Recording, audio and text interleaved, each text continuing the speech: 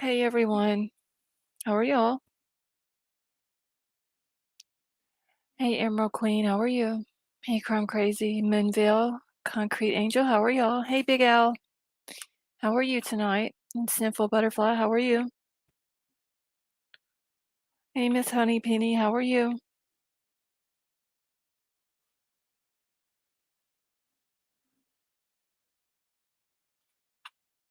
Oh, thank you, Momo, and how are you tonight?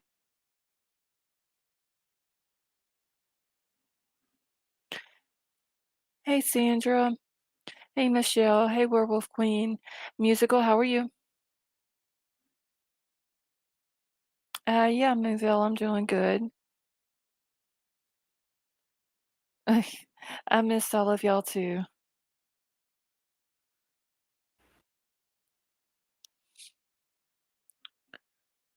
Yeah, Momo, I'm doing good.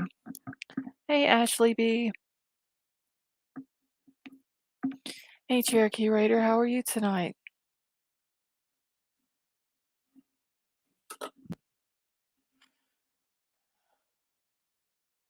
Sandra, I got a little bit.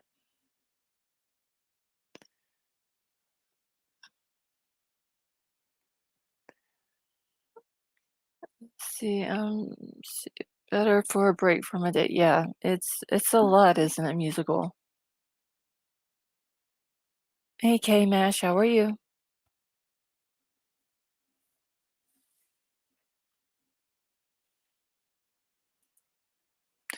Hey, Honda Civic. Hey, Sean.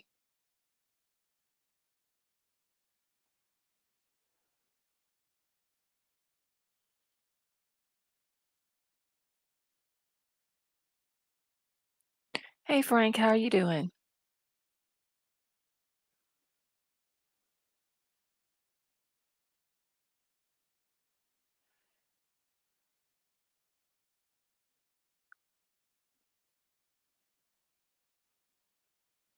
Hey, White Widow baby.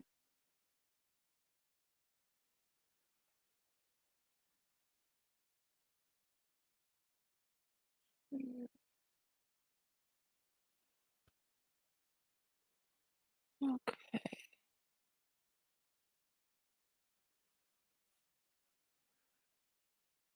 Lovable Mama Bear, how are you? Hey, Irene. Hey, Cheryl. Spicy Lady, how are you? Hey, Tonka. Yeah, I'm trying to put something real quick into a folder to make it, trying to get it in order. Hey, Joe Hart, how are you? Okay.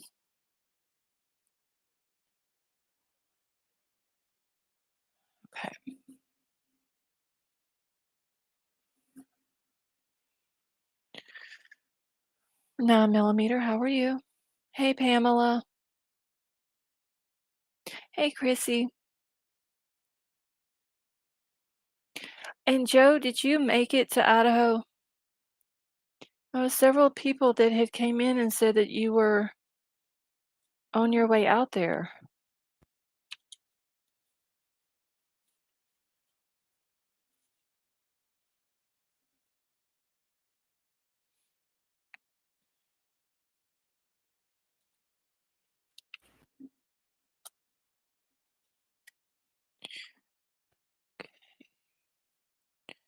All right, y'all. I think I got them all put in my folder. Nadine, how are you? Hey, Vapor. What I this what I'm trying to do is make sure I don't miss anybody.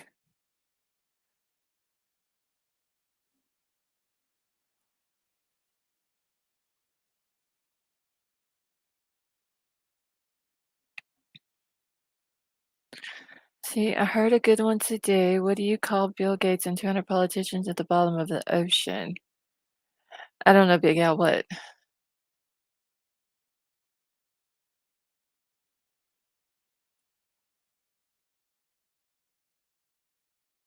A start. Ah, Michelle said a good start. Thank you, Chrissy. She Beast, how are you? Okay, yes, I did make it to Idaho 30 minutes prior to court date. Was there nothing now nothing till June 26th? Pondering what to do.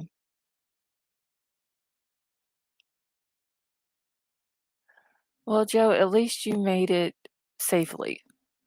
I know a lot of people were worried about you.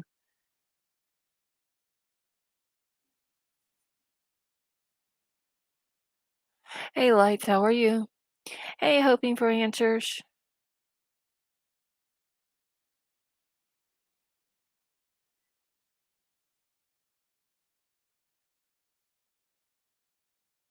Okay, so wait, is Fern Concrete Angel?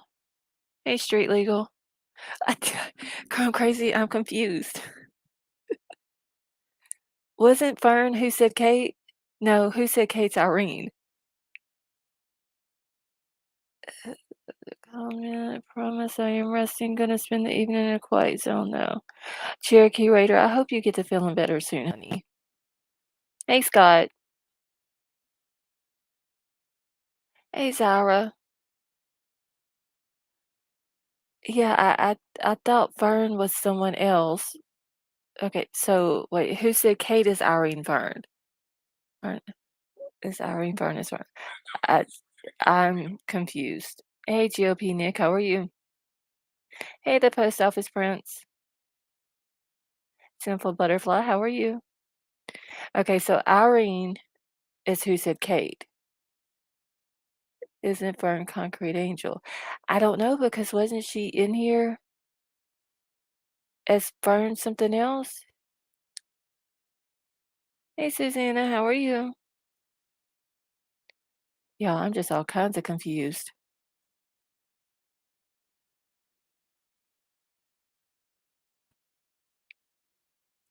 GOP Nick, we just taking it day by day, honestly.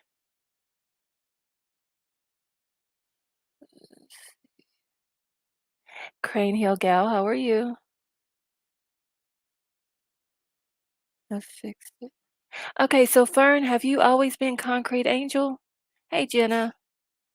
This girl, I was concerned about me also. The trip back may be a slower pace, hopefully. Yeah, Joe, just take your time. I mean, if there's nothing that you got to be in a hurry at home to get back to, then, take your time and travel safe and take in the scenery.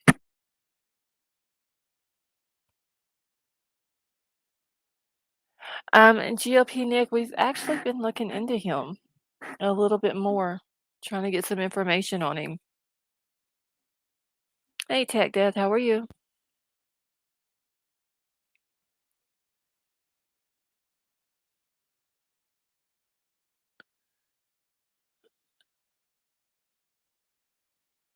Well, GOP Nick, we're excited to have you here with us. I know I haven't seen you in a while.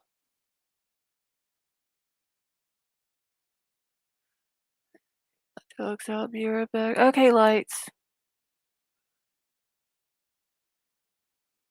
Hey, Izzy. Okay, Jenna, you don't think that he's connected to Bryan?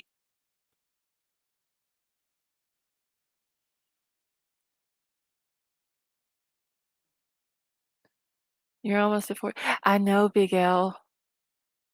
I think it was 51 or 52 that I gotta get to 4,000. I don't forgot now. 50 is what it shows. Hey, Pickle Me Elmo, how are you?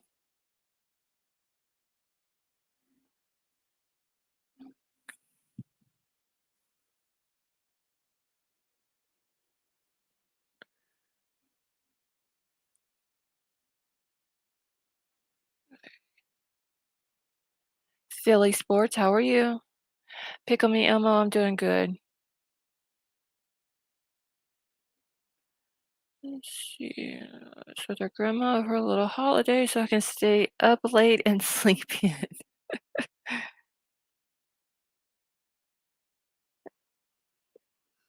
Valley Twin Falls, Paramount Bread. Okay. Alley Cats, how are you?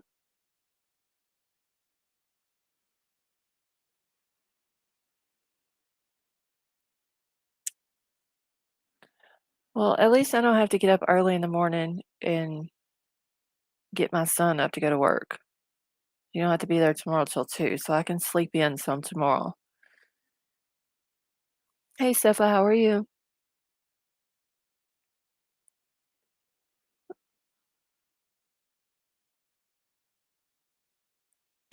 All right.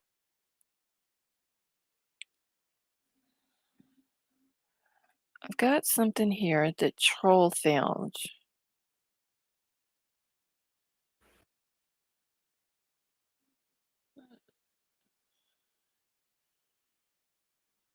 Hold on, y'all.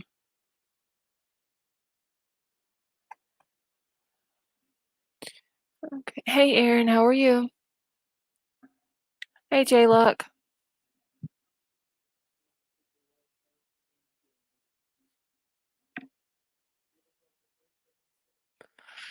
Okay, let's see.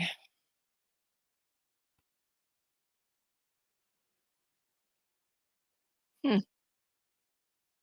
Okay, so Chrome Crazy, I got both of your emails that you sent on the two background things. Don't let me. I'm gonna move them to a different file or a different folder. Don't let me forget to look at those tonight. Let's see. Yes, to change it back to Concrete Angel. Added fern to the front for people to know me. Okay.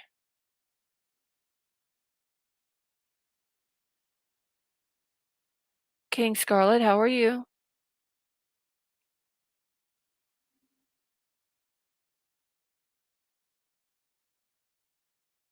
All right. Let me. Okay. So this we can move.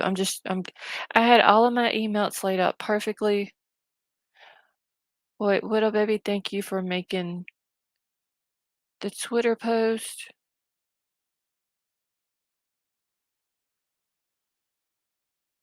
All right. Hey, Amethyst, how are you?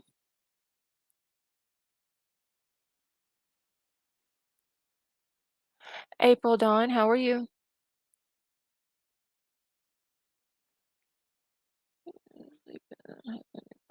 You're a little bit. Yeah, see what you later on this person. Easy, that's fine, honey.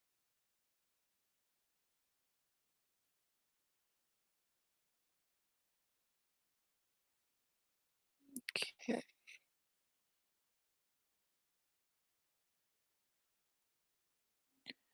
All right.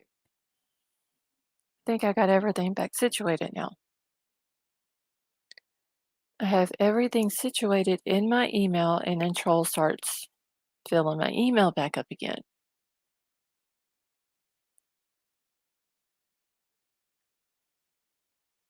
Okay, so get rid of that.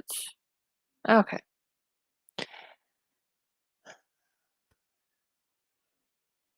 The post office friends, how have you been doing? No, Sifa, not a good job. He sends all of my he fills my email back up, and then I have to go through everything and try to get it all back situated. Hey D22, how are you? Let's see what D22 said here real quick, y'all. Noted author Howard Blum writes that there was a large gathering of students at the crime scene when police arrived. Also writes that 911 center was overworked and understaffed. Hmm. Werewolf Queen, thank you so much for the super chat. She says to thank the mods for their hard work. Yes, because if it wasn't for these mods, y'all, a lot of the stuff that gets done on here wouldn't get done. Skater Boy, how are you? See, I love how you stream during the late night. I listen a lot when laying in bed. Well, you're very welcome, and thank you for coming and hanging out with us.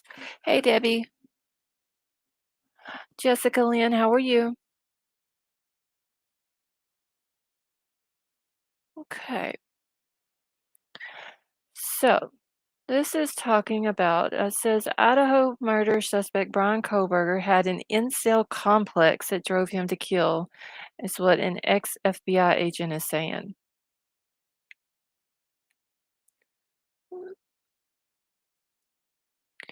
Thank you, Sheebies. I honestly do think that I have the best mods on YouTube, honestly. Hey, Yorkie Mama, how are you? Hey, Annie. All right, so it says the University of Idaho murder suspect Bryan Kohberger may have been driven to kill by his history of social issues and a possible incel complex, a former FBI investigator told the Post.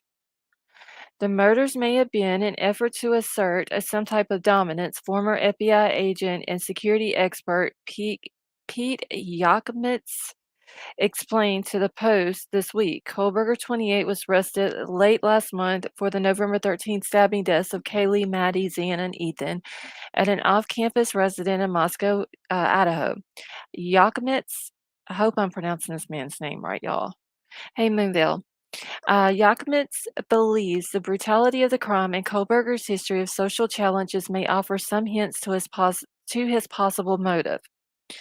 I believe a continued stabbing of a victim indicates an uncontrollable rage and extreme anger, Yakovitz says. Nothing that Kohberger has been described as socially awkward with a long history of interpersonal problems. I think that he may have developed a sort of incel complex, he surmised. The term incel, an abbreviation for involuntary celibate, is generally used to refer to men who struggle to establish romantic or sexual relationships. The identity is occasionally linked to misogynistic online forums and in extreme cases, crime. In 2021, professed incel Trace Jenko was busted for planning a mass shooting of 3,000 sorority girls or sorority sisters at an unnamed Ohio university. Genco, 22, pled guilty to the sick plot and is facing life in prison. Has anybody else heard of that case? The Trace Genco case? Hey, Miss Pudding, how are you?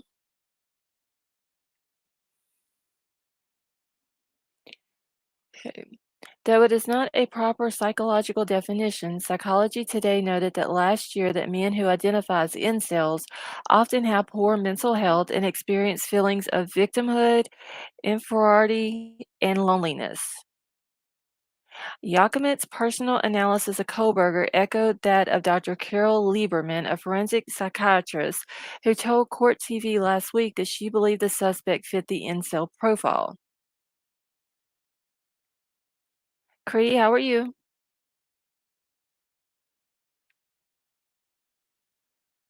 Okay, yeah, I'm trying to get down past this picture.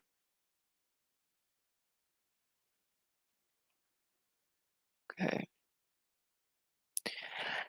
All right, so she said, I've been saying from the beginning that he's an incel, Lieberman said, explaining that she was largely convinced due to Koberger's alleged choice of victims or decision to target mostly female college students. Lieberman was also intrigued by evidence which suggested that Koberger returned to the crime scene in the hours after the murders. Incels like to be known for when they kill people or when they have a conquest like this, she said. On the one hand, he wanted to commit the perfect crime and not be caught, which is true.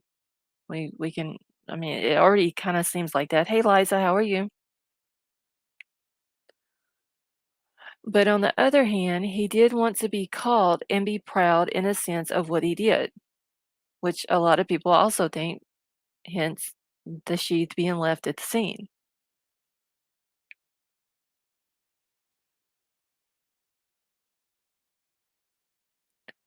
'Kay. At the time of the murders, Kohberger was a doctoral student in criminology at Washington State University, just 15 minutes from Moscow. While WSU classmates described him as gregarious, peers from his Pennsylvania hometown remembered him as a loner who was bullied for his weight before spiraling into drug addiction. One alleged middle school crush of Kohlberger's, Kim Kinley, reported even contacted the FBI about her experience with him. He would always say, "Oh, Kim, I think you're very pretty," just like weird comments, and she'd say, "Oh my God, leave me alone." Kinley's mother, Sandra, told the Daily Mail. Hey, Dino. She did not give him the time of day. When kids are little, they're mean. They don't say, "Oh my God, thank you," but no. Another middle school classmate who asked to remain anonymous told the outlet that the popular cheerleaders tortured Kohberger. And I believe I read that, uh, I don't know, a few weeks ago or a few nights ago, I'm sorry, where they were talking about the cheerleaders had, were just like mean and tortured him and all that. Let's see, millennials. Okay, I saw on my creep YouTuber live that Kaylee went out on a date after her and Jack took a break, and a guy with her name B. Yeah, that was, wasn't it something about they were cooking or something, and he told her to fix him a plate and called her a bitch? Did they ever come out and say what that guy's name was?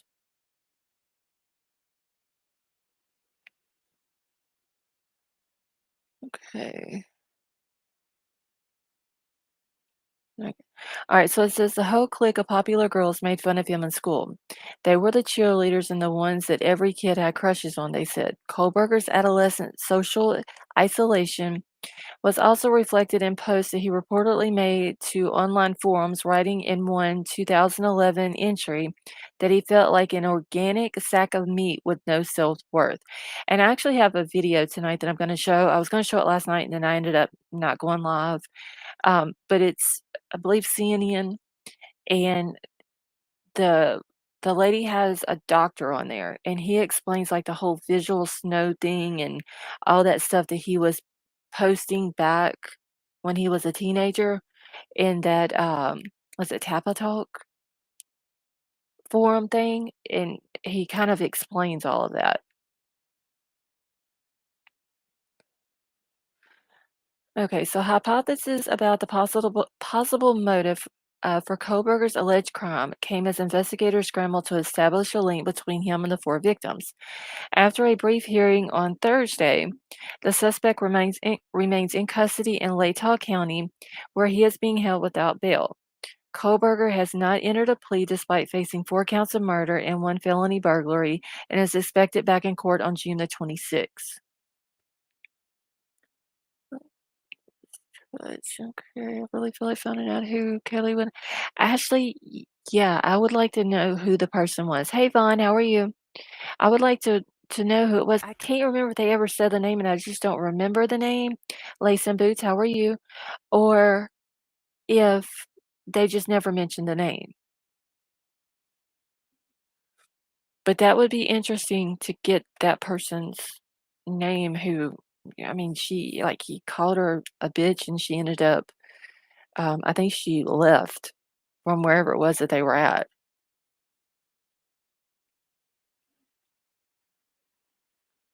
Okay, I don't think they ever said the name. Okay, thank you, Ashley.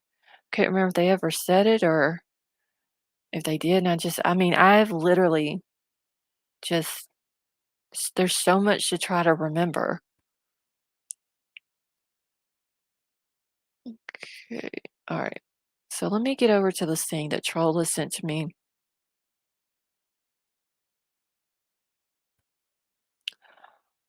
Okay, I put all of this stuff in this.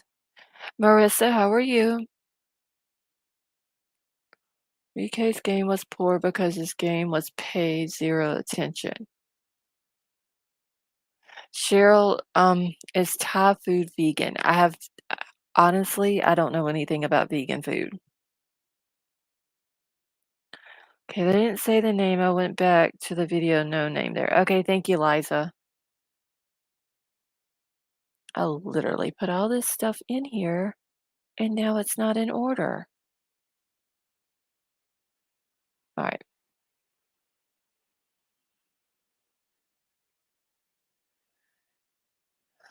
Willie, how are you? Okay, so wait, let's see what Willie had to say. Why are you still going live? Nothing that gets talked about will matter. Gag order. I'm still going live because I'm keeping these victims' names out there. That's why.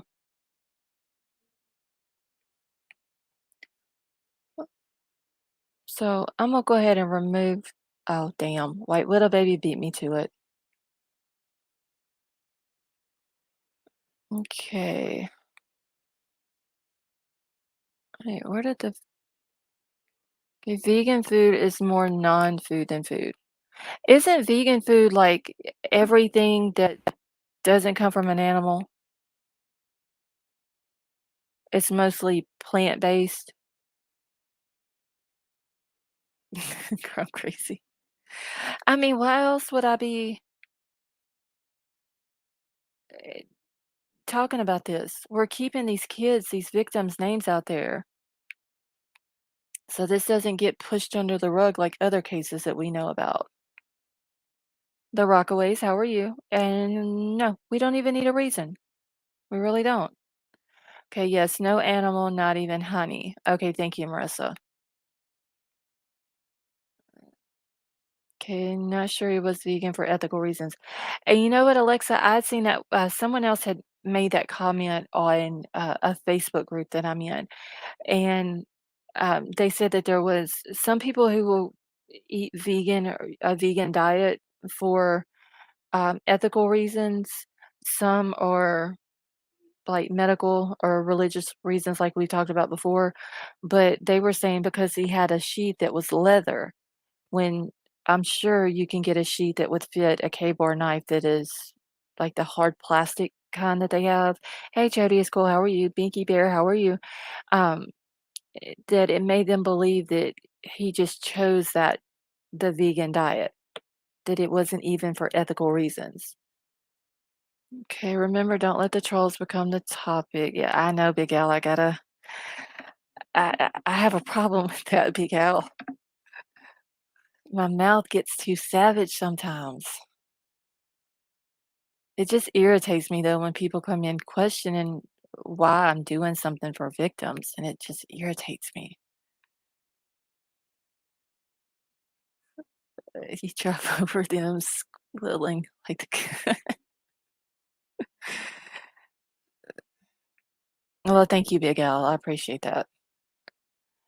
All right, so I'm gonna have to read each one of these pages. There's literally 10 pages. The first one I'm gonna read is what the lady, she's basically, she made the post with all these other screenshots. There's 9 screenshots, but she's explaining before the screenshots of what her background is. So I'm gonna read it first, and because for whatever reason they decided not to go into order when I put them in order in the folder, I may have to just like, oh wait, I don't want to do an invite. Um, I may have to share the screen, not share the screen. So okay, all right. So this is the first thing.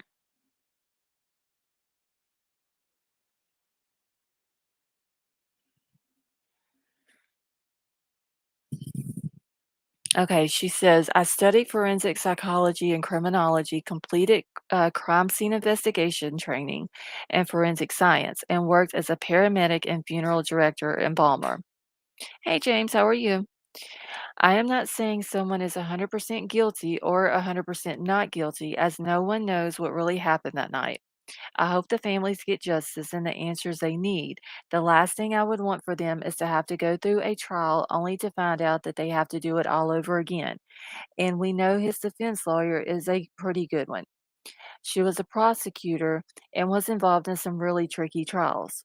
This post is only to point out some areas which could become a problem. Here are a few things that stood out to me in the affidavit. Okay, all right. And now Troll is not in here, so now I've got to go down. I think this is the first one, but let me go down, y'all, and just find which one is. I need his phone to go down. Give me just a second. I do apologize. The heck is page 2? Okay. All right. So page 2 is going to be the vehicle. It-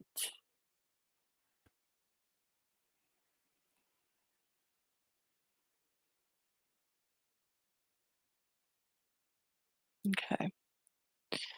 All right. Can everybody see that okay? X is screaming. How are you? Hey, more. All right. Oh, shoot. Okay, so the first page is going to be the vehicle.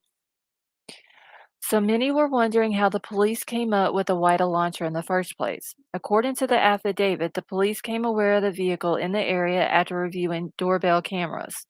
Police stated that they had over 22,000 white Elantras registered in the area. Theoretically, they would need to check each one of them and contact the owners, etc. This alone would take weeks. In addition, they received over 19,000 tips and with over 9,000 through email, 4,500 by phone, and 6,000 digital media submissions. They want everyone to think that on the 29th of November, two Washington State University officers came up with the idea to check their campus for the white Elantra within 30 minutes. Officer 1 at 12:28, and this is the one I went over the other night. The first officer at 12:28 a.m. had went through their database for the white cars and found it, and it was still registered as a Pennsylvania vehicle. Then 30 minutes later at 12:58 a.m. is when the other officer was actually driving around the campus and found the car. Now, I don't know when he says he found it or come upon the car, I don't know if Officer 1 might have asked him to go check it out or if Officer 2 was just out and about and was also looking around for white Elantras. But Officer 2 found the white Elantra at 2:58 and actually wrote down the license plate, and it had the Washington plates on it then. So apparently Bryan, at that time, even though it was registered through the campus database as, a Pennsylvania vehicle, he had done switched it, the plates or whatever, and had his Washington plate on it, so alright, so the issue with this, why would Ellie jump on this tip immediately considering that the car is even from a different year than what they were looking for out of all the thousands of tips? Hey, Jan, how are you? You know, they kept and Donnie, how are you? They kept saying it was a 2011 to 2013. Everybody go look for this car, white Hyundai Elantra between these years. They never once that I have ever heard, Katie, how are you? That I have ever heard where they ever changed it to 2014, 2015, or 2016. Okay, this car was not hidden, or as Ellie said, maybe your neighbor has one in the garage hiding it. The vehicle was officially registered with the university, and therefore it was from day one on their system. No one needed to give a tip. They could have just checked their system. Why should why should he respond to the request for a white Elantris 2011 to 2013 when he has a 2015?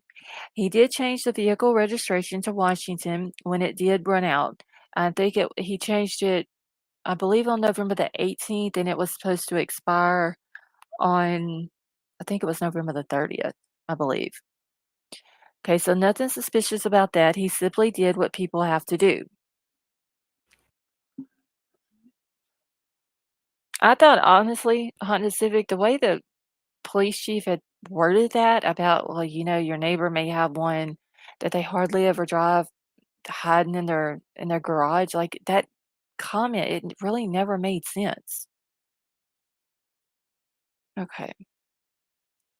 Alright, Imma have to take this down and go find page 3.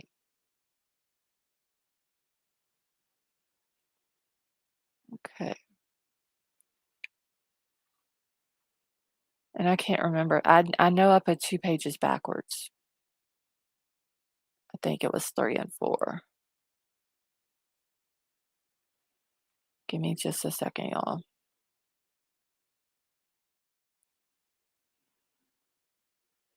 Okay, no, this is gonna be it next.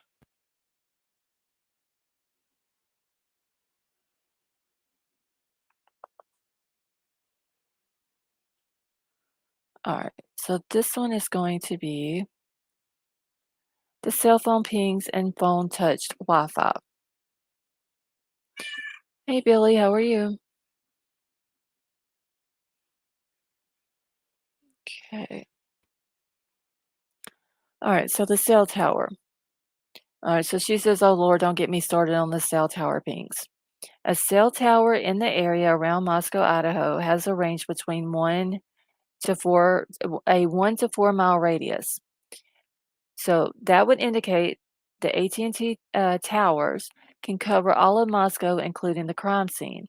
And the other cell towers, hold on, let me zoom this in where I can see, cover even up to a 10-mile radius. Moscow, Idaho is only 6.91 square miles in total.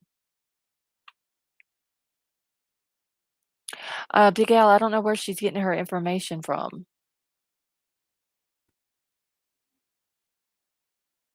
It was just some stuff that she had put together.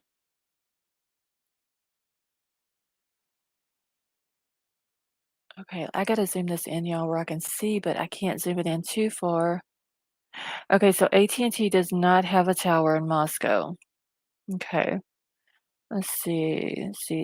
Wait, okay. So a cell tower in the area around Moscow, Idaho, has a range between 1 to 4 mile radius. That would indicate the AT&T towers can cover all of Moscow, including the crime scene, and other cell towers can cover even up to 10-mile radius. Okay, I will double check, but I'm pretty sure. Okay. All right. So a cell phone will select the tower that provides the best signal when connecting to the network, which is not always the nearest network tower. This becomes problematic when an expert attempts to prove the location of a person. The signal of cellular towers is affected by many factors, including the type of antenna being used, buildings near the towers, wooded areas, etc. Okay, so no 4G or 5G towers are less than 7 miles with challenging terrain. And it's like a mountainous range through there, right? Or terrain or whatever. Like I don't know how tall the mountains are, but and I've never been to Idaho, so I don't know how like the terrain and stuff is. Is anyone in here from Idaho?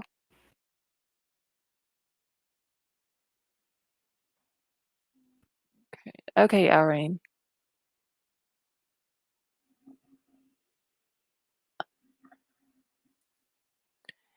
Ruby Red, how are you? Okay, so from what I can see, all the towers, with the exception of a couple building mounted towers, are elevated by terrain. Okay. But there's no AT&T towers, right? Philly Sports, I hadn't either. I've never been that far north.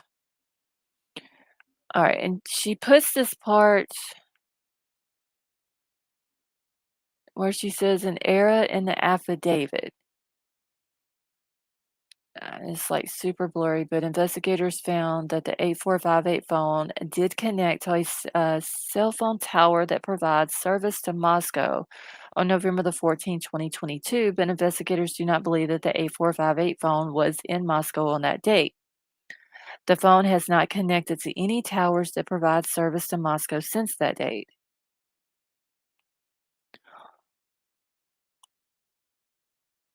Okay, and this part in the affidavit, the police basically writes, "We had a ping in the area, but it must have been an error implementing that the cell phone data is not reliable." One second, y'all.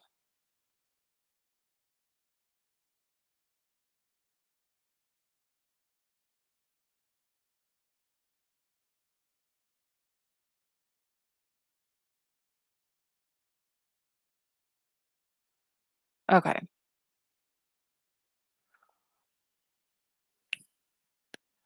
Okay, link. If you're okay, let me come in. Yeah, I can throw you a link out. Hold on one second. All right, y'all. And I'm just going to put this link out for Big Al right now. And then I'm going to open chat once I'm done with everything. Open chat, open panel, y'all. Okay.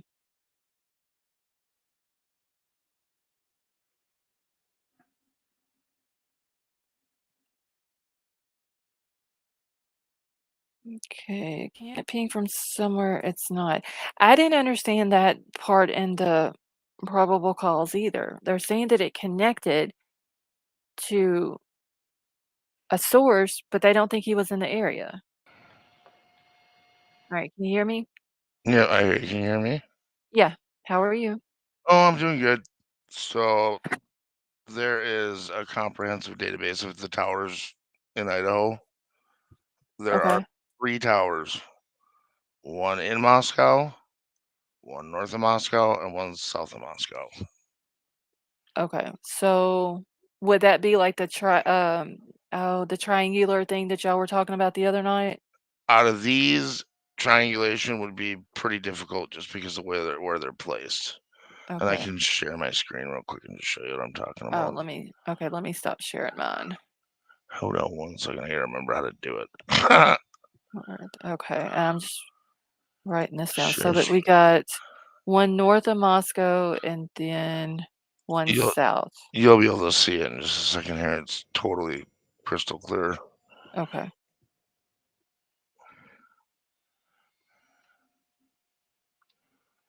So these are the three towers. Excuse me. Okay. So there's one directly in Moscow, and I think that one's building mounted. I need to go to Google Streets and look just to be sure, but I'm almost positive. The other two are elevated by terrain, so they're Okay. above the city, making Okay. communication easier. Um, one is registered to AT&T Mobility. I was wrong. Do you And know which one of that them that is, is? yep, I'm gonna show you right now. It's the one on the south side of town, Okay. Paradise Ridge Road. Okay, so I'm wondering if that's the one that they're talking about that he connected to on the 14th, but they didn't believe that he was in the area, or the 15th, Well, whenever it was that she had in the affidavit, or she said that's in the affidavit. he could literally connect to this south tower anywhere on the map that you can see right now on my screen. Okay, and you can barely see Pullman to the left of the map? Yeah, that's Pullman on the left side right there. Okay.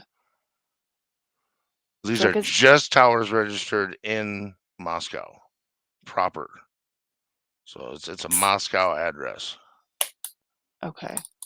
So, 'cause they're saying that he connected, but they didn't believe he was in the area. Well, I mean, he And could be that far away. I mean, what are they calling the area? I don't know, but then they say after that, that the phone never connected to any towers that provide service to Moscow since that date, since November the 14th. Because he probably went into airplane mode, or he left the phone at home. That's because I was thinking about that the other night, like, that from the 14th until December the 15th or 13th, whenever he left, Washington on its way back to Pennsylvania, like, did it never pick up any towers in Moscow again? And they're saying, that it didn't, but how would that be possible? Well, I mean, are they saying that it didn't pull up towers in Lewiston or Pullman? Or are they Well, it just saying just that it didn't pick up towers in Moscow let's see, it says the 8458 phone has not connected to any towers that provide service to Moscow since to that Moscow? date. Yeah, So he never brought the phone back if he went okay, back. Or okay, if he did, it was either turned off or was in airplane mode. But even in airplane mode, like we talked about the other day, if Wi-Fi's on, he's going to connect to routers. He's going to connect to open hotspots. There's agreements with the cellular companies where he can make Wi-Fi phone calls. If that's enabled on his phone. And okay. I know on some of them you don't even have to enable it; it just does it.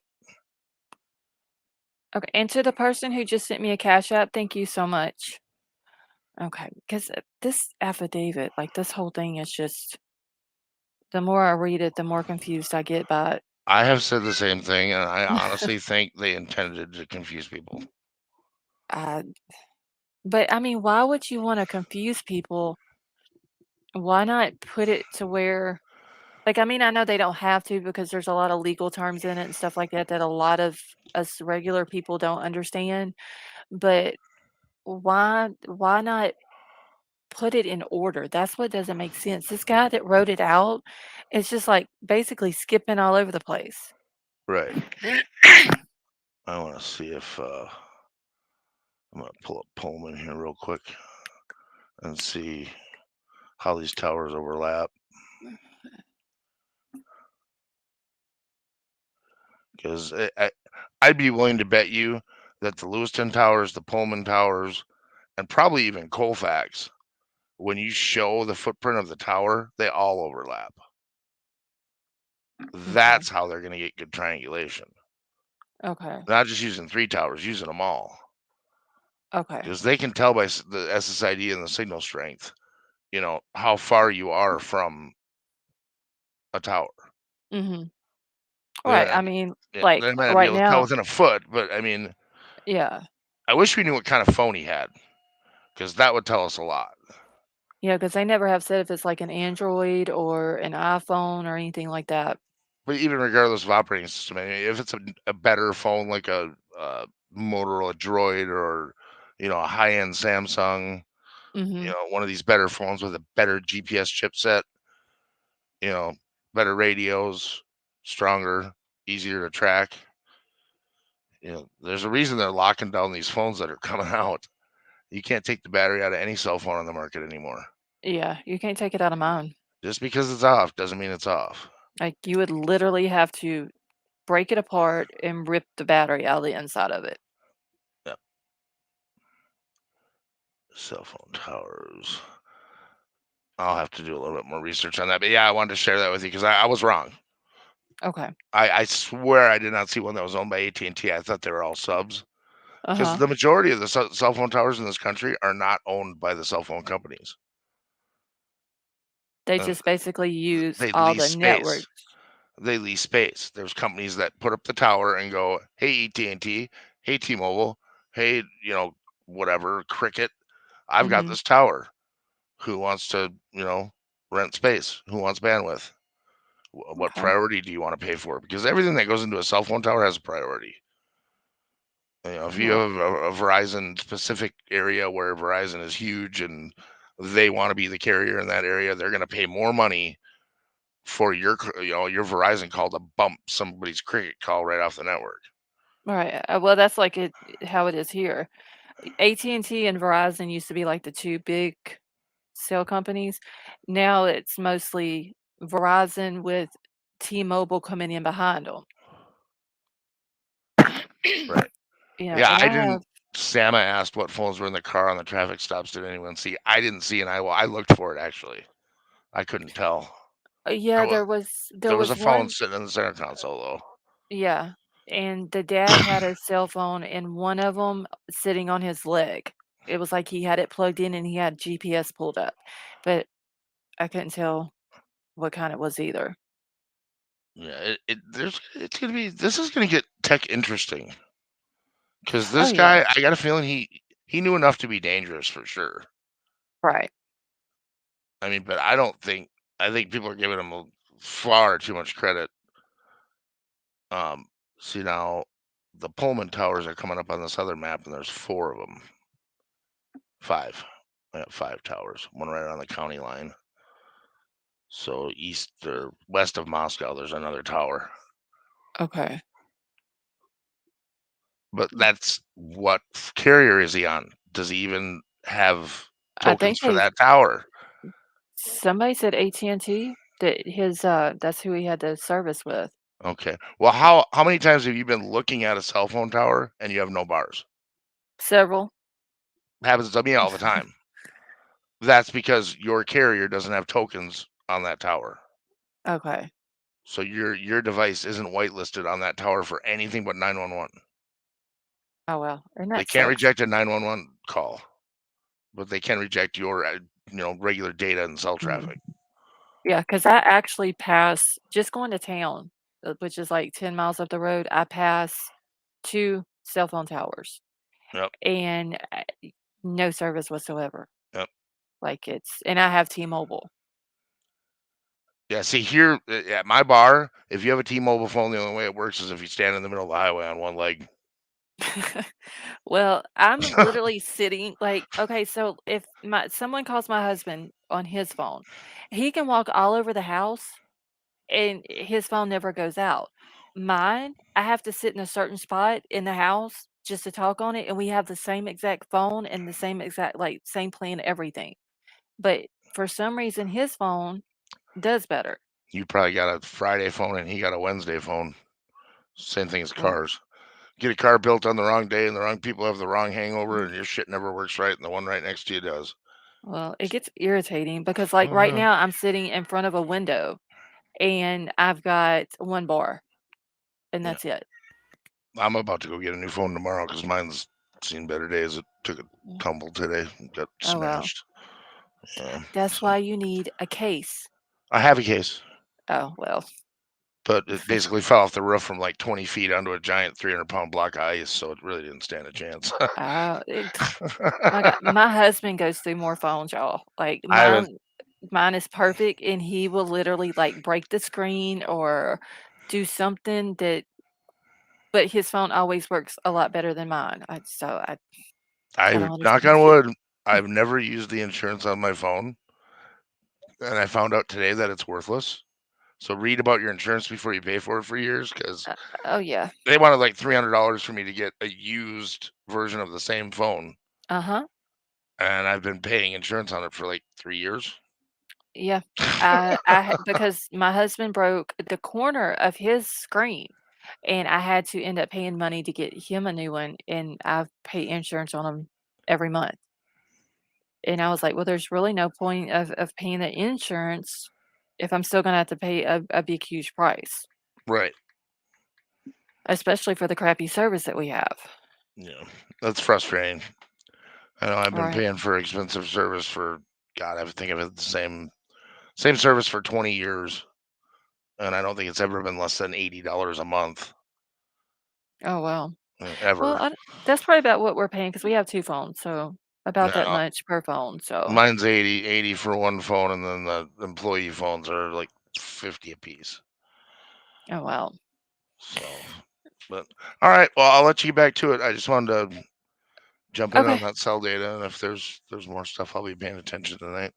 Okay, well, I've literally got I think there's 9 pages of Holy just shit! screens yeah, it's just of screenshots that she took, of information with, like, the phone pings, and I think there's some stuff in there about the DNA and stuff like that. Oh, That's cool. all it is. So it's not a whole lot to read because most of it is pictures on the screenshots. Yep. So, Cool I beans. should get through it pretty Well, I'll be quickly. here. Okay, well, thank you for coming up and explaining that. Okie dokie. Alright, well, have a Uh, good night. you too. Bye. Alright. Alright, y'all. Let me get my thing pulled back up here real quick. 1 second.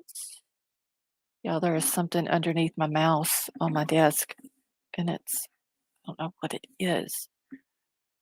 Alright. Okay.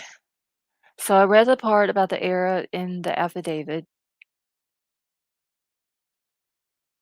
and I actually think they spelled affidavit wrong, but we ain't gonna pay attention to that. Alright, so basically in the part that I had read a second ago, um, where they're saying that he connected to the provider or to the tower on the 14th, but they don't believe he was in the area, and then after that day, he never connected to him again. Um, yeah, I know, Mark, that was, like, the first thing I noticed. It's like an OCD thing now. But then in the little paragraph below it, she just says that in this part of the affidavit, the police basically writes that we had a ping in the area, but it must have been an error implementing that the cell phone data is not reliable.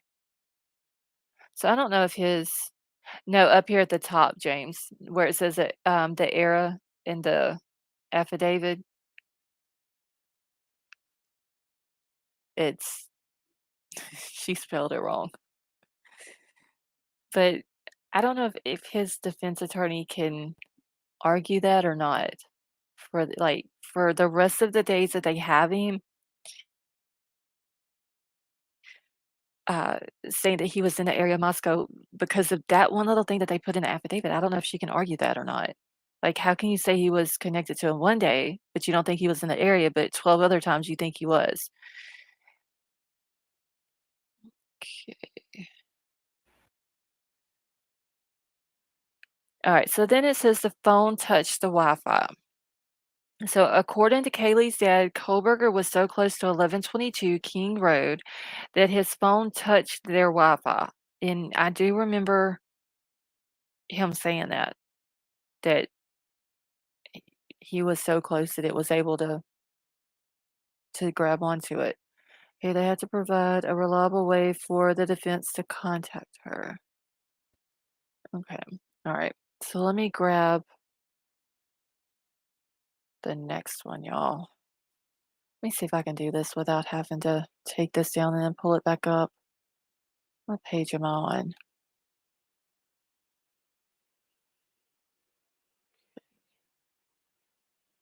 We're on page 3. So let's go to page 4. Give me a second, y'all. Let me see if I can find it. Okay.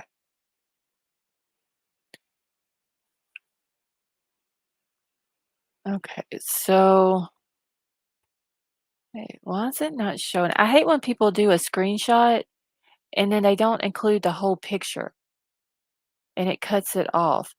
Philly Sports, thank you so much for the super chat. And it says, thank you, Scarlett, and the mods. Awesome channel. Hit the like button. Thank you, Philly. I appreciate that. But see how they've got the screenshot, how it's cut off, and like she's got the whole thing there, but I can't.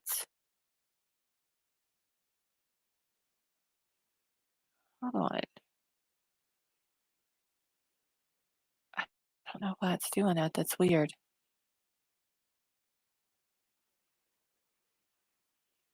All right.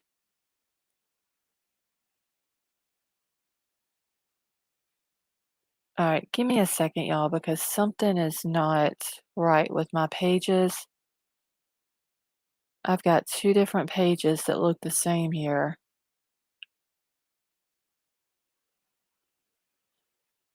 No wonder. Okay. I had the wrong one pulled up.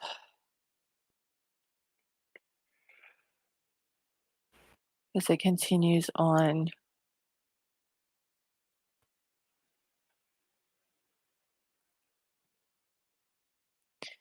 Matthew, how are you? Okay, so it says the radius of the Wi-Fi.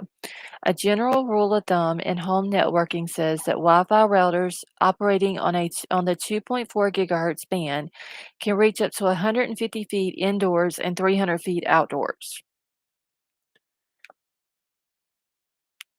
And they've got it. Let's see, that's going to be, which their house is going to be up here. So where they have it centered at is not on the right spot. That's down almost at the intersection of King Road and Taylor Avenue. So uh, that's not even accurate on the map there. So the access point or router itself, the structure that you're in, and the wireless standard that you're using, the distance at which someone can connect to the router varies depending on antenna orientation. Irene, thank you so much for the super sticker. Hey, Collins Avenue, how are you? Let's see, you never get a note. Okay, so Collins Avenue, if you're not getting notifications, you may have to click on the bell to like turn it off and then hit it again to cut it back on. Anthony, how are you?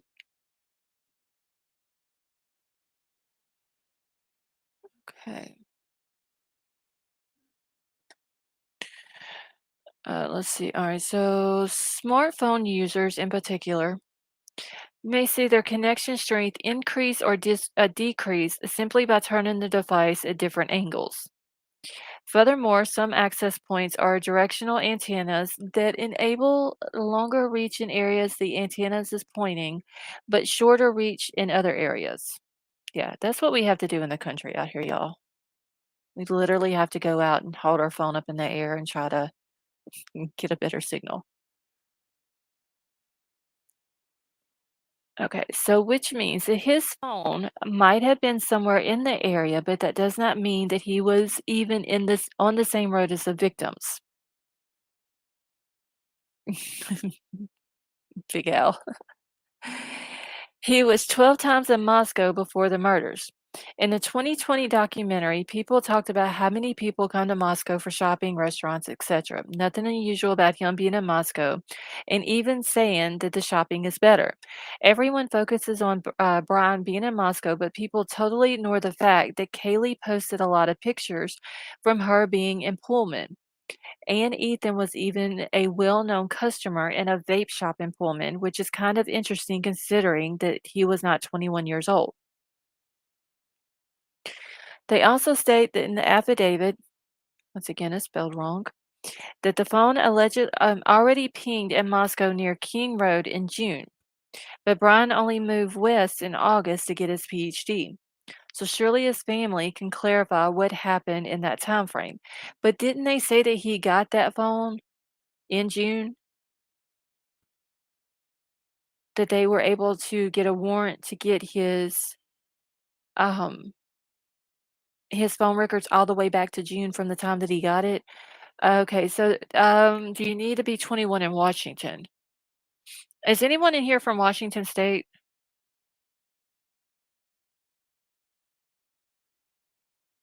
Okay, so yeah, he got it in June. They're saying they also state in the affidavit that the phone already pinged in Moscow near King Road in June. Hey, Shane B, how are you?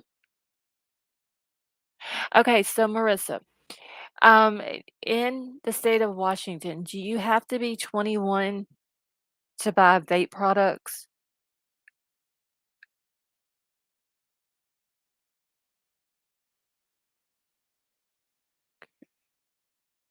Because I know in Louisiana you have to be 21 to even enter the vape shop. Okay, so it is 21, just looked it up. Okay. All right.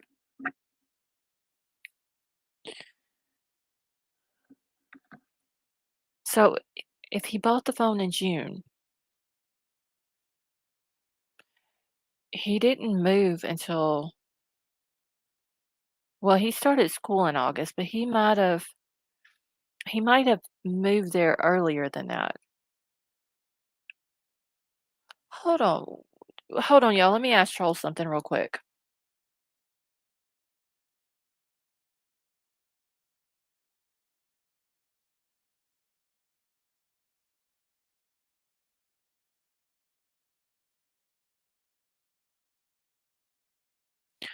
Okay, so Troll had read a thing to me the other day that Brian's mama had posted somewhere on the internet, and she was saying that day that her son had left to go to college in Washington, like he was on his way to Washington for college. Troll says he believes that that post was done in July. So if it would have pinged out there in June, it is a possibility that he could have went out there and got, like, his schedule fixed. He coulda got his because he was a TA, he could have been looking at the college campus. He could have been getting his housing stuff together. So, it is a possibility that that is true too, Pamela. He may have went in June for Rush. So, him going in June isn't really, I don't think it's a big deal. Now, unless he was stalking the girls, then yes, that would be a big deal, but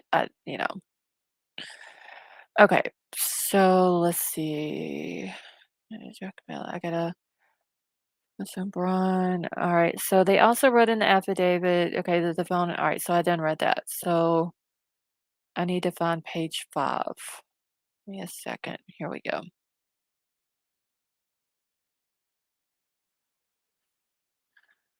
Okay, so the route of the vehicle, according to the affidavit, page 7, the vehicle was observed by one camera at 2:44 a.m. and the second one at 2:53 a.m., 9 minutes. Yeah, hold on. I've got to get this situated where I can see the whole thing because for some reason, y'all, this writing is like super blurry. So, investigators were given access to video footage on the WSU campus located in Pullman. A review of the video indicated that at approximately 2:44 a.m. on November 13, 2022, a white sedan, which was consistent with the description of the white Elantra known as Suspect Vehicle 1, was observed on WSU surveillance cameras traveling north on Southeast Nevada Street at Northeast Stadium Way at approximately 2:53 a.m. A white sedan, which is consistent with the description of the white Elantra known as Suspect Vehicle 1, was observed traveling southeast on Nevada Street in Pullman, Washington towards SR 270. SR 270 connects Pullman, Washington to Moscow, Idaho. This camera footage. All right, so let me zoom back out real quick. Go down. All right, so it must be on the next page. So I'll go to that in just a second. I'm gonna get everything off of this page first. Okay, who wrote this article you were reading? Vapor, I'm assuming the lady that had made the post where she was talking about she had experience in criminal justice and criminology and all that. She's the one that posted it on Facebook. Now I don't know where she got it from, unless she's the one that wrote it all out herself. And part of this is from the affidavit. Like the part that I just read is from parts of the affidavit. Okay. But above this picture right here, or this screenshot, I gotta figure out where this is at. This must be WSU campus. For some reason, it's like super blurry. So it says, but if you enter the details into Google Maps, it becomes clear that even if you would walk, it would take you 3 minutes. There is no mentioning as to why it should take 9 minutes.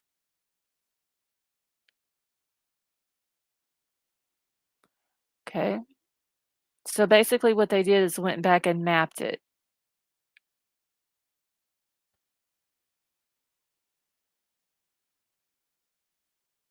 Mapped what it said in the affidavit, and it's saying that it took him 9 minutes. Where if you just, but I don't know if you walk that, if that seems like all of that right there would take longer than 3 minutes to walk. Hey, Laughing Stock, how are you? Okay, that's the dorms right there. Okay, well, they're going off of what is in the affidavit, or they said that they had him on camera at. Hold on one second, y'all.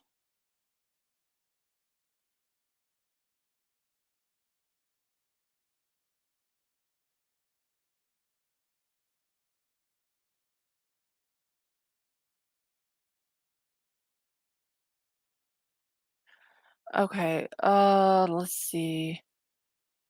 Wait, there was somebody was asking Troll a question, and let me see. Okay, Sama too. It was the dog thing that happened was 3 weeks before the murders.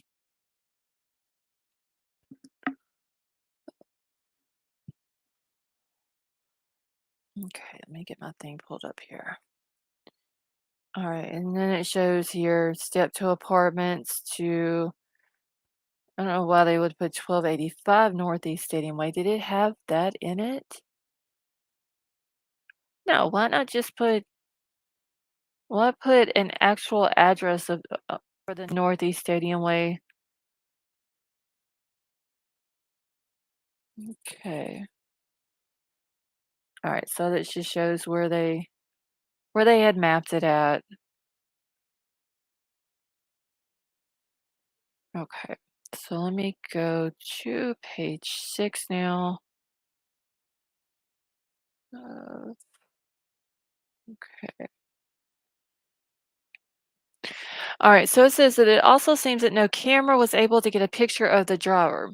Usually, CCTV can capture the driver as well. In addition, main traffic points should usually have a camera capturing the vehicle from the front and one from the back. It seems none of the cameras was able to capture a registration plate at any point. Then it goes on to talk about the traffic stop in August, which was August 21st. In the affidavit, a traffic stop on the 21st of August is mentioned as one of the occasions where the phone connected to a tower, which also provides coverage to 1122 King Road. The nearest registered tower is at 608 Resident Street in Moscow.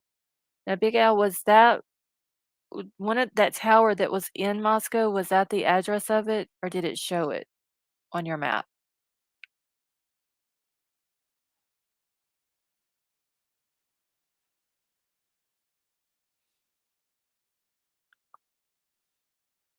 Okay, thank you. All right.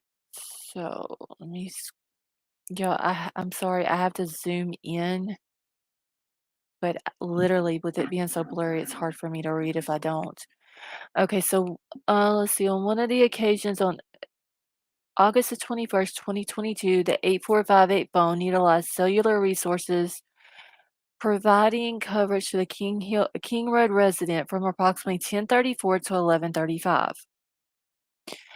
At approximately 11:37, Kohberger was stopped by Latah County Sheriff's Deputy Corporal Duke.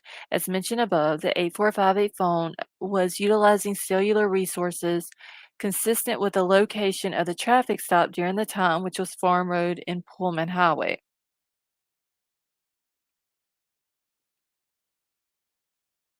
All right,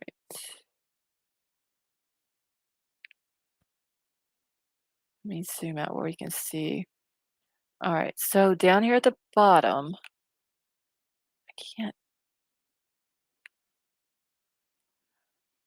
that's going to be the girl's house. Is this where he was stopped at, or is that? No, that's not where he was stopped at. That must be the cell tower. Okay.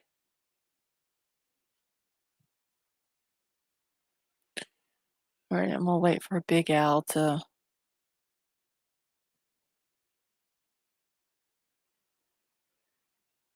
let's see. Tammy C, how are you? Is you a girl? Are you a man? Like one teacher? I'm just catching up real quick, y'all.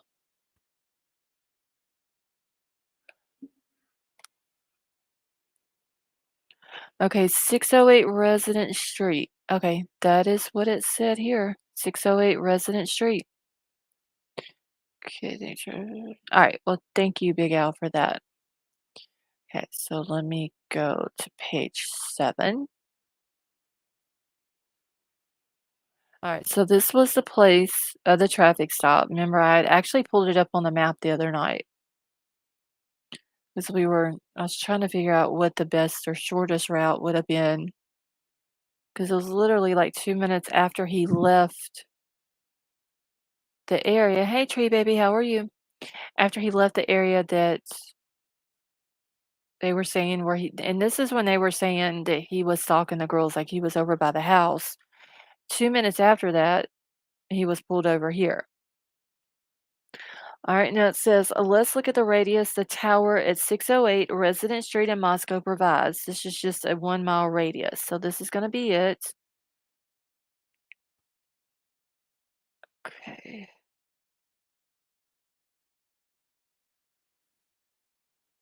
All right, so it's going to be where the red dot is in the kid's house.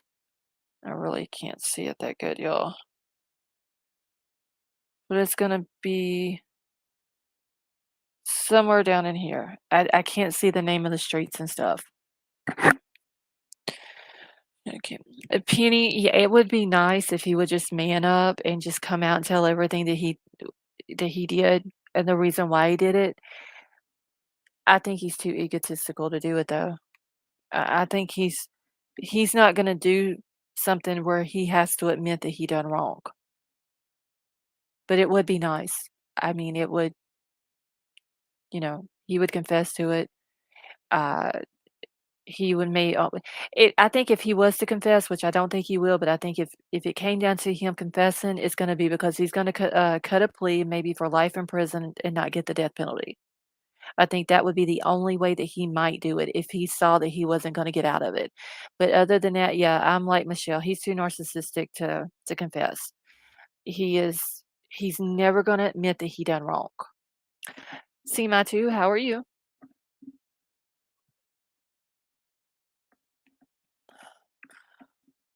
And I did read somewhere else, today where people were talking about that if he confesses, then I mean, he's not gonna go to court, like, there's not gonna be this big, long trial, the cameras are gonna go away, and he goes to prison for the rest of his life. You know, he won't be getting any more of that attention. Okay, that tower's mounted to the city water tower, best location in every town. Okay, well, I can't see the streets on here. It's super, super blurry. Uh, let me write the address down because I may can go back.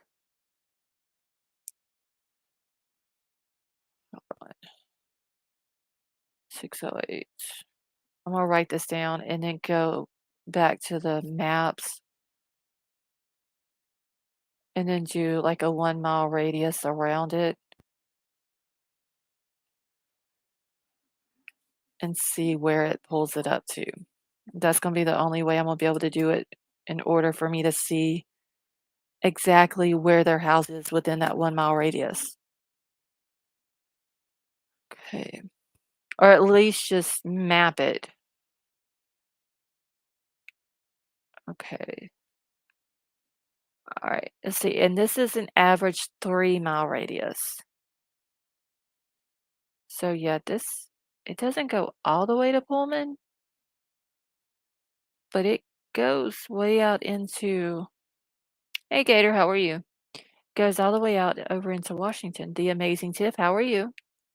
Confessing is no fun. He wants a big show of a trial. Still, I'm worried he may have a few tricks up his sleeve. Oh yeah. I honestly, I don't think everything that is going on, I think he might have planned for it. Could you imagine if he pulled a law-abiding citizen if he got acquitted? Uh, meaning he laughs at the court after being acquitted and then tells how stupid they are that he actually did it. Isn't that, what is that called? That's not the double jeopardy thing, is it? No, the double jeopardy thing was something else. But there's a thing though where you can, if you're found not guilty of something, then you can come back in and say that you did it, and they're like, I don't think they can retry you for it. I can't remember that. I don't think that's the double jeopardy thing though. I'll have to look it up. Oh, you're backstage. Okay, hold on one second. I'm sorry, I didn't know you were back here. Okay, can you hear me? Yep, I hear you. I just wanted to show you a picture of this tower. I'll Okay, hold on. Let me stop sharing my screen. give you a little bit of insight on when you see these things, what they are. Okay. Okay, so Crime Crazy, it is a double jeopardy thing. Okay. Yeah, I mean, but I'm gonna be honest, y'all. If that happens, it's yeah, he might as well leave the country, not have no more contact with anyone around here because somebody would for sure be after him.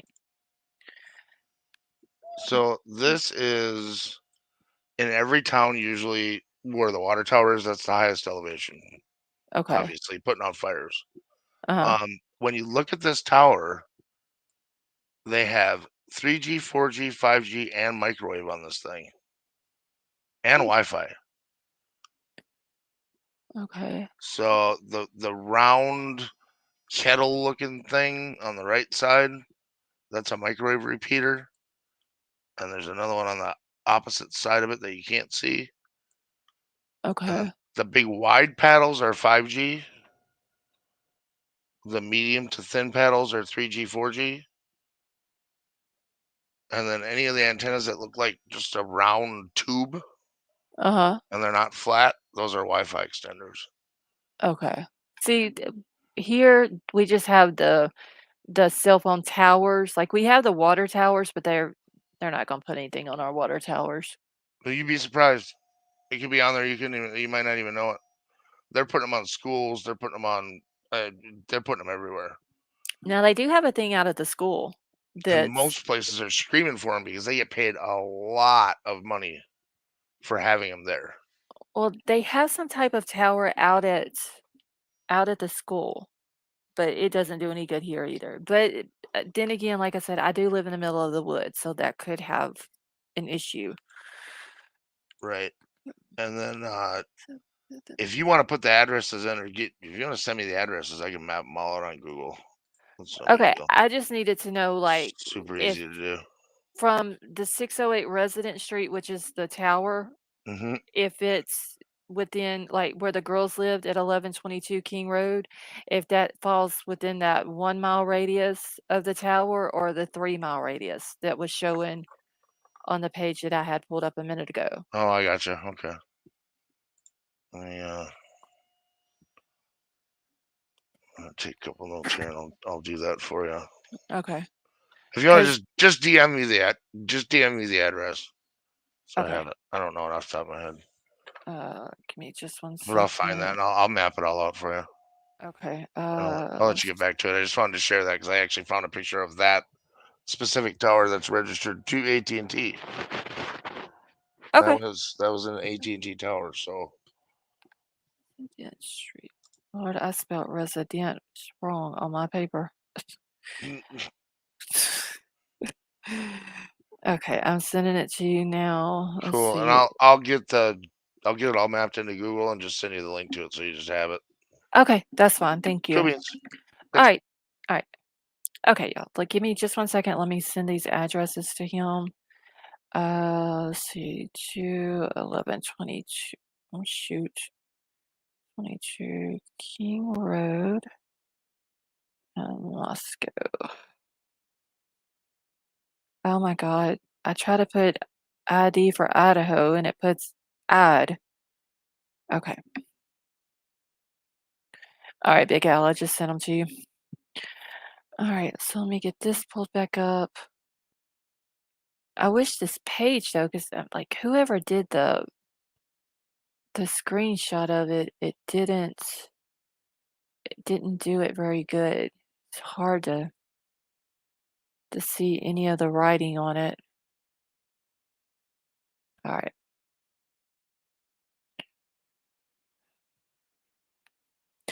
James Pickering, how are you? Hey, Ashes.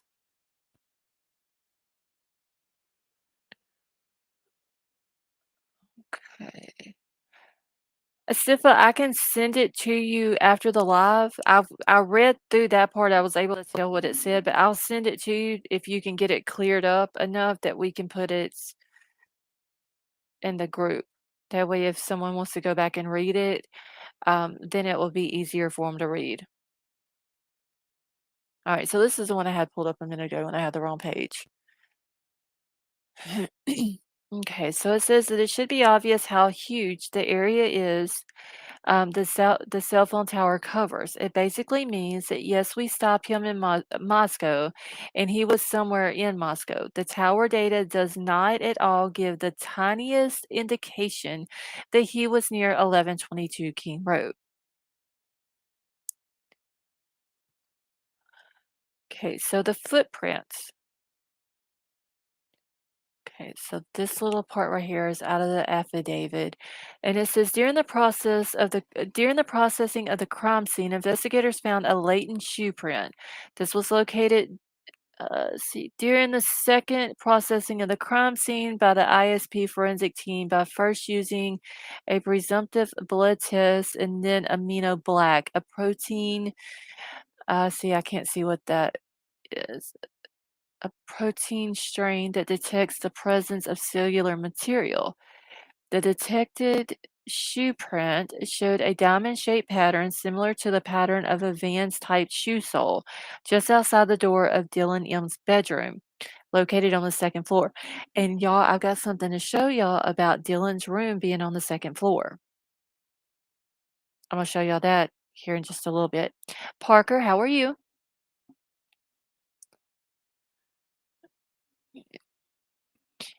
All right, so this is consistent with DEM's statement regarding the suspect's path of travel. All right. So it says a latent print is the one that is not readily visible to the naked eye. This type is created through static charges between the sole or tread and the surface. Examiners or investigators use powders, chemicals, or alternate light sources to find shoe prints. And they claimed that whenever they did the amino black, that they were able to find the blood and then that's how they found the shoe print. The blood looked like it had been wiped up. Okay, so it's 1.66 miles easily could connect. Okay, thank you, Big Al.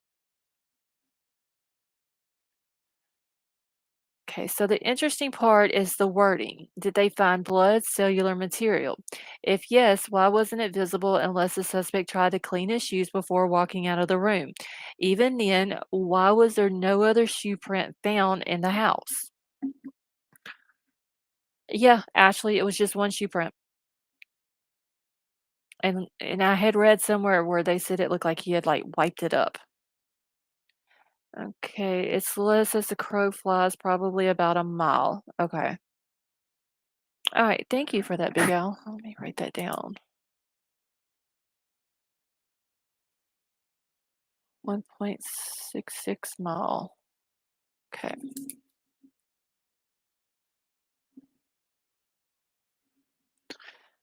Alright. Okay, so I'm on page 8, so y'all literally got, like, 2 pages left. Alright, so then we got this one. And this is gonna be and this is the location of the shoe print. Um This is a hallway. This door right here where it says bedroom 2A, that's Dylan's bedroom door on the second floor. This is where they're claiming that she was standing at in that doorway when she sees the man walking towards her around the corner and then out the back door. Her door opens, trying to think if she would have been in the room, it would have opened from the left to the right. So if she's standing like and cracks the door, she would be looking towards the living room, towards this doorway right here. She wouldn't be looking towards the stairs.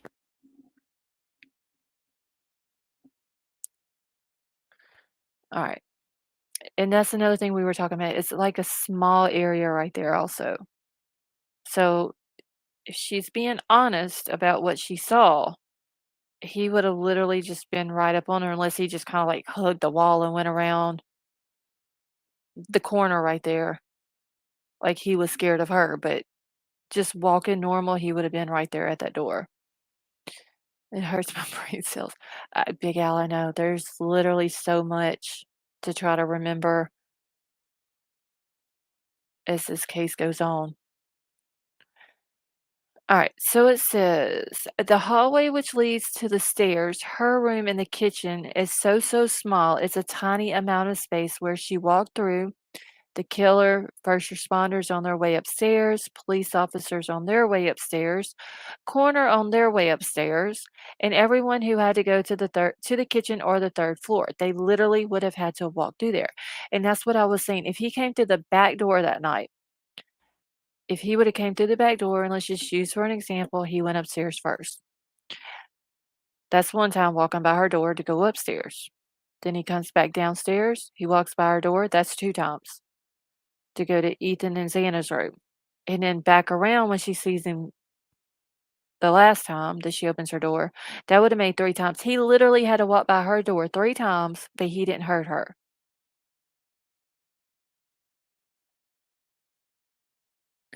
Okay, this is literally the floor space with the most amount of footprints as it is rendezvous point. They weren't able to find a shoe print in any other rooms, hallways, stairs, etc., but in the one spot where the most people walk over it. Not to mention Dylan, who wears Van type shoes herself, just a lot of other college, just as a lot of other college students. I mean, we saw the from I think it was September the 1st. Yes, a Honda Civic. This would be her door right here where it says bedroom 2A, and then if you just walk out her door and go straight and not go up the stairs or come towards this way, like, towards the way we're looking, and just go straight across and go straight into the kitchen. So I mean, it that would have been honestly, like, this little door that's over here is like a little utility closet. Um, that would have been the first door that he would have encountered. I mean, he didn't even did he attempt to go in the room? Did he try to open the door and the door was locked? Like, I don't understand it. Like, why did he miss this room if this really was the room she was in?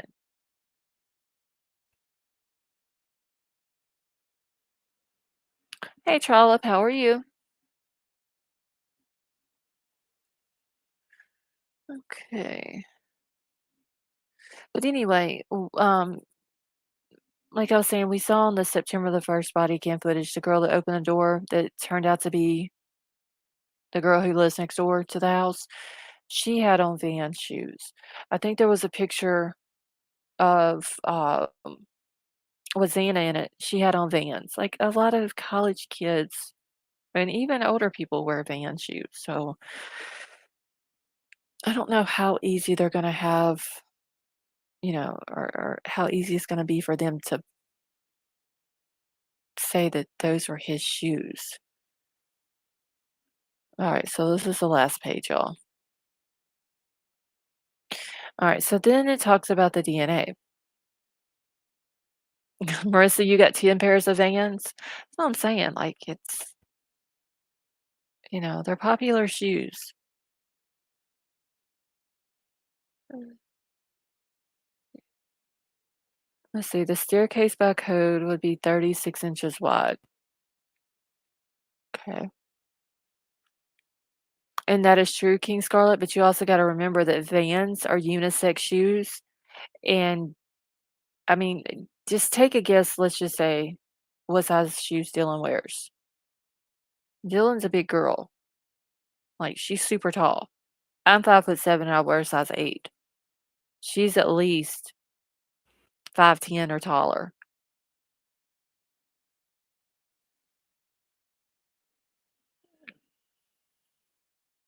Banker guy, how are you? Okay, so it says for the DNA, an Australian scientist published in 1997 under the title DNA Fingerprints from Fingerprints. The scientists discovered that tiny bits of DNA would transfer through touch, together with fingerprint markings, allowing for the collection and analysis of DNA from fingerprints left behind by culprits. Wait, Bernice, you're 5'5" and you wear a size 10 in shoe?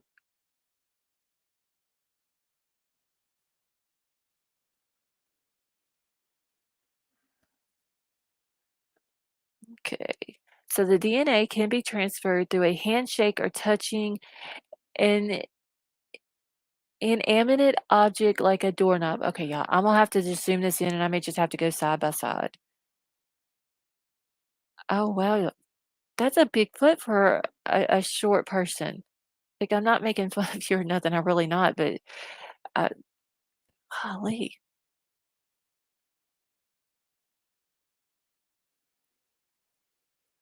I would think the shorter the person, the smaller their foot. Okay, she said found shoe print and didn't say how much more blood was found in the hallway or anywhere. GM Flower, no, they really didn't. Let's see. King Scarlet, that's how I am. I'm 5'7". I wear a size 8. I literally would think the shorter the person is, the smaller their foot would be, but maybe not. All right. So every time that you shake someone's hand, you may receive some of your acquaintance DNA, and that of other people whose DNA had come into contact with your acquaintance hand. Scientists refer to this phenomenon as secondary transfer DNA. Only a sample of about 16 cells is required for modern equipment to analyze the DNA within. Compare this to the tens of thousands of skin cells that we shed each day. Okay, now that makes me not want to shake people's hands now.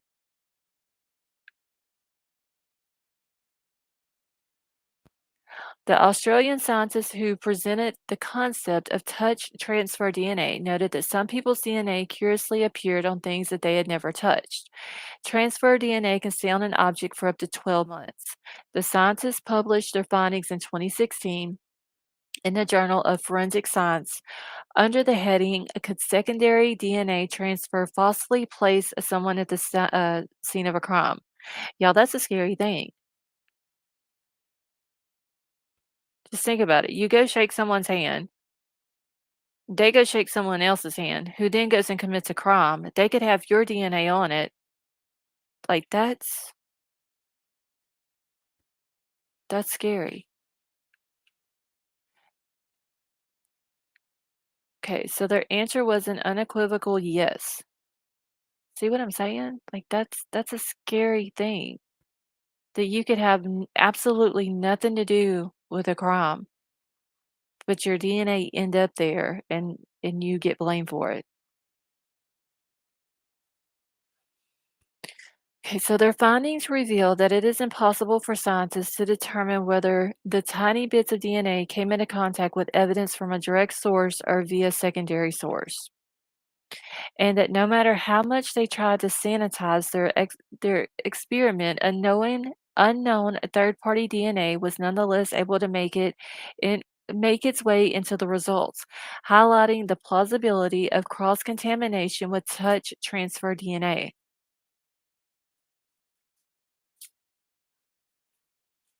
See, now I don't wanna touch nothing when I go into a store. Cause just think, okay,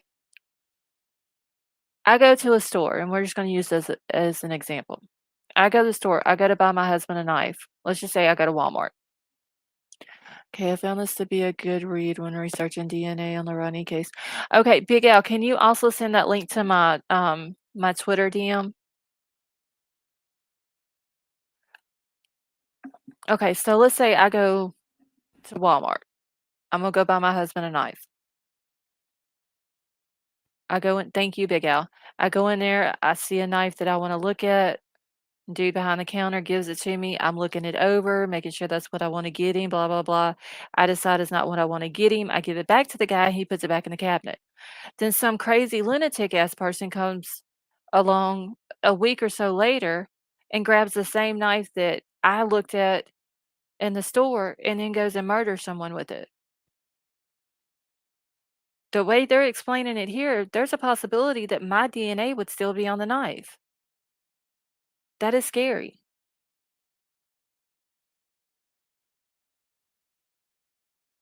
That just by looking at something as innocent as wanting to buy something like that for a family member, that you could get caught up into something that you had nothing to do with.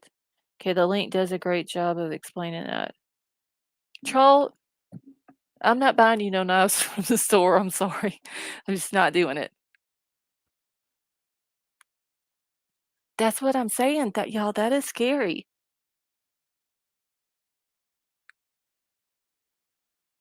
His DNA would overcome your DNA. Yeah, but I mean, James, though, there's still just the thought. Yeah, I mean, there would be other people's DNA on it, but just it's just a thought, you know what I'm saying?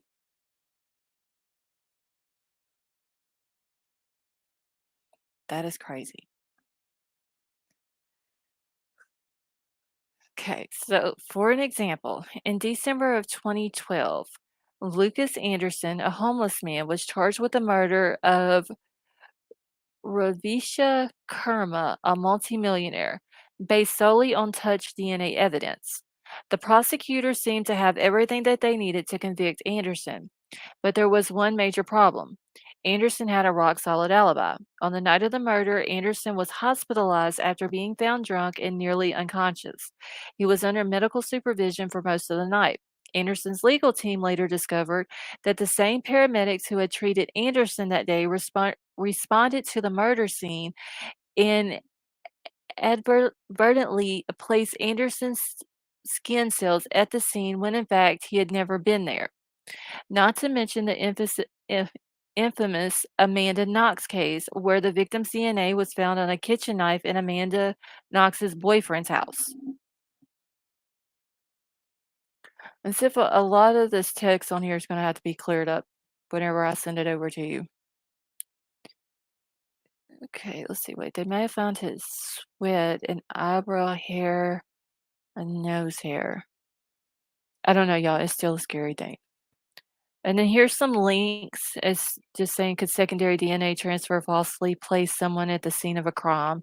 And if y'all want me to, I can grab those links and put them into the chat if y'all need me to. Any of these 3 links.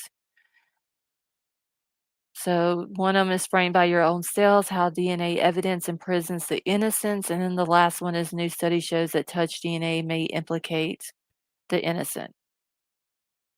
Hey Tara, how are you?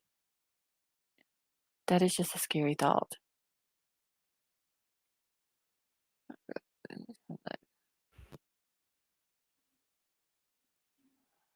All right. So let me get. Hey Stone Gator, how are you? Let me get this down. Sue Murphy hair found in his apartment or car, possibly. I mean, if I would think if they even found Murphy's hair in his car, anywhere in his apartment, that's a dead giveaway. But then again, I think that they would need more of the victim's blood, probably. Thing about touch DNA is that it can get you off on charges, but it's also experts you hire to testify.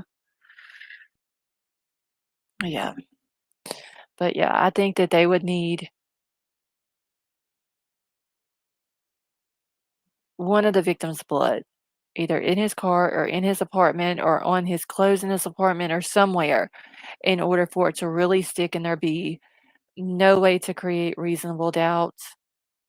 Just let's just say if he had some of Murphy's hair on him, he can very easily argue, well, I went to a party at their house or one of the girls invited me to the house. The dog was there. The dog jumped up on me. I played with him, blah, blah, blah, or whatever. Okay, it still wouldn't explain. Let's see, when it got there, if he admits he had previously been in the house. See, there's a lot we don't know. Yeah, y'all, this case is just crazy, honestly. All right, let me go back to my folders. I think that was everything I had as far as my screenshots tonight. All right, so I wanted to show y'all this. You know, from the beginning, we were all led to believe that uh, Happy Phantom Murphy does not shed. No, he just because a dog doesn't shed doesn't mean you can't get that dog's hair on you, though. You know, you can be playing with him, he can be jumping up on you, his hair can come out. Just he doesn't have to shed in order for you to get his hair on you. Um, so from the beginning, we were all led to believe that Dylan and Bethany both were on the first floor. Like that's where their bedrooms were, right? Then this probable cause comes out, and they're saying that Dylan's room is on the second floor. And we were all shocked, and they're saying, you know, she's on the second floor, she can hear this and she can hear that. And, you know, she hears someone saying there's someone in the house. She's woke up by Kaylee playing with the dog. She hears a man's voice saying, it's okay, I'm going to help you, all this and that.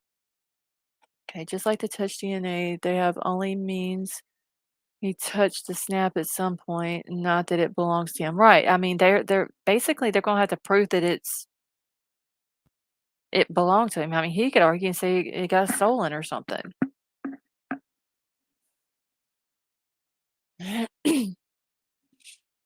All right, well,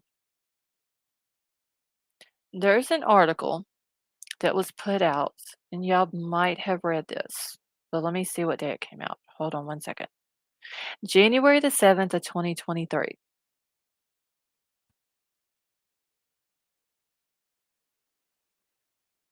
and it's by Howard Bloom. Like I said, y'all might have read it. I gotta go back down. I'm not gonna read the whole thing. Um, it's like super long, but there is an interesting part on here. Okay. And this is from the guy. It was an officer, was three cops, the first three cops that got to the crime scene. But one of them gives his accounts of what happened. Okay, Happy Phantom, have a good night.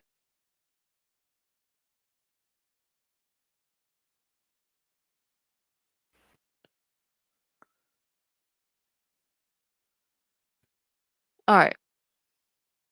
It's gonna be let me see if I can get it to where. So he's explaining that once him and these other officers get there, there's a group of kids standing outside the front door, outside the house. They're kind of standing in a group. Whenever they walk up to the house and get ready to go into the house, one of them basically just says that all they say is dead. Um, they really can't say anything else. They're in shock. There's no telling what they've seen inside.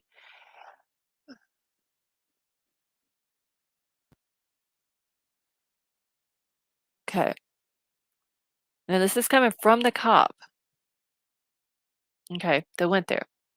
He says the first floor,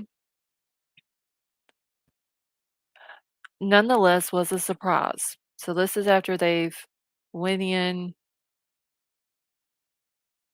I guess, through the front door.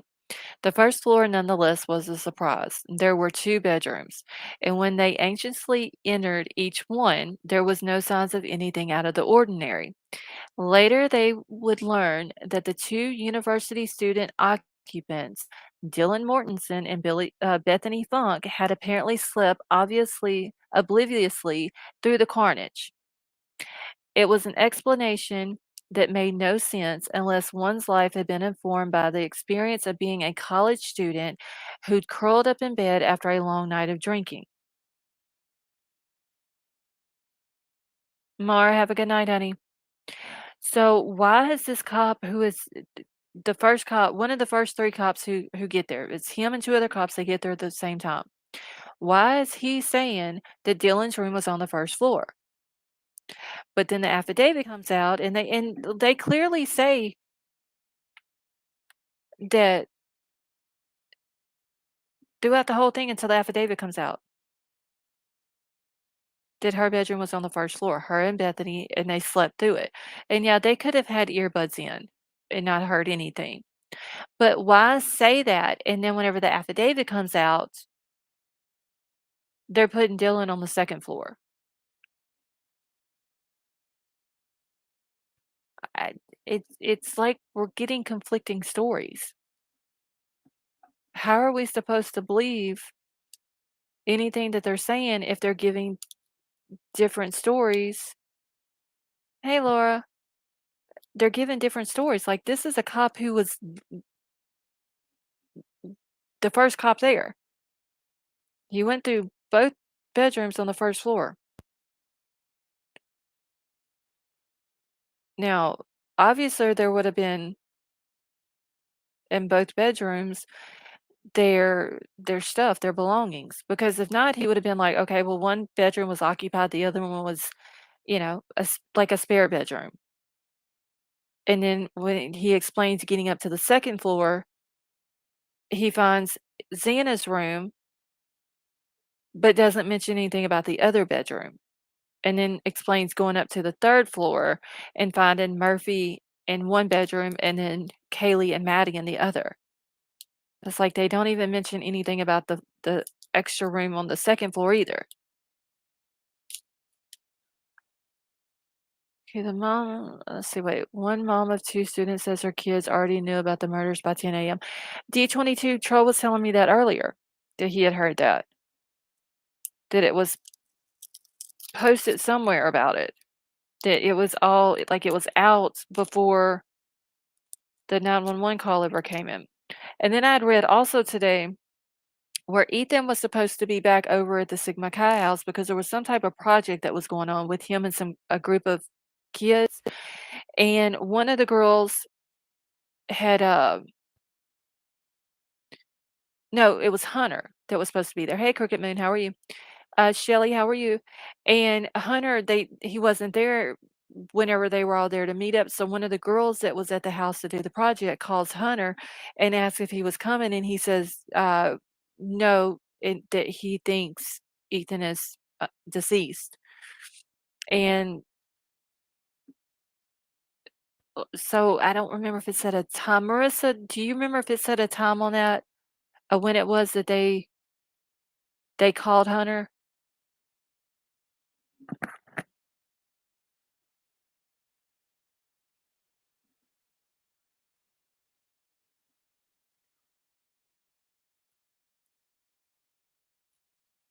But this, I read it somewhere. It had to have been on Facebook. Let's see. All right, let me wait. Was that on Sleuthies whenever they called Hunter while he was at the house? Okay, you have to remember at the point that they may have already understood that the survivors needed to be protected due to no suspects known. Yeah, but just where her bedroom was located? I mean, this is like literally just walking into the house as soon as the 911 call came in. That he's saying this. This isn't even like they didn't even know who was there, whose bedroom was whose, or anything like that at this point whenever he first arrives and walks in there. And this is like when they find the victims.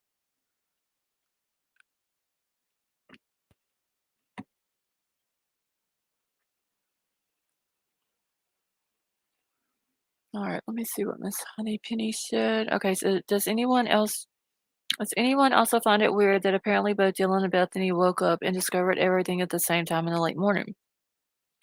Miss Honeypenny, yes. Also found it interesting how they said that Dylan and Bethany was out in the community that night. They were separate, they wasn't together, but they both ended up home about 1 o'clock. But then in the affidavit, I believe how they have it worded is that um, Bethany sees Ethan and Xana at 1:45 at the Sigma Chi house. Okay, so it's not on the timeline. I don't remember. Somebody had posted it. I'm gonna have to say it was in a Facebook group today because I haven't watched the 2020 thing or Dateline. So they might have posted it from there in Facebook, and that's where I read it at. That that they had talked about calling Hunter, and then that's when he said it.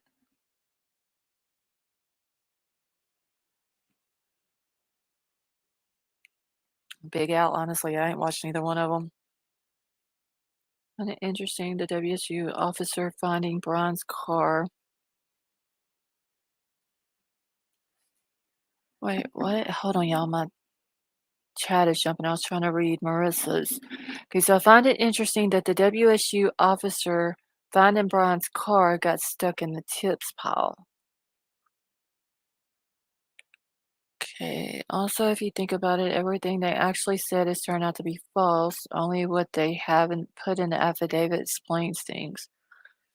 They were giving out false truths. But why would they give out something false as soon as the 911 call came in?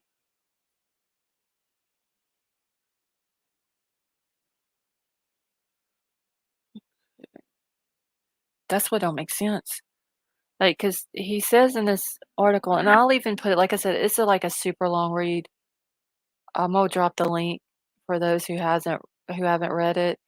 But he explains in here that he's literally at, I guess, the station or his office or whatever.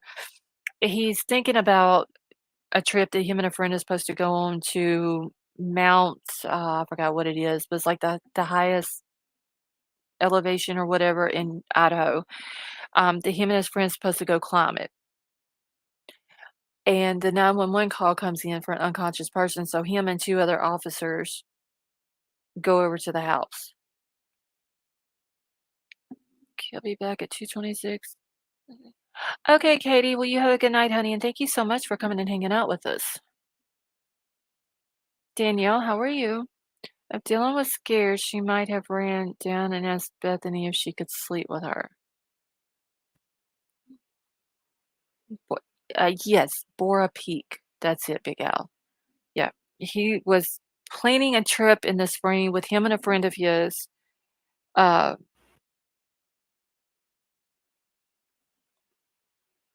and that's what he was doing at the time that the 911 call came in, whenever it was dispatched out to, the officers. Linda G, how are you?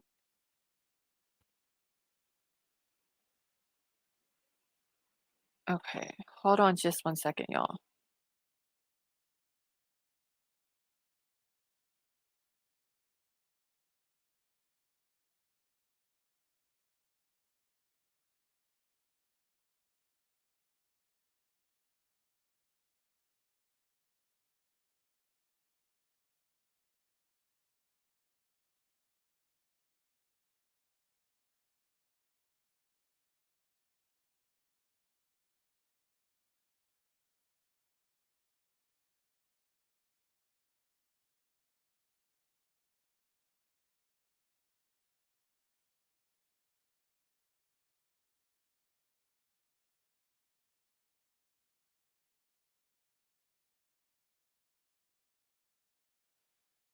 Annie C, you have a good night, honey. Cricket Moon, this whole thing is twisted. Like, it's ridiculous. Like, I understand what Vapor's saying. Like, they're wanting to fool the suspect or whatever. I completely get that. It just seems weird that they do it as soon as they get to the house and they don't even know, like, I don't know. It just don't make sense, y'all. Okay, so then she would have to have explained why she was scared, and then 2 people made unconscious decisions to not call 911. I don't believe Bethany would have gone along with it. I wonder if Bethany does it who thinks Bethany may be also called to testify? Hey, Brandon, how are you?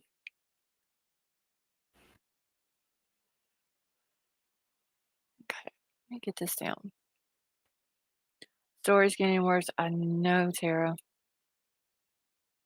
Okay, so Pickle Me Elmo, Moonville, and Sean believe Bethany's gonna be called to testify. I think Dylan will for sure.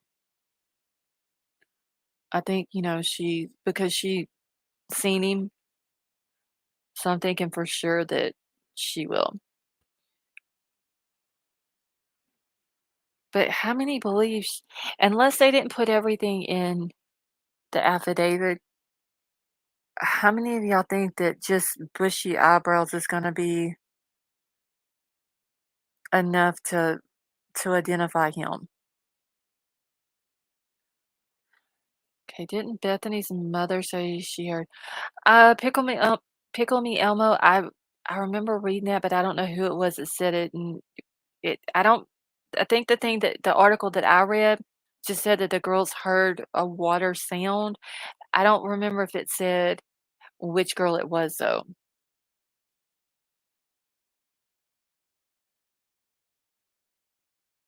And y'all have to think also, this article was put out when did I say it was put out? Hold on, let me go back up. Uh, January the 7th. So why if they're wanting to fool the suspect, why put out the misinformation in January after he's been arrested?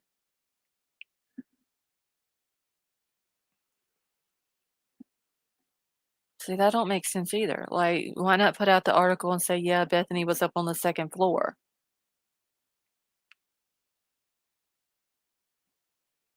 And Julia, you're very welcome, and thank you for coming and hanging out with us.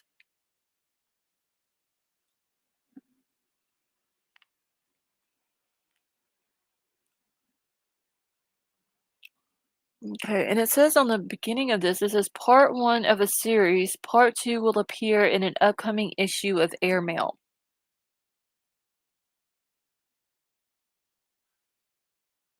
Okay,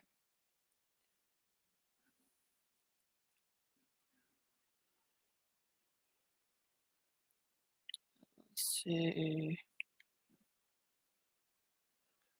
I don't know. It seems like all the different stories and, you know, the house is a target. No, the house is not a target. The kids were a target. No, they're not a target. The community's safe. The community's not safe. Like, it seems like all of that's going to hurt them in the long run once they get to court. Wait, did I say Bethany on the 2nd floor? Yeah, I meant Dylan. There's just been too many conflicting stories, honestly. All right.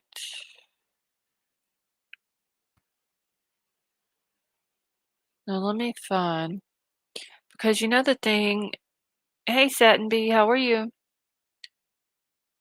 Let's see. Didn't DM identify BK in a picture lineup? Michelle, I don't know if she identified him in a lineup or not.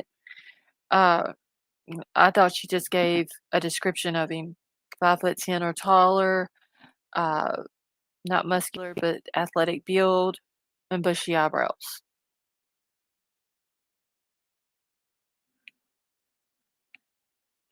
Now they might have brought her back in afterwards, after he was arrested, and got him in a lineup with some people, or took his picture and put him in a lineup and asked her, to identify him. They could have done that before they put it out to the public, that there was an arrest made.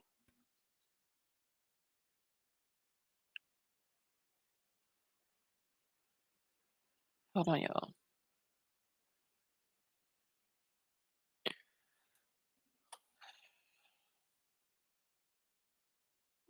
Hey, Keister Bunny, how are you?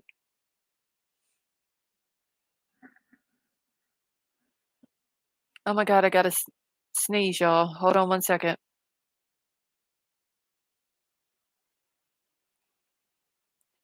Okay, I think it went away. The prosecutor needs to have the chief explain why the false info was put out early in the trial to head up.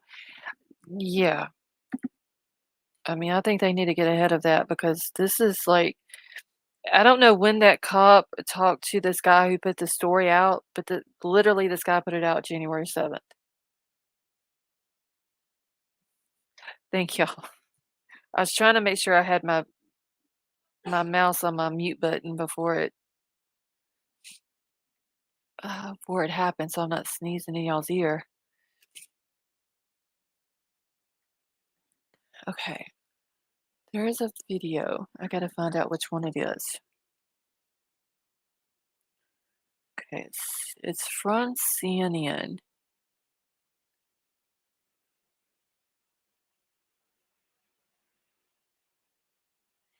I believe this is the one. Let me make sure, because there was one I was gonna play last night, but since I didn't go live, I didn't get a chance to.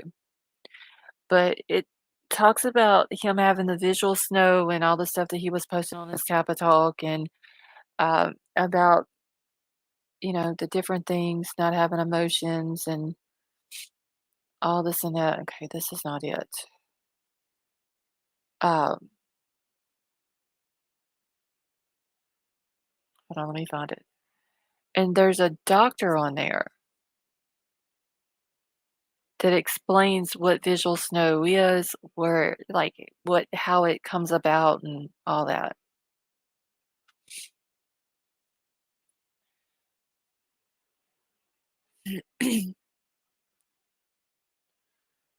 All right. Let me see if I can get it pulled up here. And Satin Bee, thank you so much for the super sticker. Okay. Give me just one second, y'all, because I have two in here. I think this is it.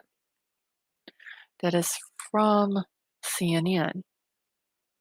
I don't think I have any Cuomo's tonight. Y'all should be happy.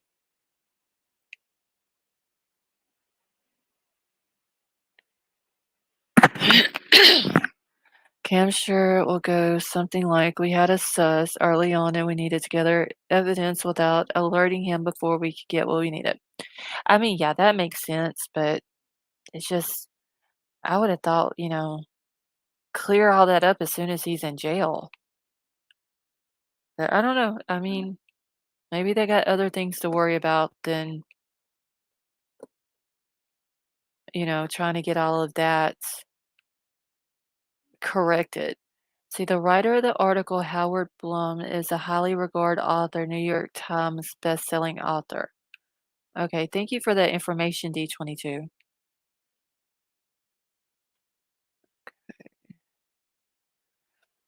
All right, so I got the one. We're gonna pull it up. Like I said, I wanted to play it last night, but y'all, I had to take a night off.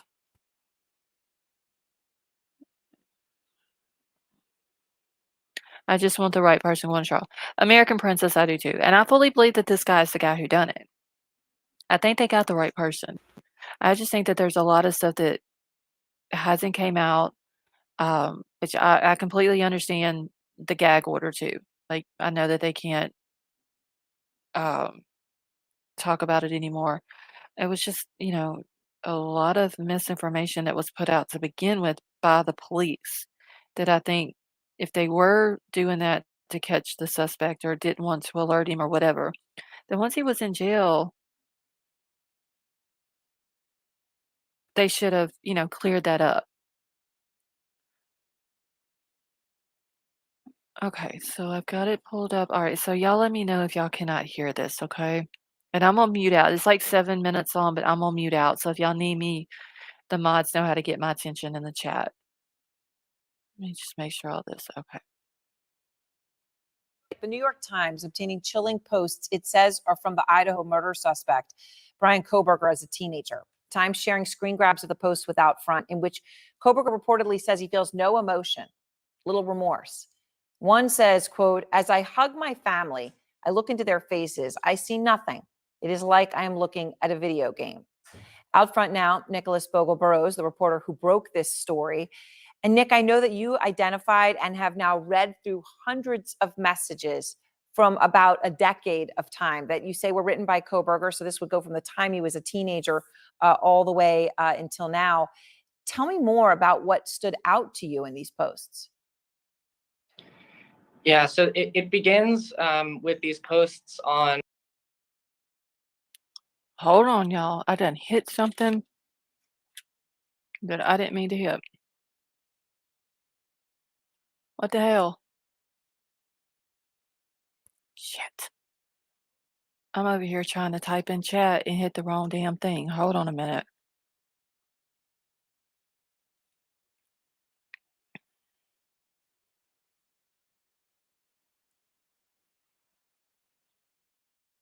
Okay, I'm gonna back it up a little bit here.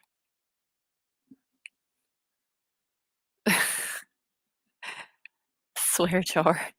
I'm sorry, y'all. I really didn't mean to do that. I don't know what I hit, but thought I was typing in chat.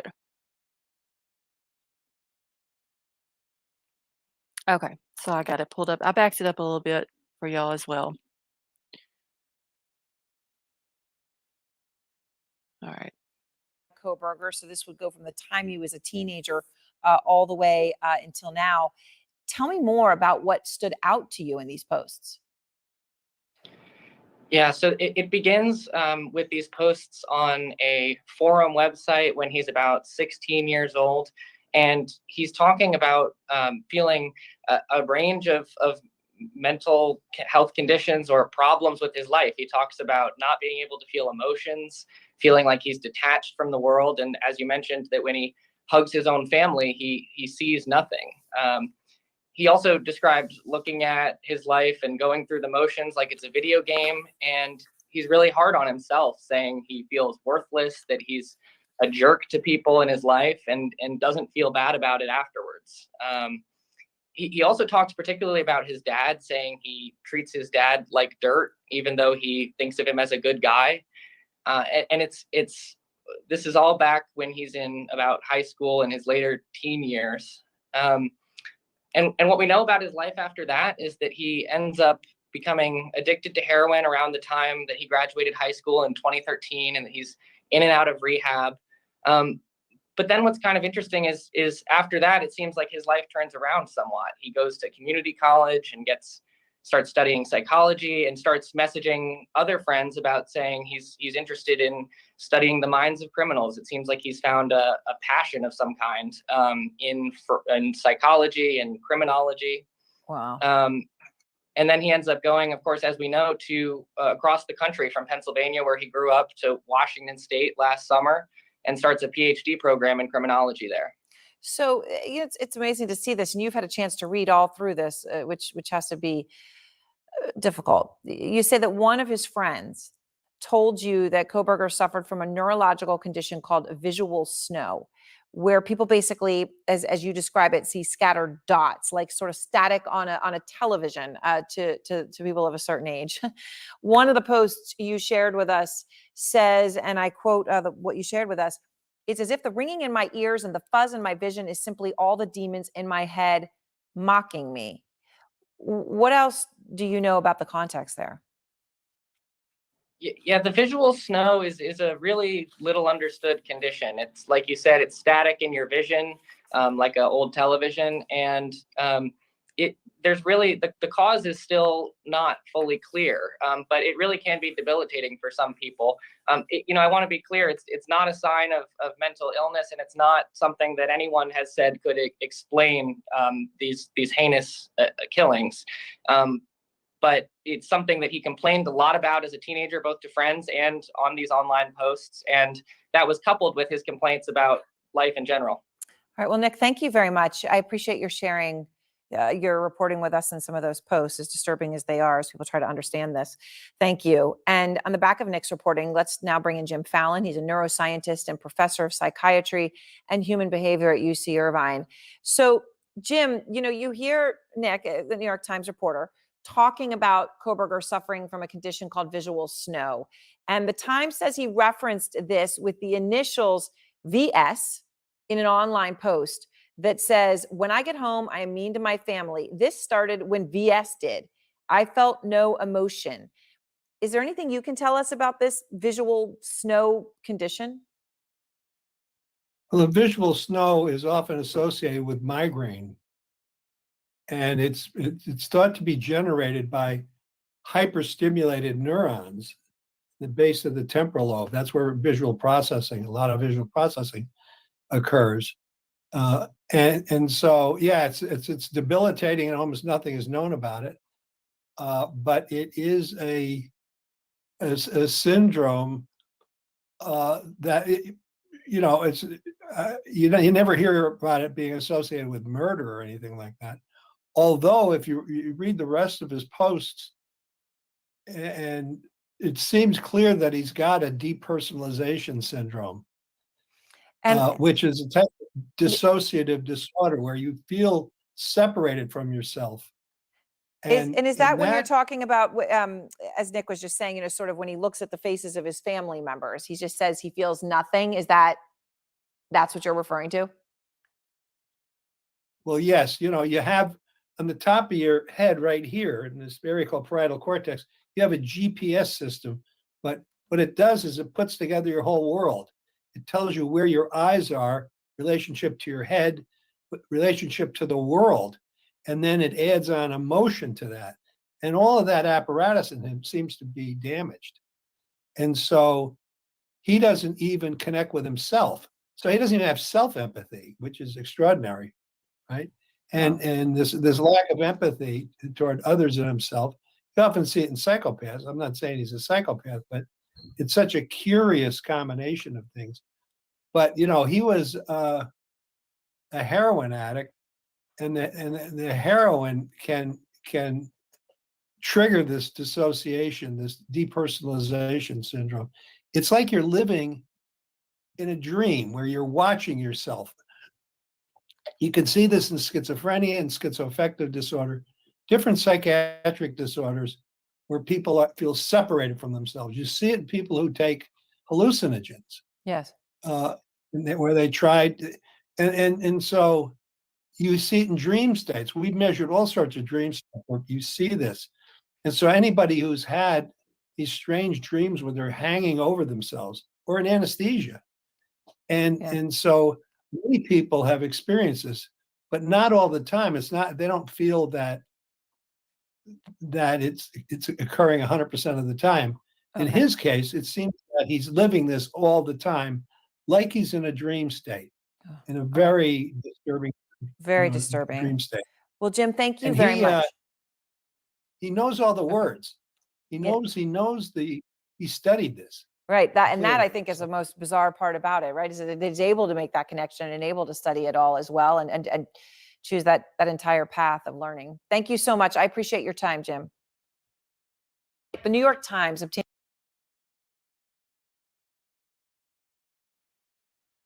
Okay. Hold on. I got to get this off of here so it doesn't start playing again. Okay.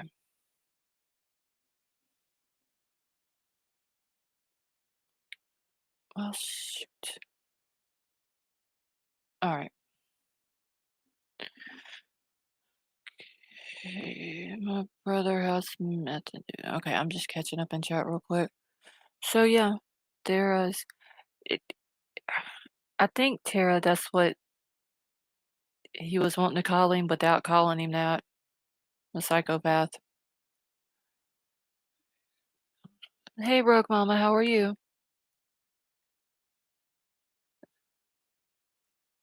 James, she cut him off and he just wanted to keep talking. Let's see, everyone is different. Some people don't come back from a high, some people stay in it. Okay. All right, so BK said in his Tapatalk communications that he could control his visual snow, so it's not an excuse. That is total bullshit. He was depressed, took drugs to deal with it, and fucked himself up.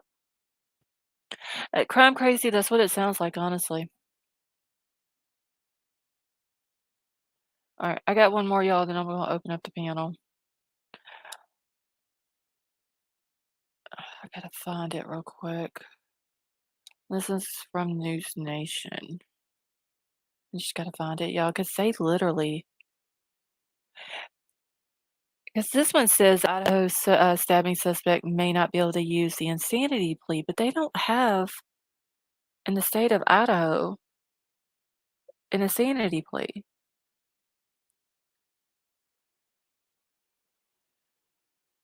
Now, there was something that was said that instead of using, like, innocent, how is it described? I plead innocent by reasons of insanity. That you can't do that, but I think it was Scott Reich that was saying that there is something else that you can use because he was saying Lori Daybell said she wasn't going to do it. That you can, I want to say some type of mental health or something like that, that you can use, but you would end up going uh, to a hospital for like a very long time, like a state issued mental health facility. And that Lori Daybell said that she was not gonna, that she wasn't gonna do it. All right, so let me get this pulled up, y'all, real quick. I'll play this one, then I'm gonna open up the panel for everybody.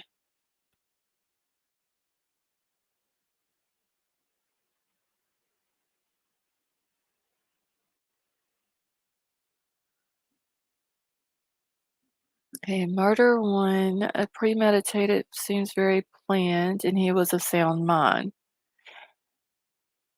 Yes. I mean, if they can prove that all these 12 times that he was actually stalking the house where they're saying he was in the area, they find some type of, more than just his DNA on that sheath. Like one of the victims' DNA or all of them in his car or his house.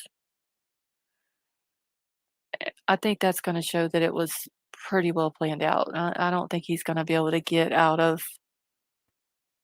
the death penalty, honestly. And I just don't see him cutting a, you know, pleading innocent just to cut a plea. I mean, pleading guilty to get a plea for life in prison. All right. Okay, so y'all know, just let me know if y'all are not able to hear this. Students has not yet entered a plea, but some prosecutors are already saying Bryan Kohberger will not be able to use the not guilty by reason of insanity plea. The insanity defense has not been available in Idaho since 1982. Now, Kohberger is due back in court in June as both sides gather evidence before a preliminary hearing. I want to welcome in Tracy Walder, former CIA officer and FBI special agent. Thank you so much for being here. Thank you for having me, Natasha. And so Kohberger's team requested 6 months to put their defense together. Is that a typical amount of time? And what do we expect that they will be doing? I think given the sheer volume of evidence, the crime scene, and how many people were victims in this case, 6 months is actually quite typical. It's really what I expected. You wouldn't want to go too much longer than that, because that would be depriving him of his right to a speedy trial. But really what you're going to see is them hiring their own experts, their own witnesses to come in, reevaluate the evidence, reevaluate the crime scene, try to do everything they can to poke holes in that probable cause affidavit. But at the same time, you're going to have the prosecution who is also, and remember, in that probable cause affidavit, they don't have to put everything in there. They just have to put enough information to get an arrest warrant for him. So they are going to also be compiling all of the evidence that they have that they didn't include in that probable cause affidavit. And Kohberger will not be able to use the not guilty by reason of insanity plea in Idaho. Does that mean that his mental state will not be taken into account? So thank you for bringing that up, Natasha. He actually cannot use it in Idaho. I think we're so used to hearing about it because many states do allow it.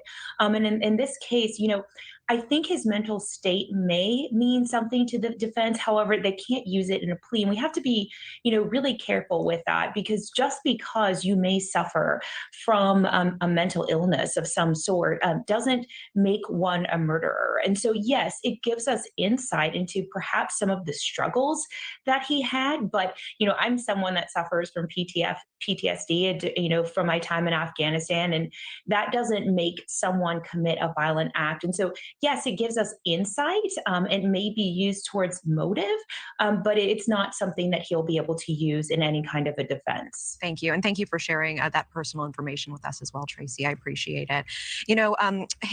Kohberger's former attorney said that the affidavit contains many holes. As an investigator and with your background and training, when you looked at the affidavit, did you see any potential holes that jumped out at you? I'm going to be very honest. I thought it was a very well done probable cause affidavit, but there are always holes. And, as an FBI agent, you are always trying to think about how the defense can poke holes in your argument. I think the biggest holes that they're going to be able to poke is really in that cell phone tower information. I've talked before about the CAST system that was used, which I'm assuming was used in this case. And that is something that is relatively new, and it has been challenged by a few few defense attorneys with some success. And so I do think that there are holes that can be poked in this. I appreciate that. Very last question. In about 20 seconds, we are finding out that new information about potential changes in his behavior around the time of the murder. He was a teaching assistant at WSU.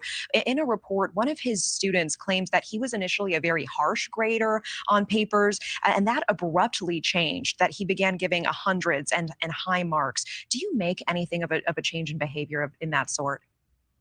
I think one of the things that I make is of that change of behavior is this release. I think he did get some kind of release in these crimes, and I think he was getting some kind of a frustration release, and that's what caused him to go from this really strict grader to this lenient grader. I've also heard that he became very wordy when he wasn't necessarily a wordy person, and so I think that may speak towards the release that he got from committing these horrific crimes. All right. Always appreciate the insight and time. Tracy Walder, thank you so much. Thank you, Natasha. Thank you for watching. Go to News.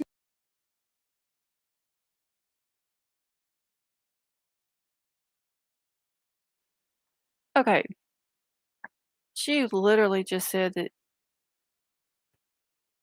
the murders were a frustration release.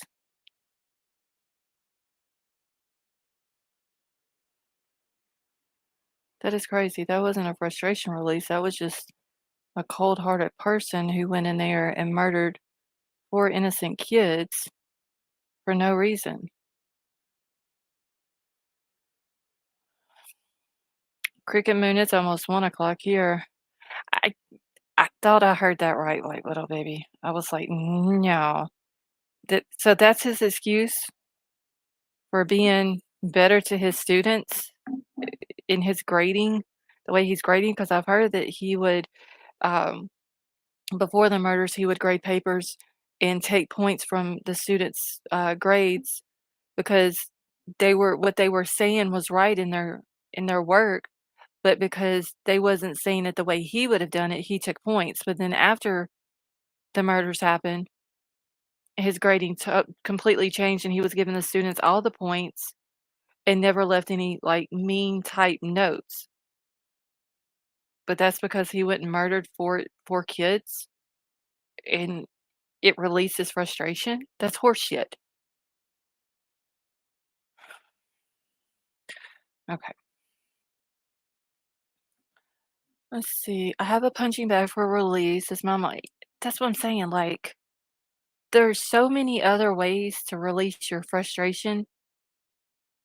Killing people is not the way to do it.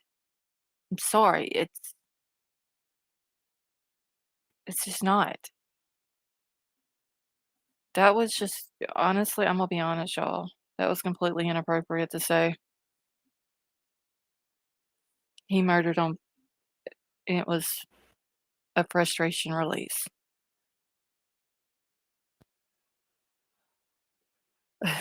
True crime said that's a bunch of bull. It's a bunch of bullshit. That's what it is, honestly. Yeah, Julie, that's what she said. It released his frustration. So before the murders, his grading was very strict. Then when he went and did the murders, it released his frustration, so his grading was better for his students. That's horseshit. Seriously. That's just purely wrong to even say. All right, Cricket Man, you have a good night, honey. Let's see. I punch pillows or dance really. Yeah, I'm sorry. I honestly, y'all, I've never heard that excuse that somebody murdered someone to release frustration. I hope they didn't tell the parents that.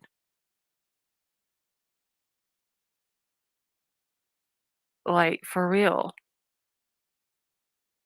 Okay, the one thing I find interesting is that how some people waffles on what they think about the evidence. Remember when the affidavit came out and most said how surprised they were with the amount. This lady here clearly just like said that she thought it was very well put together. Uh, I, now most are saying how weak it is. I mean, I agree that there's some information in there that we didn't know about, like what floor Dylan was on. Because like I said, we were all led to believe the whole time that she was on the first floor. But I don't think that it's very well put together. Okay, she wasn't offering as an excuse. The point is, Allie, whether she was offering as an excuse or not, you don't say that this person went and killed 4 people and it was a frustration release. Seriously. That is just wrong to say. Whether it was sexual frustration or any other type of frustration. You don't go murder people. Not even from a psychological standpoint. You don't put a frustration release and murdering 4 people even in the same sentence. Just it's ridiculous.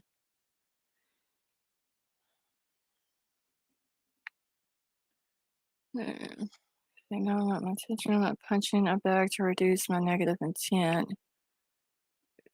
Self down, meatballs. Vera Love, how are you? Hey Vero.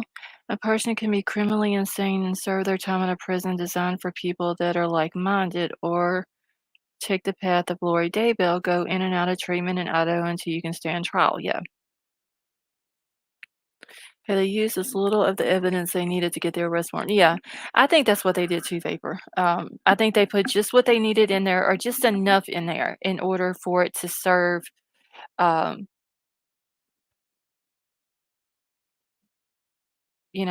to make the judge happy to sign off on an arrest warrant.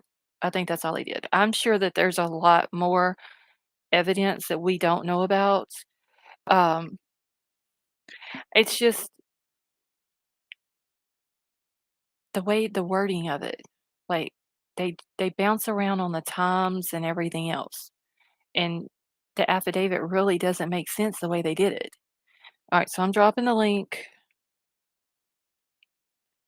If anybody wants to come up, you're more than welcome to. Let's see, he was a loner, an introvert. He never partied. I think if I murder someone, I would become more frustrated and have mental breakdown. The guilt. Julia, yeah. I mean, I think that that's the reason why, like his students were saying that uh, he looked more tired, like he hadn't slept. Those are only hints of the evidence. I'm just hoping that whatever evidence they have, that it's enough to land his ass in prison, whether it's for the rest of his life or it's on, a death penalty sentence.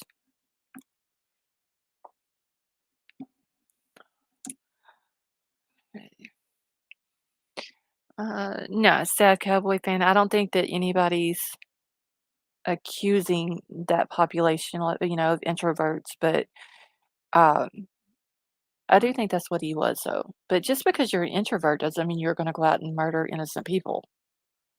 I mean, that's, you know what I'm saying? Okay, all right.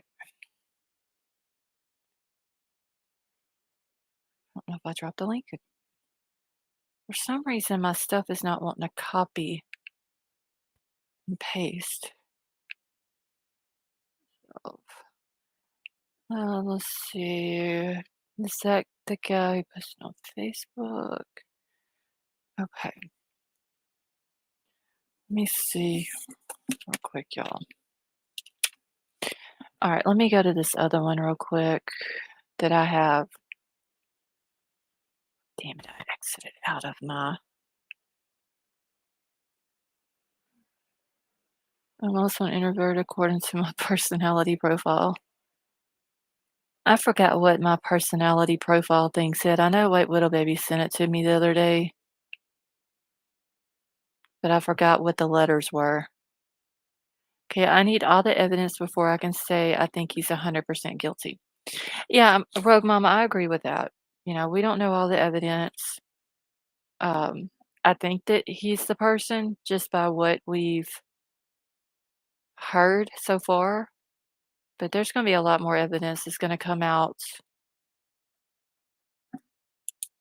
in the trials.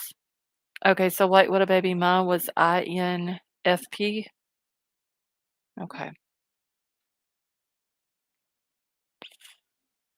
Alright, so like I said, I dropped the link. Anybody's more than welcome to come up. I'm gonna grab this other one from News Nation. This is one where they were talking about how much he looked like Ted Bundy. Wait, you believe so? Wait, Widow Baby, I hope that's correct. I think I've got it saved on my computer somewhere. When you sent it to me the other day, or in my emails one.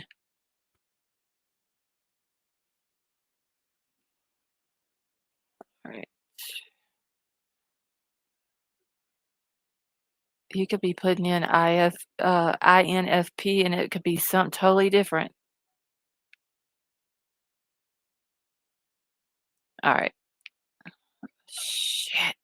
Ashley's loud when it starts playing unexpectedly. Okay, so this is gonna be from Ashley Banfield, and this one's talking about, it's a Ted Bundy survivor that has came out and has talked about how much, Kohberger's face resembles Bundy's face. And, I had showed the picture, the side by side of Kohberger and Bundy and how much, like, their eyes and all that looked alike. It's a swear jar. I'm sorry, Emerald Queen. Alright. Let me grab it real quick. Wait, I'm an INTP. See? You had me wrong. Okay, has to be the girl in Utah. Okay.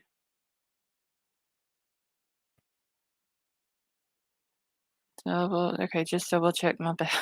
Okay, thank you, White Widow Baby. Okay. Hey, Jennifer, how are you? Alright, so let's play this one. This Sunday, the world fell apart for a young woman who was living her dream with her college-age roommates and on her own for the first time. At 4 o'clock in the morning, Debbie Ciccarelli was awakened by a noise on the other side of her bedroom wall. That's where Ted Bundy was trying to kill her roommate, Cheryl Thomas, by bashing in her head with a log as she slept. Debbie had no way of knowing what was happening in that room, nor would she ever have thought that a serial killer had broken into their house and chosen Cheryl's bedroom? The parallels to the Idaho murder case are freakishly similar. Debbie also froze, and instead of calling police right away, she called her boyfriend. And then when she did call 911, the 12 squad cars that came screaming up to the front of her house may have just scared Bundy into jumping out the kitchen window. It is possibly why she and her other roommates are alive today. Debbie's life was turned upside down in the years that followed because, of course, she became the star witness in the case against Ted Bundy.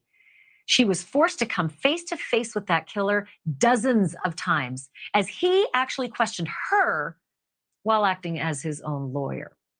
Needless to say, as someone who has lived through this ordeal and who became a star witness, Debbie has so much that she can share with the two surviving roommates in the Idaho murders, from coping with the trauma to finding the strength to face an accused killer in court to helping to put him away. And Debbie Ciccarelli is kind enough to join me live now. Debbie, it's just such a remarkable series of coincidences, like this, the similarities between what happened in the crime against you and your roommates and what happened in Moscow.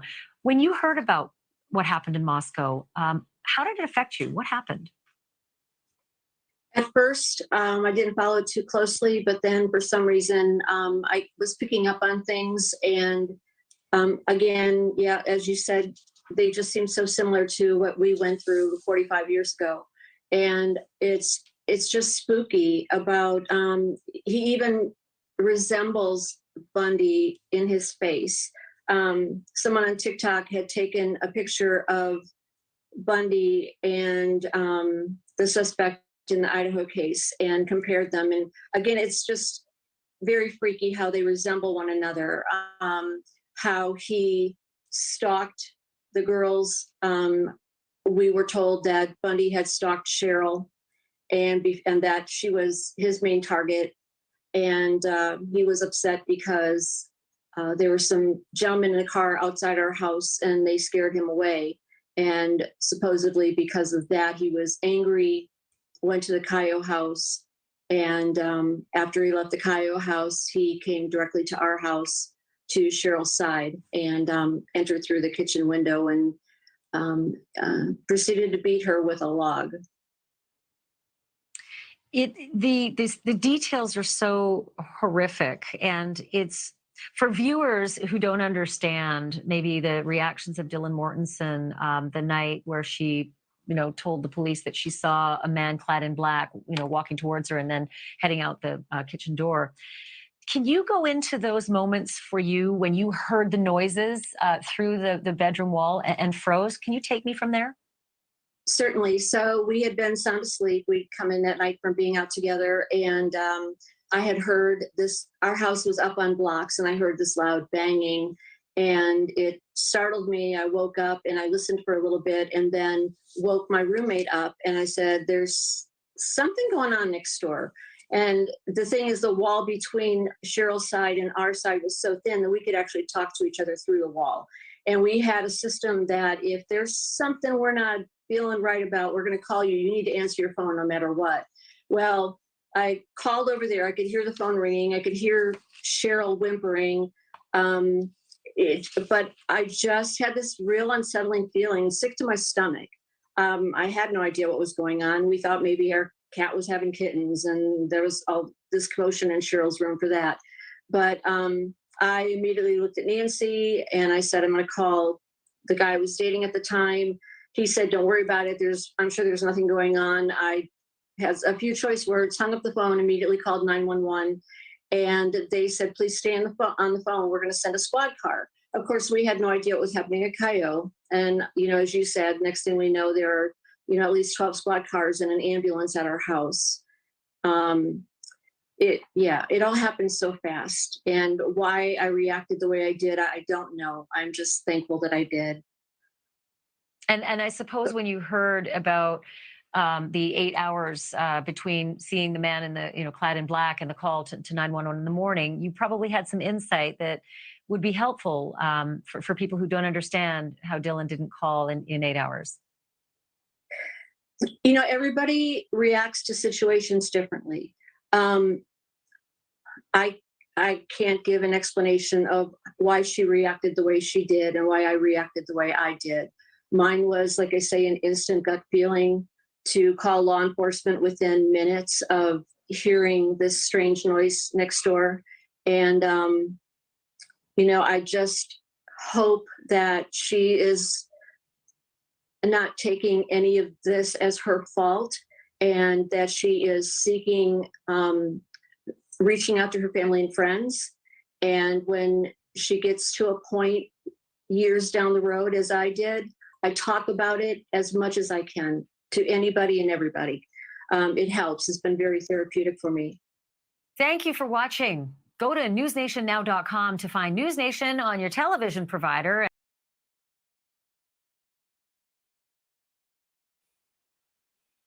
Okay. Let's see. Hold on, y'all. Let me read what Satin B said here. It's no worries. This case has brought back a lot of sad memories. Satin B, I'm so sorry, honey, to hear that about your cousin. Okay. So, that's sad though, y'all. This lady is one of his survivors, and she had to go through that. Maybe she should reach out to Dylan. Maybe she, she can they have that in common. Of us, the survival of something like that. Something that's so senseless. And yeah, Bethany too, that is true. But Dylan for sure, Dylan was face to face with him. Um, so maybe this lady should reach out to Dylan and just offer her support because she knows what she's going through, and maybe she can help her out with that. Okay. You think the gag order would prevent her from talking with Dylan? Um, yeah, if Dylan's under the gag order, I'm trying to remember what all it said on there. I know that the attorneys and the police are in under the gag order. I can't remember if I'm sure Dylan is too, her and Bethany. Um, so yeah, that could, but even after the trial, like reach out to her. You've been through it. You're a survivor of this. She could still, you know, talk to her and probably help her through it. Has anyone heard how Dylan is really doing? Is she back at school? And Vero, I don't know if she's back at school or not. I know that Ethan's two siblings, Hunter and Maisie, are. I don't know if Dylan and Bethany are or not, though. I don't know. She might finish her stuff up at home, but there was a picture that came out about a week ago that someone said it looked like Dylan leaving her parents' home. She was going for a run to Starbucks and all that. I don't know for sure if it was Dylan or not. It did look like her, but they caught the girl, like she had her hair pulled up in a ponytail and they caught her as she was running. So it's hard to tell if it was her or not. Millennials, honestly, it's like really hard to tell because once again, it's one of those pictures where you're not looking at the person straight in the face to be 100% sure that it's them. It looked like her from a side, but a side view is not good enough, especially if you got siblings who look a lot like you. It's hard to tell. Dylan can't talk about the case, but nothing stops her from finding perspective through someone else's experience as long as she doesn't talk directly about the case. Yeah. I mean, yeah, if she's not talking to this lady, but this lady's just, well, which would be kind of hard to do if she talked to this lady. I mean, you know, uh, because that would be what she was talking to the lady about, would be what she experienced and all that. So she probably wouldn't be able to do that. But it's just a thought. Hey, Candy, how are you? Uh, you know, maybe the lady will reach out to her and just offer an ear to listen if she ever needed someone to talk to, especially being that it's someone uh, who's experienced that same thing.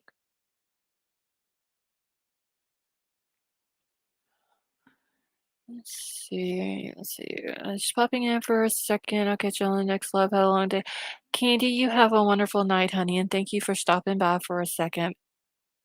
Your DMV were both on lockdown, had police watching their house prior to arrest, you being a victim, I assume. Yeah, I do know that there is protective orders out now on all of them, so he can't have any type of contact with them or anything. Thank you, Candy. Okay, so if the lady does the talking, Dylan can just take in her experience. Yeah.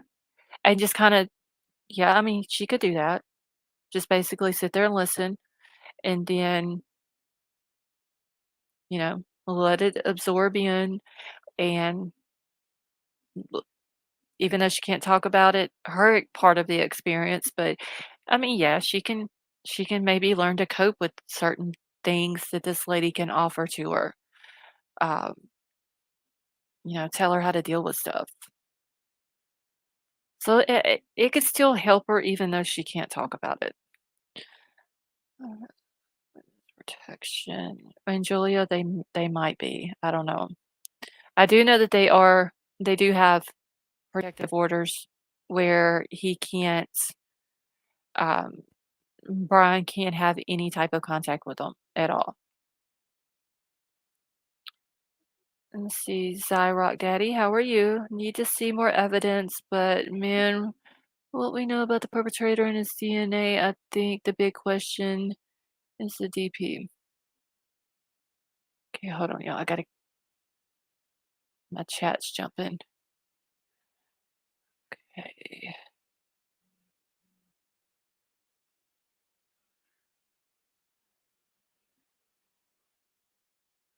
All right.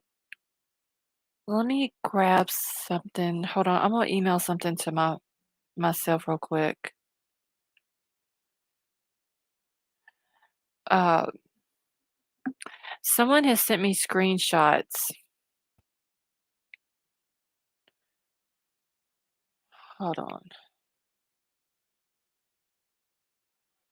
I don't know how to spell this dude's last name. Give me just 1 second, y'all. Someone had sent me screenshots from Chris McDonough's um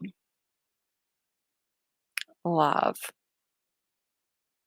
And it's talking about it's basically, he calls it, I guess, a DoorDash theory, and I forgot who it was that sent it to me. Um, if you're in here, you know who you are that sent it to me. But I thought it was interesting. Let me grab it off my phone real quick. Take me just 1 second. All right.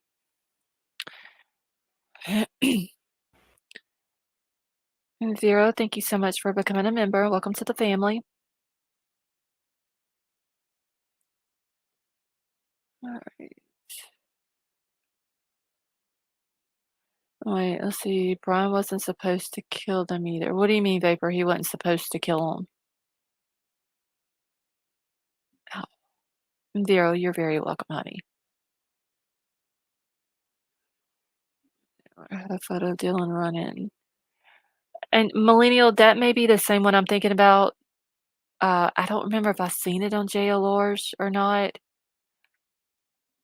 From the side, it looked like her. But we can't say 100% for sure that that's her. King Scarlet, I'm fixing to bring you up. Hey, can you hear me? Yes, can you hear me? Yes. How are you? Good, how are you? I'm doing good. That's good. So, what are we thinking as far as like, do you think there's like an accomplice? More people? I'm still leaning towards somebody driving the car that night, What do you mean? honestly. Okay, because I know people are saying that it can happen in the amount of minutes, like the murders can happen in the amount of minutes that they're saying, like from Oh, yeah, 104 to right. 1 to or 404 to 420. Mm-hmm. Um, I'm still just thinking though, and I don't, you know how you get that gut feeling that you really can't get rid of. Mm-hmm. Um, I'm still thinking that maybe the reason why the car kept coming back and circling or whatever and then leaving and then finally came back in that last time, I'm thinking that Mm-hmm. maybe somebody might have been driving the car and dropped him off and they just kept coming back in and, uh, Right. waiting on him to come out.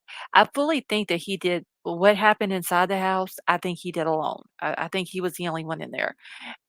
I just think that he might have been dropped off before 4:04. Uh-huh. Because it's weird how the, DoorDash arrives at 4 o'clock, and Mm-hmm. the car is not there until, once again, 4:04 is the last time it's seen coming in, and it's trying Right. like, so when it comes in at 4:04, this is it coming into the road before it turns around 2 different times and then goes back up, so that would put it getting, him going up and parking, let's just say at the back of the house, that's gonna be Mm-hmm. like at 4:06 to 4:07. Mm-hmm. You know what I'm saying? And it Yeah. it cuts the time down. Mm-hmm. Um, so Uh, yeah, that's what I'm thinking, but I could be wrong. I mean, he might have just completely done everything on his own. Also, I wonder what the DoorDash person saw, if he saw anything. He might have been a witness to something, Right. like Because even the car or something. I mean, I would think if the DoorDash, let's just say at 4 o'clock on the dot, it's Mhm. delivered. Mhm. Okay. And then he gets out of the car, he goes up, he drops it off at the door and sends it like, I think some people said they take a picture and send a text or something like that. Mhm. And then they just leave it there. They don't knock or interact with the people or whatever. Yeah. He would have been back out of there by, let's just say 4:02, 4:03, and Seconds, then actually, because I get DoorDash all the time. okay, so let's just say a minute then. Yeah. So he's out of there by 4:01. We'll say 4:02 at the latest, just to give him, a little bit of time to Yeah. get turned around and out of the driveway. 4:02, he's out of there. He's done left off of Queen Road. He's off of King Road. He's, going down Taylor Avenue, and then at 4:04, here comes Brian's car. It's almost like Brian might have knew about the DoorDash, Mhm. and he just happened to be away from the house at that time. Right. You Right. know, it so when people say, "Well, maybe Brian ordered the DoorDash for," it does make sense. Whoever ordered it, it has to be under that person's name. You know what I mean? Like if he did, Uh-huh. he would have to make an account under her name. Her name? Okay. See, I Yeah. don't know nothing about DoorDash because we don't get it here, so, um, 'Cause the order comes in under that person's name, and then, they put the name on it, the DoorDash person comes, picks it up, and they just drop it off. so he woulda had to made, like, a fake account then under her name. That's where I get a little iffy about that because, you got the IP, the addresses and all that. I'm sure they would be able to track that down, I'm Mhm. hoping. So, I don't know how I don't know. I'm second guessing that he might have done it, but I'm not 100% sure, because it's Right, most likely that she might have actually ordered it, right. but I'm not sure. Because there was a thing, like I said, I've got the screenshots. I don't know if they've came in yet, and I don't know if anybody's seen it on Chris McDonough's thing, but he has this thing showing that for Jack in the Box through the DoorDash or whatever, you gotta have your order in by 2:45, but you can have it delivered at 4 o'clock if you need it to be delivered at that time. Mhm. And Yeah. then it closes, even though Jack in the Box is open 24 hours, they close for an hour to clean the kitchen from, I believe it was 4 to 5. They close down just for that hour to clean the kitchen and everything. Yep. Um, and someone else had brought it up that his phone came back online at, like, a few minutes before the 2:45 mark or whatever, Oh. and so but then again, she might have ordered it, and, And then eh, also on the you app, know since COVID, it's set automatically to say, "Drop it at my door." So it's set that way. When you order your food, it's Mhm, set that way unless you actually go in there and change it, which a lot of people don't do. They just leave it like that because they come and they drop it off. You mhm, could you could you could ask them, but you would have to go in there and change it. It's automatically set for it to be just dropped off. Kind of like Amazon, but with food. So it's right, if you want it different, you got to go in there and change it. So that's why especially if it was created recently or new, it might have just been set that way. yeah. Miss Puddin' Honey, if that's your opinion of it, that's fine. So, yeah, I mean, yeah, cause like, the Amazon dude, he knows when it 'cause, literally, I get so many Yeah. Amazon packages, just pull up and drop it off on back of my truck is usually what I've always told him to do, so that's just what he does. My truck's not here, drop it off on the step. Um Yeah. But if it was at 4 in the morning, I'm mhm, pretty sure anybody doing any type of deliveries at that time is going to be very aware of their surroundings. You're trying to be careful. So right. maybe that person saw something. I mean, I would think at 4 something in the morning, he would have seen the car. How many other cars are gonna be out at 4 o'clock Right. in the morning, Yeah. Yep. you know? I So also somebody told me this if they were actually I have a lot of friends that are, LE out here though, and they mhm, said that if there was actually two people that went in, the timing would make sense. right. But she could have still just seen one, but that was one of the guy's theories. He thought maybe if two people went at the same time, one went to one side, the targets, One, and the other one went to the other side, got right. out and met at the car. Yeah. I mean, that makes sense. Mhm. But at the same time, they, if it would they have had the same weapon? Because they would have been able to tell, I'm sure, in the autopsy if it was 2 different weapons. Didn't they say something about one had Yeah, I think their wounds were different. Oh, we lost King Scarlet, so we'll give her a second to come back up. Let's see. Hey, Brooklyn, how are you? Let me grab a link again real quick and put it in chat for her. Okay.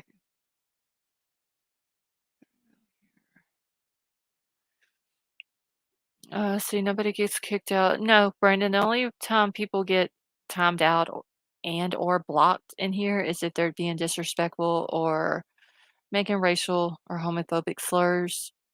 Other than that, everybody's opinions are welcomed here. Let's see. Well, I don't know why she was saying it has to be under a name.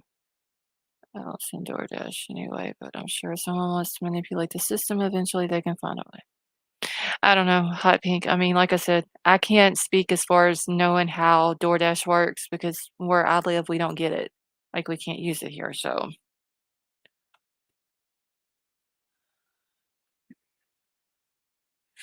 Matthew Dodd, I got a question real quick while I'm thinking about it. Um, are you Bryan Dodd? Because Bryan Dodd came in here saying that same thing, and he was removed. Hey, IML, how are you?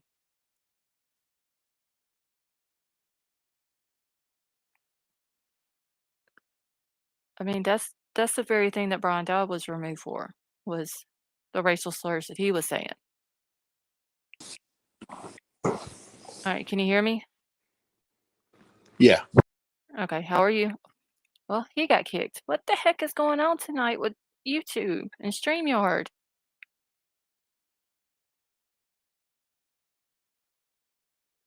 All right, hold on. I'm putting the. Okay, you back? I'm back. Okay. No, I think that it got misunderstood. What I said to Miss Pudding was she had said that she thought that he didn't do it alone, and all I said was, "Can I ask what makes you think that?" And then I think what she put in her response wasn't. I think it was. I don't know for sure because I'm just saying what I think she meant by it, but I think she was just kidding when she said "Don't hurt me" and runs away, kind of thing. I wasn't Oh, no, accusing him. no, that's when she had put that, she doesn't think that he did it, and she said, "Don't hurt me, I'm running away," because she thought that we would all, like, have a fit because she thought different than us, and, that's why I was telling her, if that's her opinion, that's fine, you No, I know? was just curious what led her to believe that. That's all I was asking her. Okay. It's Miss Oh, there she is. I was making sure she was still in here. So, yeah, she didn't want people getting mad at her because her opinion was different, and Miss Puddin', do you wanna come up here with us? Yeah, I wish you would because I mean, everybody in here needs to understand that nobody has the evidence or the facts. Everything Right. everybody says is their own opinion. And a lot of times, I mean, I have my opinions on things, but a lot of times I like to I don't know, play devil's advocate. I can see both sides of the fence a lot of the times. So I'm curious when somebody else says something. I'm just curious what makes them think that. Right. Yeah, I mean, everybody and that's what I love having all these people in here with us is because, everybody may not have the same opinion as me or, everybody else, and it's always nice to hear everyone's opinions even though they're not the same as ours, Exactly. you know? And so that's why I wanted her to know that just because she doesn't think that he done it, that's perfectly fine. Well, that's why I was hoping she would tell me what led her to believe that because for all I know, she could come up with something that I've overlooked and I haven't even thought about. Mm-hmm. Let's see if, wait, did she answer me? Let's see. I would love to, but I have taken my meds, but I can definitely come up tomorrow night if that would be okay. Yeah, Miss Puddin, you're more than welcome to come up tomorrow night if you'd like to. I would honestly, I would love to hear why she thinks that it's not Right. him, I mean, I personally don't believe he had anybody help him because I just don't think, like I've said before, I don't think his personality, number one, do we even know if he has any friends? Number two, his personality, I don't believe would allow him to trust anybody with the fact that that other person knows what happened. Mm.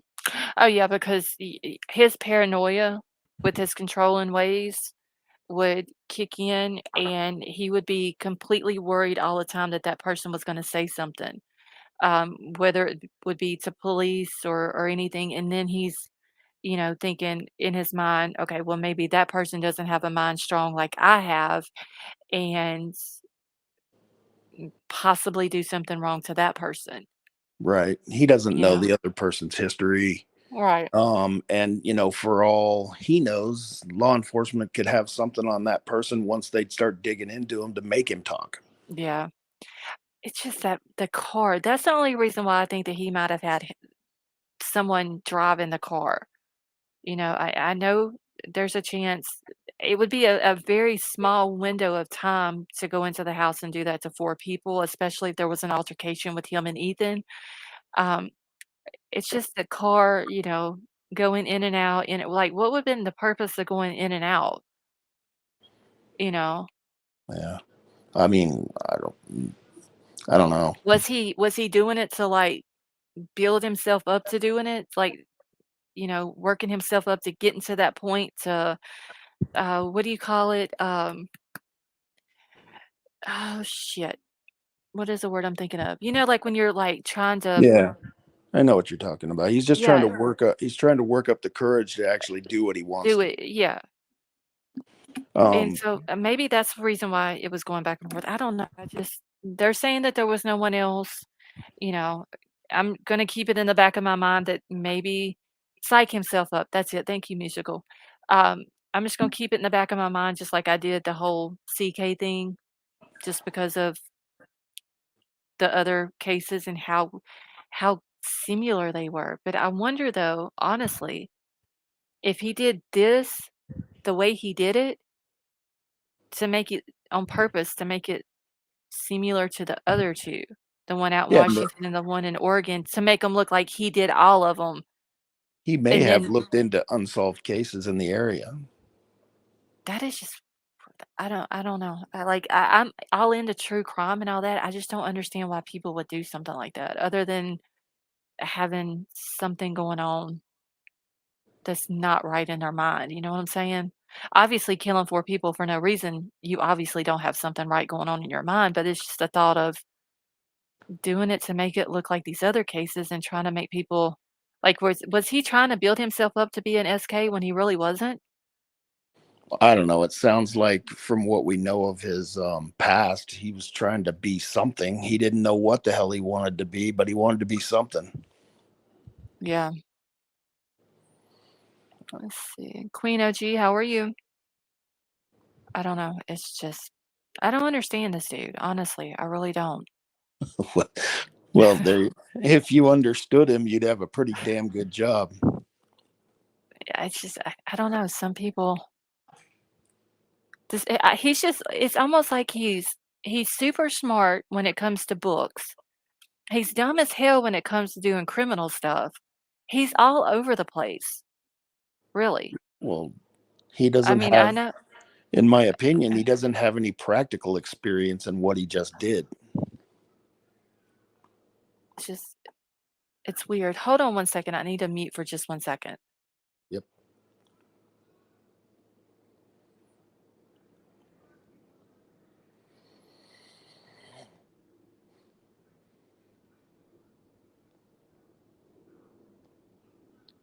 Okay, sorry about that. No problem. Yeah, and the DoorDash thing, I just I don't know. I don't think he had anything to do with it. That's just my opinion, because I mean, how would Xana know it's coming? Right. See, that was another thing because they say, they drop it off and they take a picture and then send you a text and all that. But I don't know, like, because I can't speak to that, like knowing or even guessing really because we we can't have DoorDash out here. So, like I said, we can't even get a pizza delivered here, much less DoorDash. So I don't know all the ins and outs of it and how it works and and all that. Yeah, I mean, I don't know. I don't use DoorDash, but I do get food delivered every once in a while, just not from them. Yeah. I mean, we can't have anything like that out here. So, you know, that's for the city folks. Us country folks can't get that. Let's see, whatever happened to the people who were caught running away from the home around the same time? Miss Puddin, I think, well, I don't know. The ones that was running behind the cop that night on the body cam footage, I don't think they ever did anything to them. I think they pretty much just got away with whatever they had going on, whether it was underage drinking or whatever. The other ones, I think there was one citation they gave out that night for underage drinking. I Uh, believe it was. I'm not sure, but I mean, if they're talking about the footage of the people running behind the body cam footage, Yeah, it was like the but 4 that went across there behind them. yeah, but it wasn't. That was when we thought the murders happened at a different timeline. Right, between 3 and 4 because that's in the beginning what they literally made us believe that all the way up until the affidavit came out. Yeah, I mean, I think that was all done on purpose. Like I said earlier. Yeah, I don't know. And if it was, it don't make sense that this guy put that article out on January the 7th. It seems Well, like he would have changed it and been like, the guy put the article out, but who wrote the article? Was it one of the responding officers, or was it somebody that had the information from that guy? Because we don't know when he interviewed that guy. you think he would have waited 2 months almost, or well, it'd have been a month and a half, almost 2 months I'm not sure. after the murders happened, before he put the article out? You wouldn't think so, but I mean, I don't know who wrote it or, anything about it. Just what you had read tonight. Because that's what seems weird. It seems like it came out after, like 2 days after the affidavit came out. So it seems like he might have, I don't know if he would have changed it up. I don't know. There's too many twists and turns with this. Yeah, You know what I'm saying? Sam was saying that they can watch the DoorDash on a map in the app, which I think anybody can do if they order DoorDash. Okay, see, I didn't know that. Let's see, I can order DoorDash, watch the position of the actual driver on a map making the delivery when dropping off, even shows if they are doing multiple deliveries. Okay, and King Scarlet said you can too. King Scarlet, did you want to come back up? She was literally mid-sentence and got booted. Or knocked off, not booted. That's weird.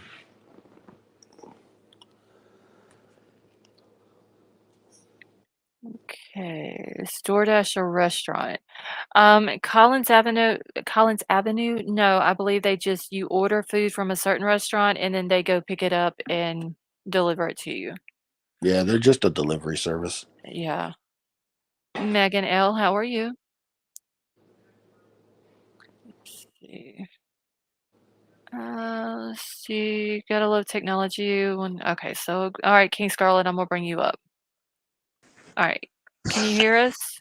Yeah, I live in Los Altos Hills, and sometimes the reception is not too great. Oh, okay. All right. And honestly, King Scarlet, I don't know. I don't remember what you were talking about. Do you remember? I think we were just talking about the DoorDash. I think. But yeah, you could just trace it as they're coming towards you on the map. Okay.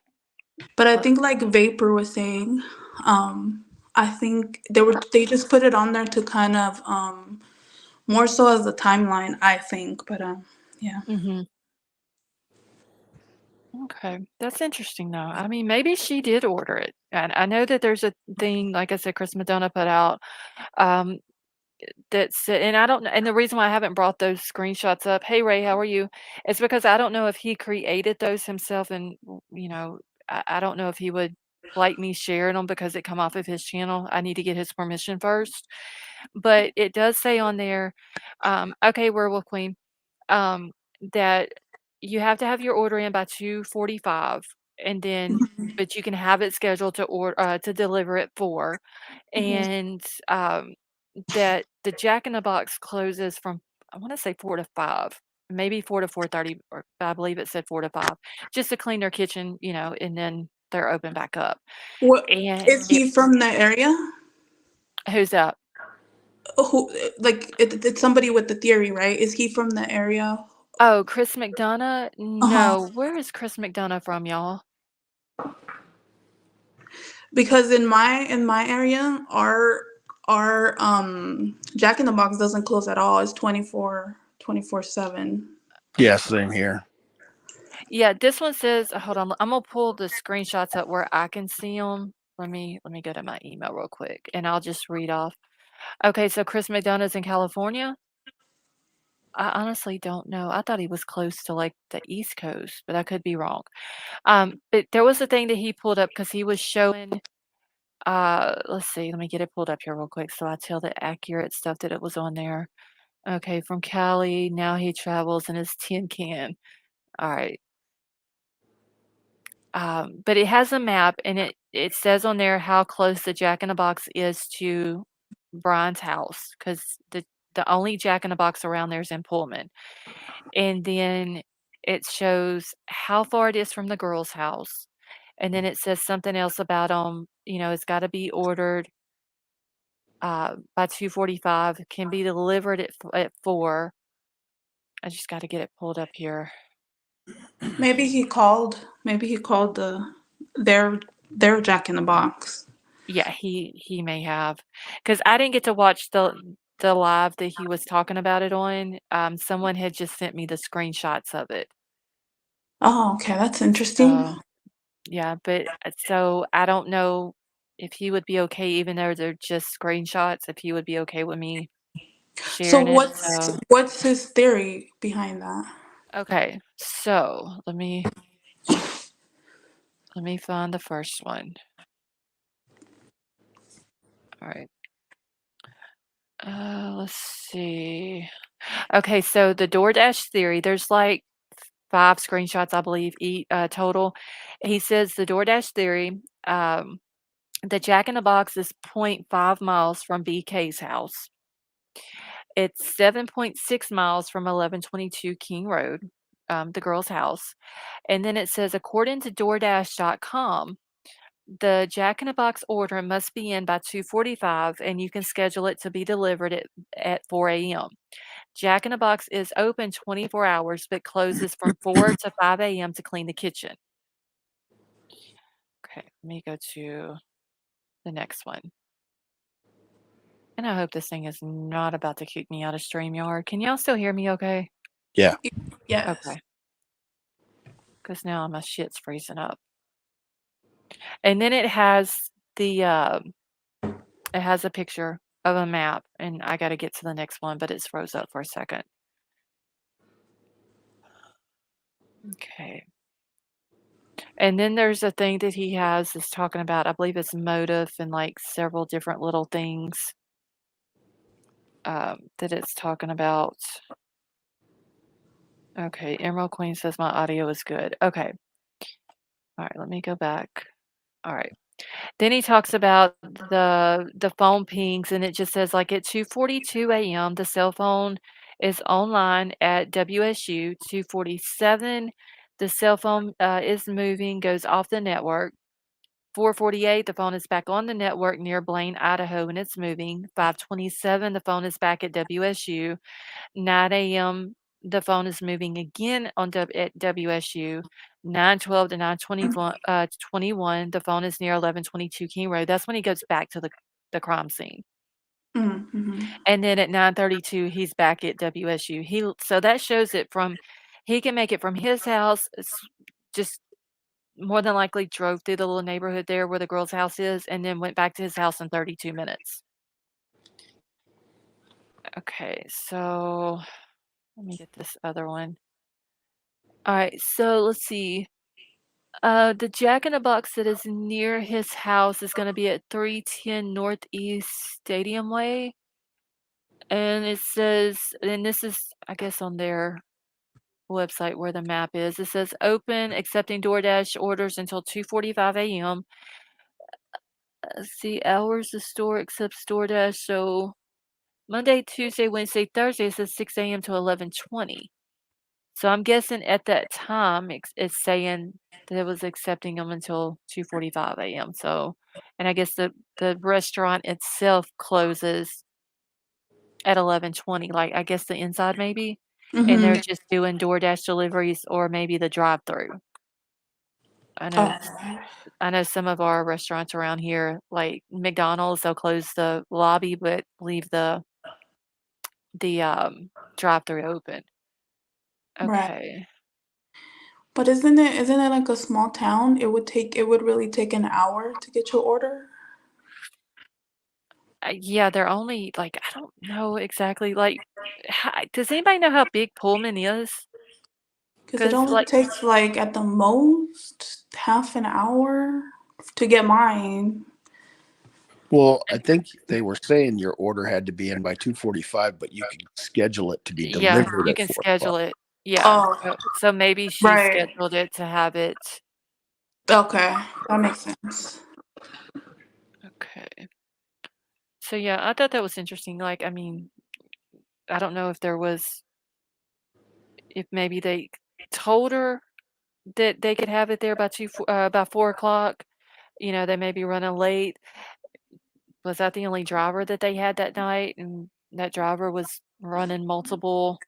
Could be, because who's gonna do that at 4 in the morning? Right. So, and I don't know exactly how big Pullman is. I know that Moscow is between 25 and 26,000, and most of them are college students. Okay, so Ray's saying Pullman population is 32,000, so a little bit bigger than Moscow. Oh, okay.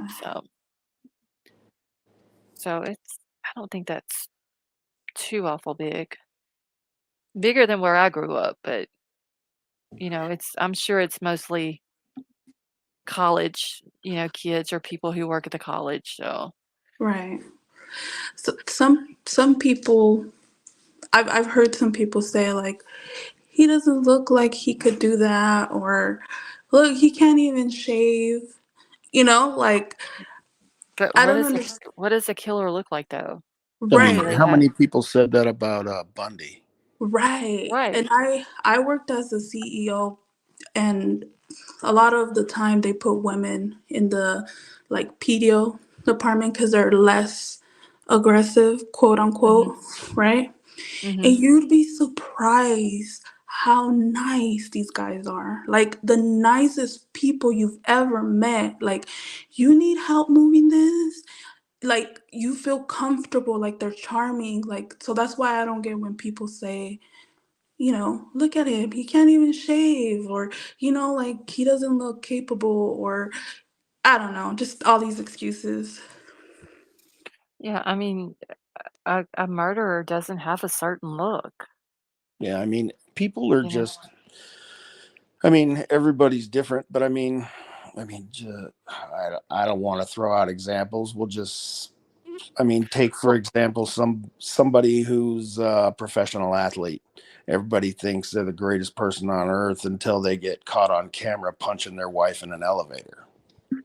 Right. I mean, people are different around certain people, and it's, Mm-hmm.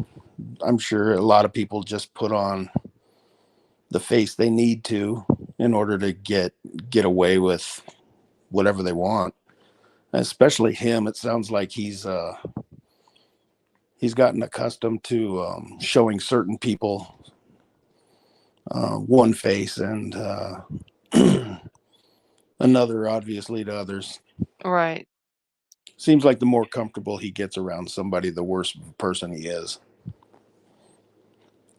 Which is that's a scary thing,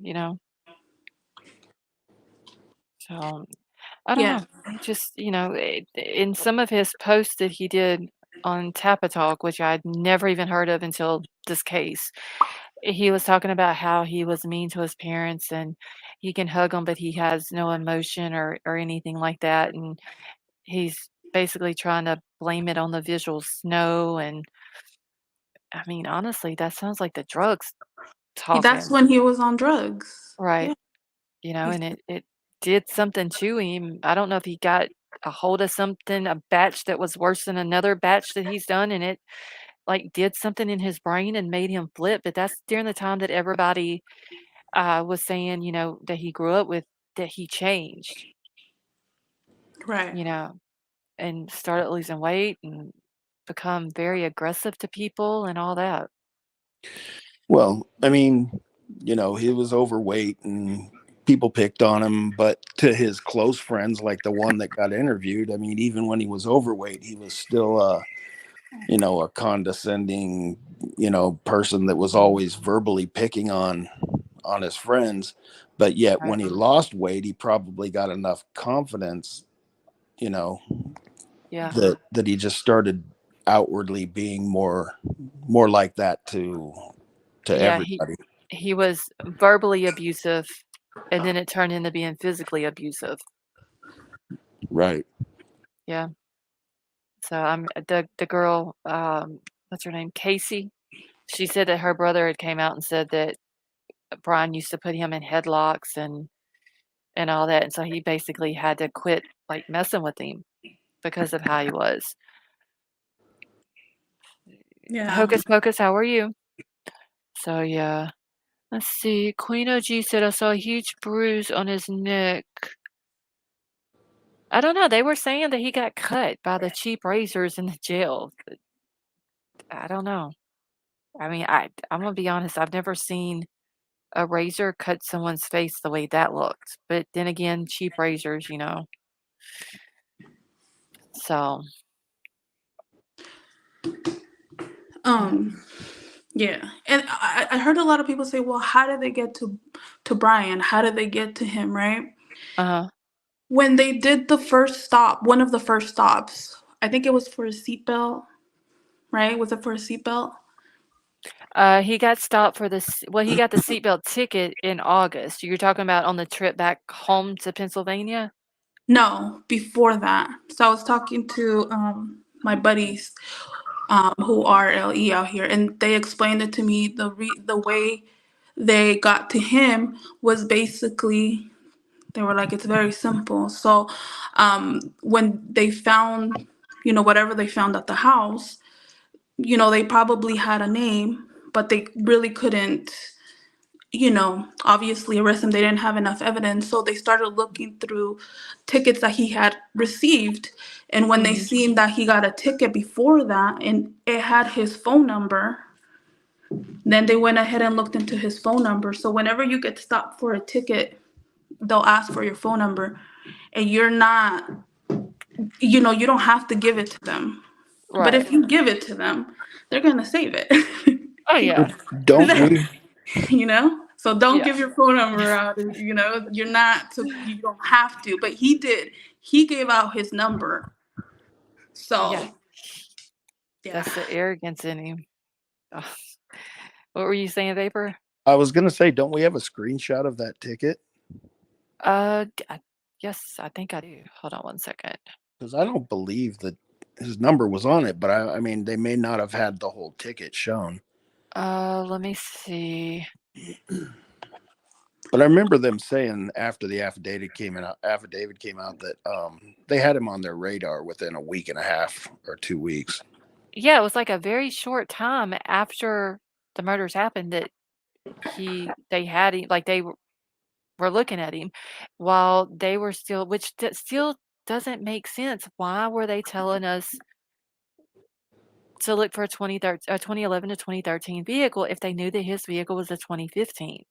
I mean, if they knew his vehicle was a 2015, I'm not sure why they would put out any information about the vehicle. And then whenever the vehicle in Eugene, Oregon was found, they didn't say nothing else about the vehicle. That's another thing that don't make sense. That's what everybody thought, that vehicle had something to do with it. All right, y'all, I'm looking for the ticket. Let's see. I don't remember exactly when it was I showed it. And I've got everything stuck in one folder. Crime Crazy? See, it's not in this folder. Let me go to Bryan Kohberger folder. Y'all, I've got so much stuff on my computer, it's not even funny. Let's see, where is my Bryan folder at? Let's see if it's in there. No, that's all of his. Wait, I got it right here. Never mind, Crime Crazy, I got it. I was looking for Bryan's ticket from August the 21st, but I've got it. I forgot I put it in the Hyundai Elantra folder. I need to quit doing that, y'all. I have so many different folders for different things. And I just stuck it in there. Let's Was see. it that one or was it October one? It was like one of the very first ones. Okay, this one here is August the 21st. Now, Sleuthy did have on her timeline where he got pulled over in Pullman, but I don't remember that. I don't remember that ever being brought up. Well, they said before, like one of the first, if not the first one, and that's how they got his number. Okay, so let's see. This one is from Latah County. Ray got 2 speeding tickets in the same trip. Good Lord, Ray. Let's see, 2015. Okay, so here would be all of his information, but see, they don't even have, unless they redacted his name off of here, but it doesn't have his name on here or his, his driver's license number or anything like that's not on there either. But it wasn't but a $10 fine. Shit, in Louisiana, it's like $25 your first offense. Dude, I just got a ticket right before Thanksgiving for crossing over a solid line that 10 feet before it went before it was a broken line. And I just looked at it yesterday. That's $475. Good Lord. Are you in California? No, I'm in Vegas right now. Oh, okay. Sounds like California's prices. Yeah. Yeah, I grew up in Southern California, so I'm pretty familiar with theirs. Well, I can honestly say I've never had a ticket. Knock on wood. I was going to say something, but I'm not going to say it. I've been pulled over. Like, I've been pulled over before, but I've never gotten a ticket. Okay. Well, I've got a ton. Let's see. I don't see a phone number on here unless it was part of the redacted information up here at the top. Because, like his name, first, last name. yes, Sifa, I am. Let's see. First, last name. Does that say phone number under that? I can't. This is like super blurry too. And so it's hard to read. No, phone number was over here. So let's see. Date of birth and phone number. So it could have been redacted out of it. and That's still true. be on there. So, because I mean, even his name isn't on there. So, I mean, they put his address and all that, but they might have kept his name and his phone number off of it. Okay. But yeah, it shows right here. It's literally a $10 fine. All it is for first violation. Well, aren't they just really nice? That's like cheap. Literally, like here, like I said, it's $25 your first offense. Second offense is 50. Yeah, I don't. A $10 fine. That's crazy. I mean, just go pay it and be done with it. You You should have know, just handed the cop a $10 bill. instead of because look, it says right here, court information, September the 8th of 2022 at 8:30 a.m. I mean, that's not even worth going to court for. Then you got to pay your court costs. I Just would go have gave pay him a 20. Just to leave and me. yeah, just give him a 20 and be like, dude, just don't even write the ticket. Just, you Yeah. know, Then he would have wrote you the ticket for bribing an an not that official. I've ever done that. You know, I don't know anything about that. I'm just saying, like, Right. it's a $10 fee. Offer the dude 20 to not give you a ticket. He literally made 20 for not writing a ticket. I mean, you know, it could work. Right. I don't know anything about that either. I mean, I've never tried to bribe a cop, but I have talked myself out of tickets. So Yeah. sad cowboy fans. So you've tried to bribe a cop, sad cowboy fan. I mean, No, not me.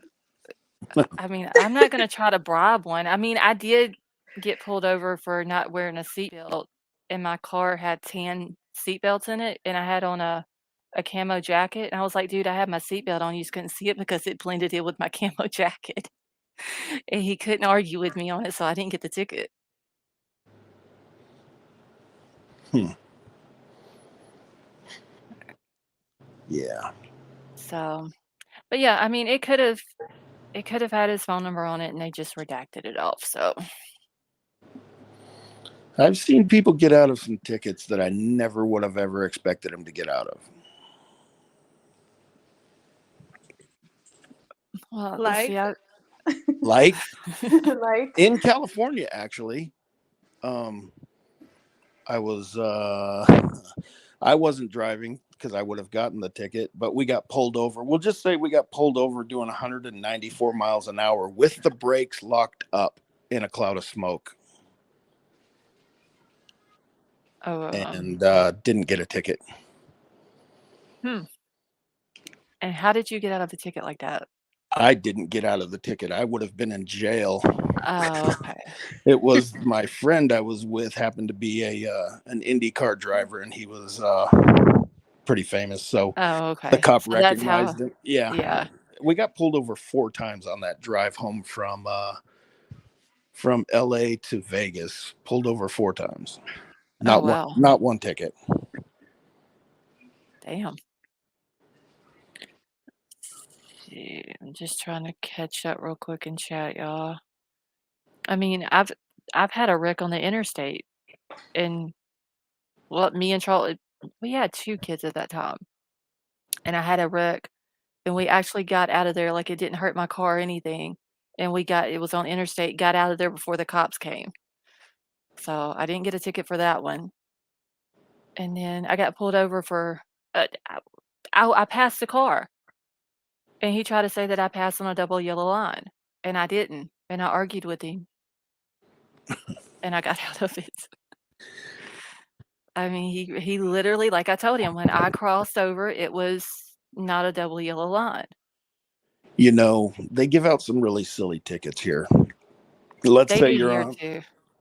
if you're on the freeway and somebody hits you from behind, but you leave your lane that you're traveling into another lane, you get the ticket for leaving your lane. But how are you going to stop your vehicle from going into a different lane if you're hit from behind? They don't care. You didn't. Oh, damn. You still get a ticket for an illegal lane change. That's crazy. I mean, if they want to be an a-hole, but Right. I've seen it happen. It's just stupid. I mean, you're sitting there, you're like, how can you give me this ticket? That is crazy.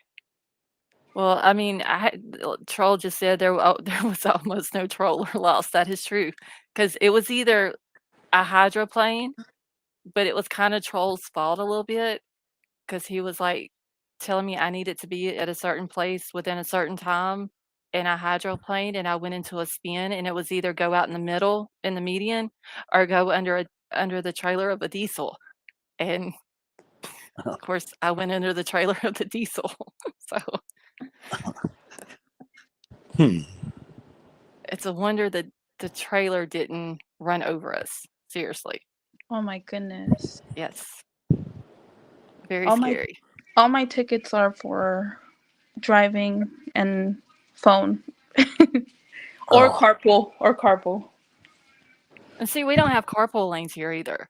Like, whenever we were going to Jersey one time, we went through DC, and I was like, "What the hell is the carpool lane?" Like, we don't have those here. Oh no, yeah. the carpool lane on a dirt road is a pasture. Yeah, I mean, you know, it was a total culture shock because you have the bicycle lane and then you got the carpool lane, and I'm just thinking, "What the hell?" Like, completely different from here. GOP Nick said, "What's a carpool lane?" GOP Nick, that is where is it 2 or more people that you have in your vehicle? Yeah. Yeah. Then you can use the carpool lane? I mean, there was 5 of us in a car. I mean, technically, we coulda used it, but, But I you mean, know. if you're in a rush in the morning and there's traffic and you have to be there at a certain time, the carpool lane is Right. looking very attractive when there's no cars there. Well, people here don't really care about the carpool lane. They use it anyway. Yeah. I learned to go in it and get out. Before you get caught? Yeah. Yeah. I've done good, though. I've never had a speeding ticket. I don't even drive fast, y'all, honestly. Really? I don't. Where's the fun in that? I don't. I don't know. I guess ever since I had the wreck on the interstate, I don't even like driving on the interstate anymore after that. Now around here, like, I'll go, 55, I'll go 60 or 65, and Trolls like, "You gotta slow down, you're gonna get a ticket," but I don't drive, like, super fast. Have you ever been to California? No. Okay, well, I drive fast here. When I went to North Carolina, South Carolina, it is slow. I was like, wow. Yeah. It's good. The far west as I've been is, I don't think I've been any further west than Dallas. I've been down to Houston, down to Galveston, no further west than Dallas, basically up to Oklahoma City, and then back up to, Kentucky, Illinois, back up mostly East Coast is the only place I've been. Mm. No, I like it. I liked it a lot. I mean, it's slow, but I was just thinking if anybody goes to California, they're gonna think we're flying over here. Oh yeah, I mean, yeah, California's freeway may say 65, 75, but it's 80. usually 75, 85 Yeah. is the normal travel speed Yeah. for the flow of traffic. If you do not go with the flow of traffic, oh boy. Right. People get mad at you. You Yeah. I mean, like, you want to just get off the freeway. alright. Like, Just put your emergency lights on it. I think our speed limits here now on the interstate, I believe, are 75. They used to be 70, I think they went up to 75. But if I can avoid driving the interstate, I'll avoid it. It's ridiculous, especially around here because they always have the speed trap set, which is not gonna bother me, but you don't never know if they're gonna just pull you over because some cops are dicks. Yeah. Some? Yeah, some of them. I mean, the ones who have let me out of the ticket were Are cool, nice. Yeah. But So, Scarlett, did you see the interview and Vapor? Did you guys see the interview with Chronicles of Olivia, the family? No, not yet. No. I cried. Is it sad? Yes. How could Oh. it not be with Olivia and Yeah, I know, but you He don't. said that it's not their fault that they left the door open. That's one of the main things that stuck out to me. He said it like more than once. That they did everything right, but they didn't lock Right. the door or something to that. Yeah. I don't know if I'm saying exactly like he said it. Yeah, I've heard her sister Olivia say that that night that they did it, talking about Kaylee and Maddie, that they did everything right that night. They went together to the club. They didn't drive. They got a ride back, and so they did everything right that night. But yeah, I thought she was supposed to put it out on January the 5th, and then I was asking about it the other night because I didn't see it out, and then I was scrolling. Was it night before last I was scrolling through YouTube and I seen it on there, but I hadn't had a chance to watch it. And then I also saw where Chronicles of Olivia was on which news station was that? Oh shit, I don't remember. It was one of the news stations.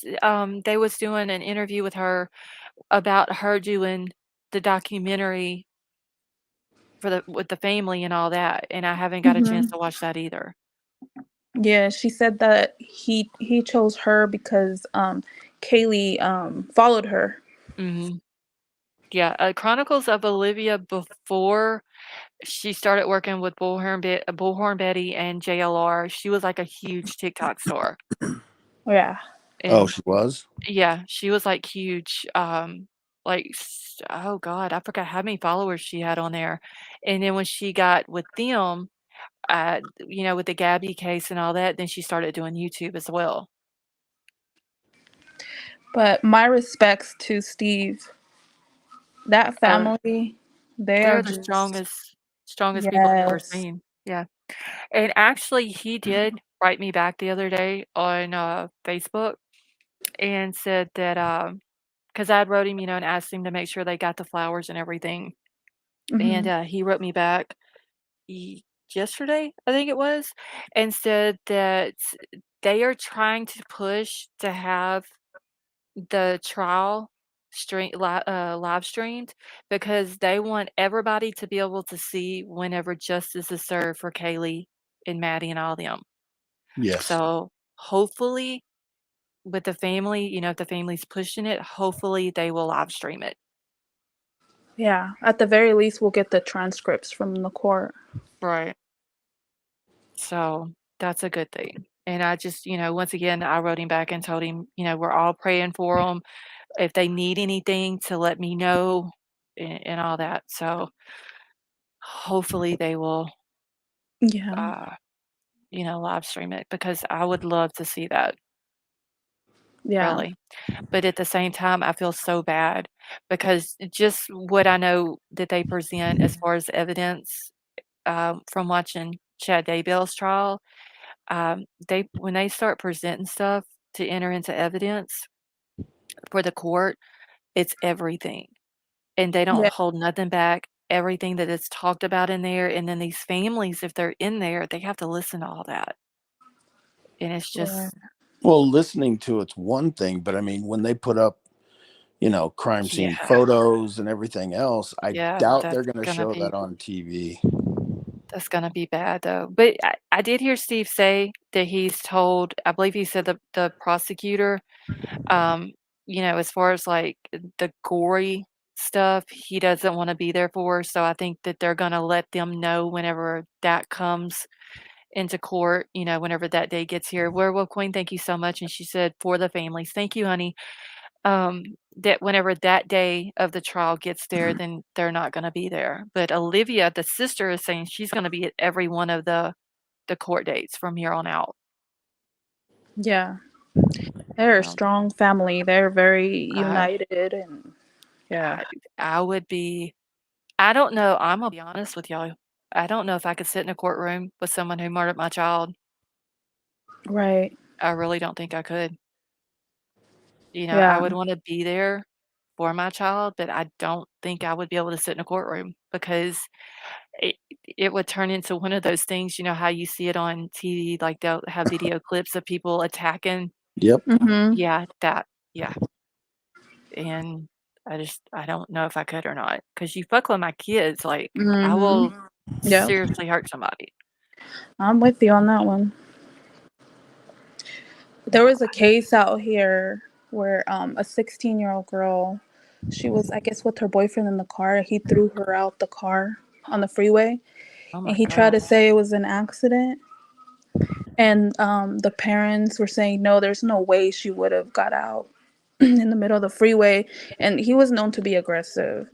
So the Mhm. dad went looking for him, and when the dad didn't, his dad wasn't letting him see his son, he went and unalived the dad Oh, because he wow. wasn't getting justice for his daughter, and now he's sitting in jail too. But Yeah. he doesn't regret it. He says he doesn't regret it. Right. I mean, honestly, if it came down to me hurting someone who hurt my child, I'll rock an orange jumpsuit proudly, for real. Mhm. Because you hurt my child, I take no mercy on you, especially if I know that you hurt them and you're not in jail for it. Yeah, so, I mean, I can't blame that girl's dad either.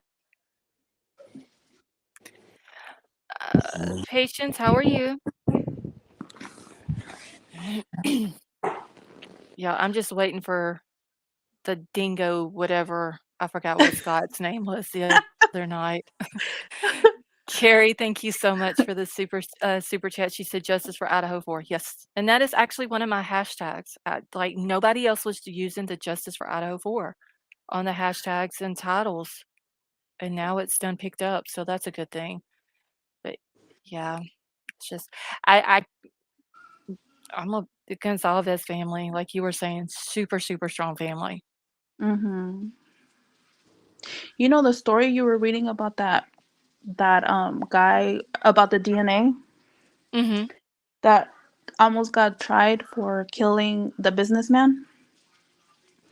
He was a homeless guy, and the way that the DNA got in the nails of the deceased guy was because Mhm. they were obviously in the same ambulance, like you said, but they used that thing they put on your finger for your Oh, an ox For meter. your yeah.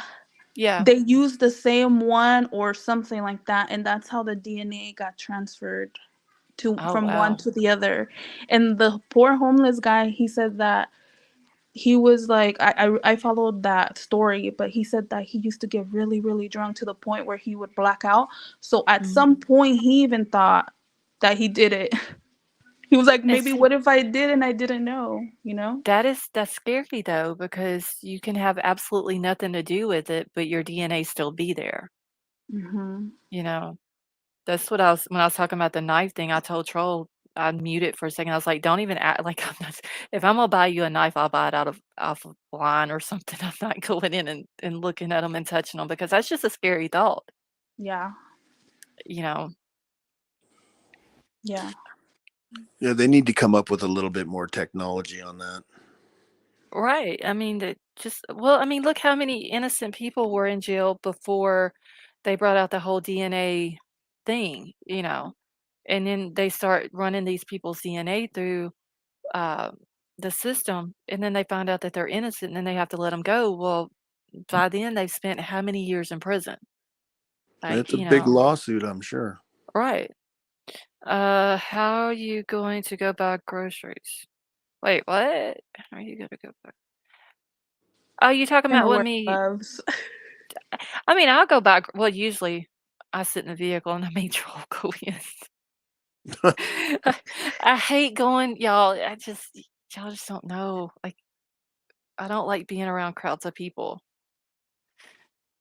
But I mean, I'll go in a grocery store. It's just, I don't want to, a knife, like, because you have to pick the knife up at the store and look at it. Want to make sure it's the one that you want to get for your loved one and all this and that. You may open the blade if it's a folding knife and your DNA is on it. Because those people don't wipe the knife off before they put it back in the case. You know, and so Just take some alcohol wipes with you everywhere you go, and everything you touch, just I wipe already it do off that. after. Well, oh, Just make the list, Scarlett, and you send know, Troll. Like, y'all seriously, y'all don't know how much alcohol we buy. I need to buy stocks in alcohol, seriously. Like, we go through bottles of alcohol because we'll buy, like, baby wipes and then soak them down in alcohol and put it in a Ziploc bag and all that. Yeah, I just don't because I don't ever know where other people's had their hands, y'all, seriously. Crime Crazy said Troll is gonna get you framed. No, honestly, he's, like, as bad as I am. He literally cleans his hands more than I do. so let me just throw this out there then and ruin your glove theory. I mean, if touch DNA can get on anything, I mean, if Uh-huh. your DNA is on the outside of the gloves, whatever you touch can still Mm-hmm. take your DNA off of it. Well, I don't wear gloves, though. I I'm just just saying. but I honestly, though, because a lot of times when we go to town, if it's just, like, a few things that we need, uh, how you crime crazy, I don't do that. I don't, seriously. But, like, if it's just a few things that we gotta have, me and because my oldest goes everywhere with me, the one who's autistic. So we'll just sit in the truck and, he listens to his music and I'm scrolling through YouTube. So it's not a big deal, and Troll will run in and get whatever we need. And now if we take my mother-in-law, I'm like, "Yeah, I'm sitting in the truck, I'm not going in," you know? But let's see, wait, you'd be a kangaroo hopping but see, crime crazy, I don't go in public restrooms, like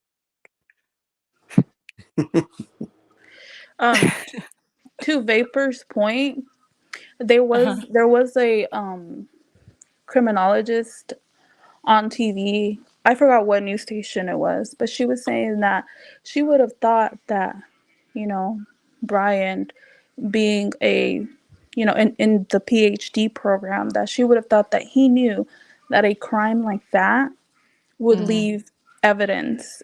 You are moving a lot, you're gonna leave something. So you could get hurt. Just it there's no way you could do something like that without leaving something. So she said that Right. she was basically dumbfounded why he would think that he could get away with that and not leave any evidence. She is absolutely correct. I There think is no way. he's so egotistical that he thinks that he is smarter than the police and that he can get away with it. He might be smarter than some of the Uh, police, but he's not going to be smarter yeah. than science. Right.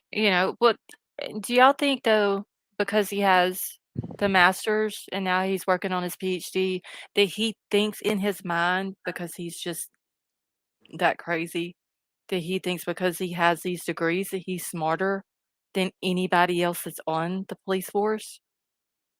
I don't know. Do you think that he's ever applied to be part of Mensa? I don't know.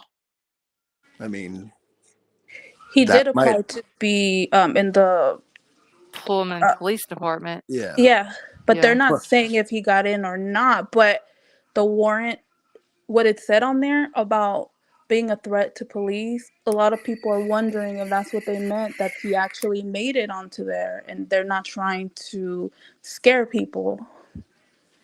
I mean, you can be book smart and not have a Common high. sense. You can, yeah, but I mean, Yeah. I would just be curious to know what his actual IQ is, not his. Just because you've gone to school and put in the time to get this degree doesn't make you smart. That is true. I mean, you paid for that piece of paper, basically. You Right. showed up and you did the work. That doesn't mean that But what is his grades though? Like, is he is he into his schoolwork to the point where he wants to make sure that he has all A's and nothing below that, and he's actually learning what he's like, is he comprehending what he's reading and doing, or is he just doing the work and I with don't know. grades that are I'm passing him, you know? I don't know. I mean, how do you go from being a heroin addict in high school to go to college and then an after graduate student and all this other stuff? I'm gonna guess that, what is that? His teacher that he studied under with Oh, the Ramsland? yeah, I'm gonna guess when she gets on the stand that they're gonna ask her about his grades and stuff, and I would be surprised if she didn't say that he was an above average student, because I don't think his personality with something that he's that interested in is gonna he's not gonna allow himself to just get by. Right. And like But Shane B said, he went from heroin to working on his PhD to a murderer. Like he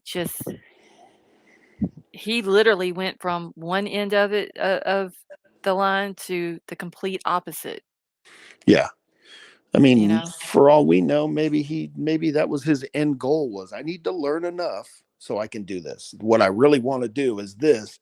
I just need to learn how I can get away with it. Right. Like I got to go through these other steps in order to get to that. And he didn't even finish the steps. So, I mean, if he's looking at it like that, he didn't even finish the PhD program to even use that to try to get away with it. Yeah, I I don't don't know. I know. mean, I don't how many years did he have left in Washington? Was it only a 1 or a 2 year program, or what is it? He had just started. He literally had just finished his first semester when he left and went back to Pennsylvania before they arrested him. Well, maybe that ties into the fact that uh, Kaylee was the the intended target, knowing she's going to be gone. She Mhm. was leaving.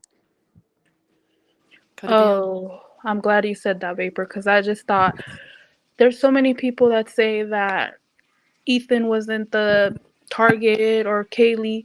Well, what like when he went there and he saw their cars, what did he think? Of course, they're there. If their cars are there, they're possibly there, right? I mean, not for sure, but possibly there's a high chance.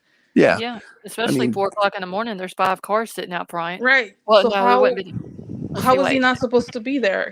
He was W obviously there. Right, been 4 cars, so it'd have been Maddie's, Kaylee's, Xana's, and then Ethan's, so 4. So, I well, mean, yeah.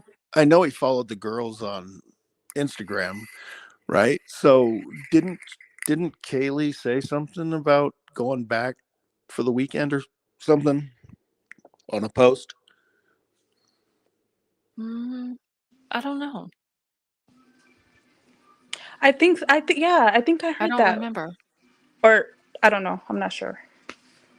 I know that she went back for, because Dylan had I think it was a formal or something like that Dylan had, and Dylan needed a +1, so Kaylee went back, for that to be her +1, and then also to show off her car.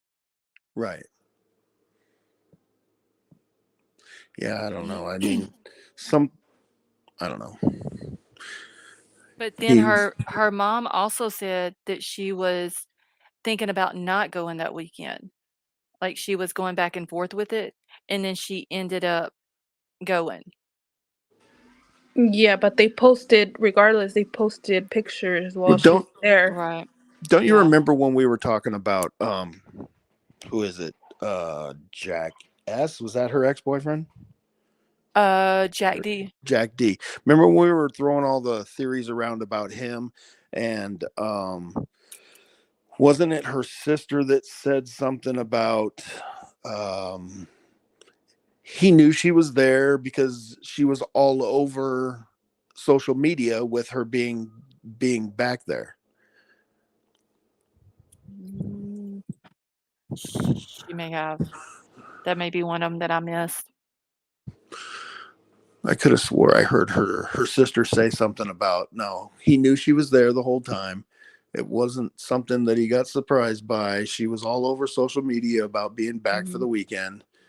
Um, yeah, I could have swore I heard her sister say Yeah, well, that. she like, they were posting pictures.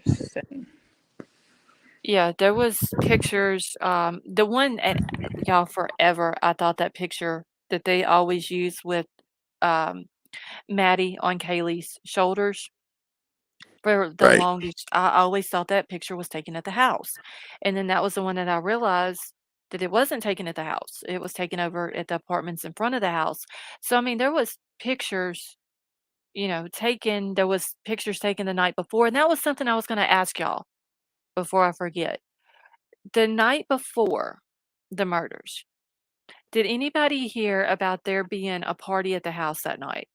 Now, I know that earlier in the day, it was Ethan and Hunter went with their sister, Maisie, and her roommate to one of Maisie's things for her sorority.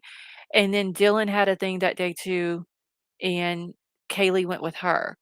But there has been something that said that there was about a party being the night before the murders. no, but in the interview with Chronicles of Olivia, the mom was saying that the Kaylee's cousin was the one that called her. She was out there, and that she had told her that that there was a party and Kaylee had been shot, and that was what she first heard. Okay.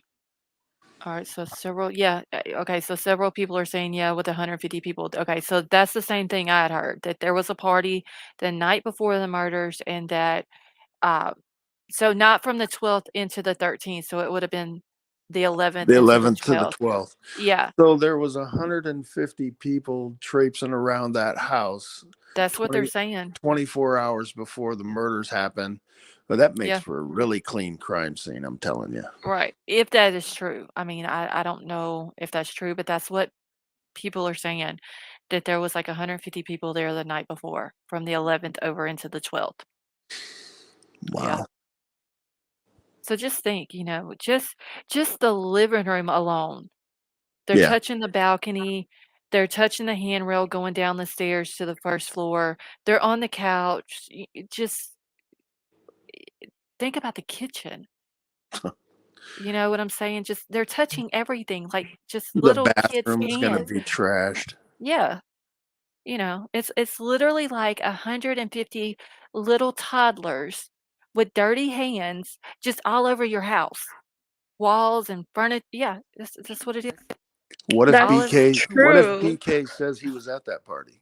I mean, but that could they explain why his wouldn't DNA was there. they wouldn't be in the rooms, would they? Well, I mean, it doesn't explain why it's on the sheath there, but I mean, Well, if they okay, have other DNA, like I don't know, I've said this almost every time. If they have his blood in mixed with the victim's theirs blood, he's done. done. Right. Or their blood is in his car or his house. Well, that still doesn't prove he was the one that brought it to his car or his house. That just proves that somebody that was at the crime scene brought it there. It doesn't mean it's him if it's not his DNA Yeah, mixed with it. But that that's could be why true. they picked up the mattresses, I think, to have a closer. They're gonna examine that thing. That's why they took the mattress and whatever else I believe had blood when they took the trucks and they started putting everything in there. But Mhm. wasn't that for the defense? I think so. I think the defense, because there Really? was yeah, Yeah. the defense put out a thing the defense is the one who halted the cleaning of the house, and then they want all evidence preserved. Like, I all thought it was the investigators that did that. No. it was I the mean, defense. if they waited 7 weeks to try to claim that kind of evidence, they'd be in big trouble. Yeah. Yeah, that was because you remember that day that they were moving the mattresses and all that out, his attorney was there, and that's during the time that the woman was there that everybody was trying to say was his sister that was filming. That Mhm. was all that same day that they moved the mattresses out. But I'm gonna be honest, why didn't they go get a U-Haul truck and put all that furniture in? Mm-hmm. That was Like, weird. you're driving around town.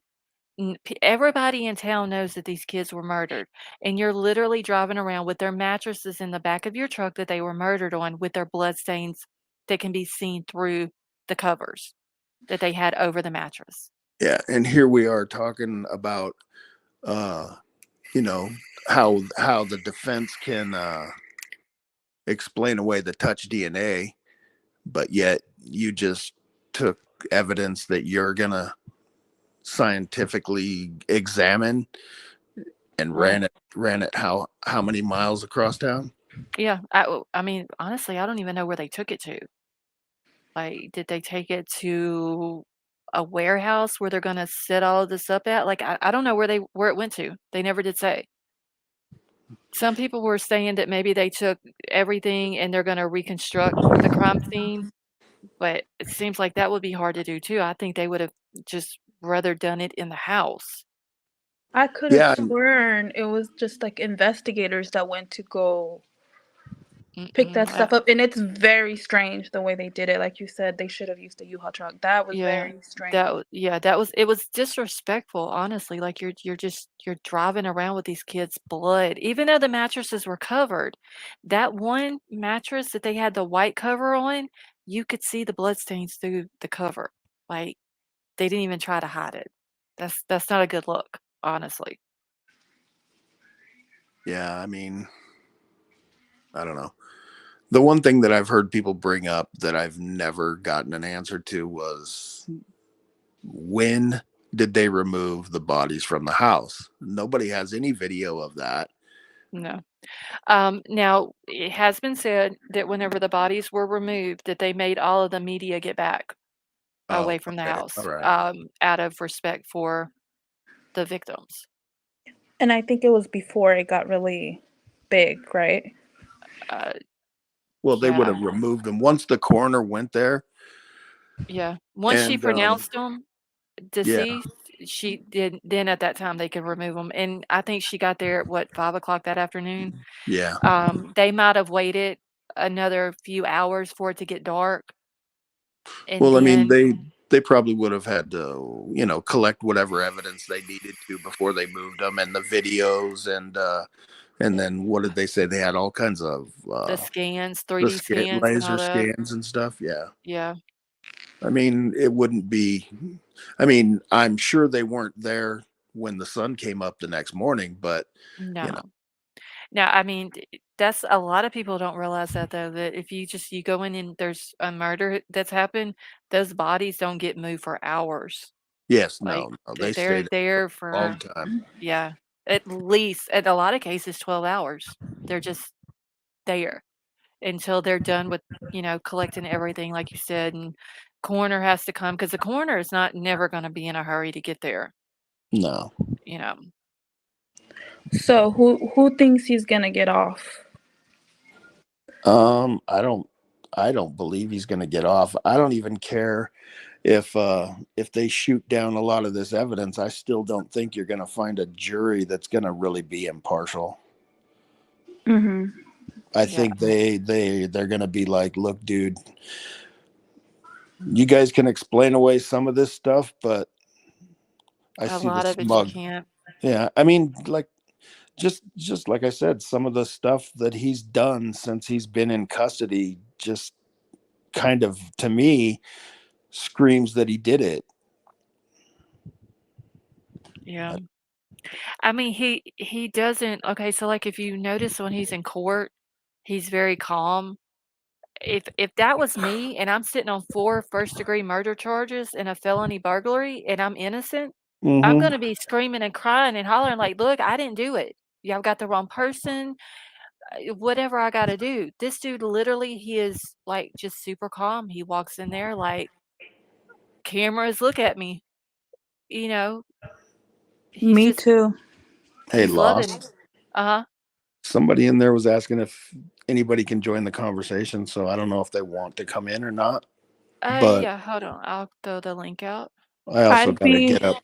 I got to get up early, so I'm gonna go. Okay. I'll be back later tomorrow. But Who thanks for was it? having me up again. Oh, you're welcome. Thanks for coming up and hanging out. No problem. Bye, Vapor. All right. You're Have a welcome. good night. All right. Thank you, guys. All right. You're Good night. welcome. Bye. All right. Who was it that was wanting to come up? I didn't even see it. Oh, Hocus Pocus? Yeah, they can come up. Okay. Same, Scarlett. I would be on my knees, like, Yes, I would be literally, I would be screaming it. Y'all got the wrong person. I didn't do it. I couldn't be calm. And this dude is mhm. just walking in there like, yeah, I did it. I'm just gonna make them prove that I did it.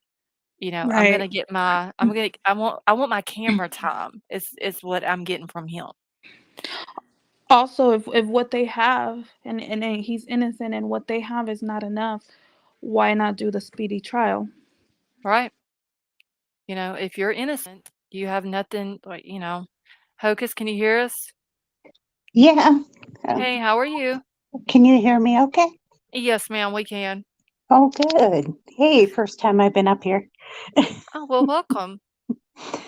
So I have a question, and Okay. there's so much more going on that I can see where the defense is going with this case. Mhm. And that's in the fact, you've seen the sisters post in the Facebook groups, right? I probably have. I've read so much that a lot of times I'll read it and completely forget about it.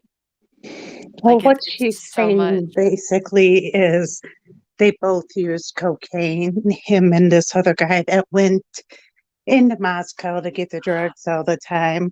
And the night of the murder, Bryan supposedly ended up leaving this guy. It was another guy that worked security. Oh, yeah, yeah, yeah. I had that post last night that or night before last that I had read, but a lot of people are saying that it's a fake post though. Um, well, here's the thing. Mhm. That murder they were talking about in, when they got pulled over in Illinois twice In was, Indiana? yeah, yeah, Yeah. that's where it was a veteran. And he had a traumatic brain injury. And this is the guy that they're saying was with Bryan. And it just so happened he got killed. But here's the weird Right. thing. In Colorado, the town he went through was Mhm. where the guy's family was. Oh, really? Yeah. So that's where they're going with this now. And I've I've got okay, so the guy that was killed by SWAT, yeah.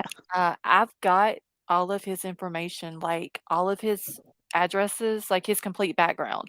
Um, I'm gonna have to go back through through those addresses now and find the Colorado address because that's interesting. Yeah.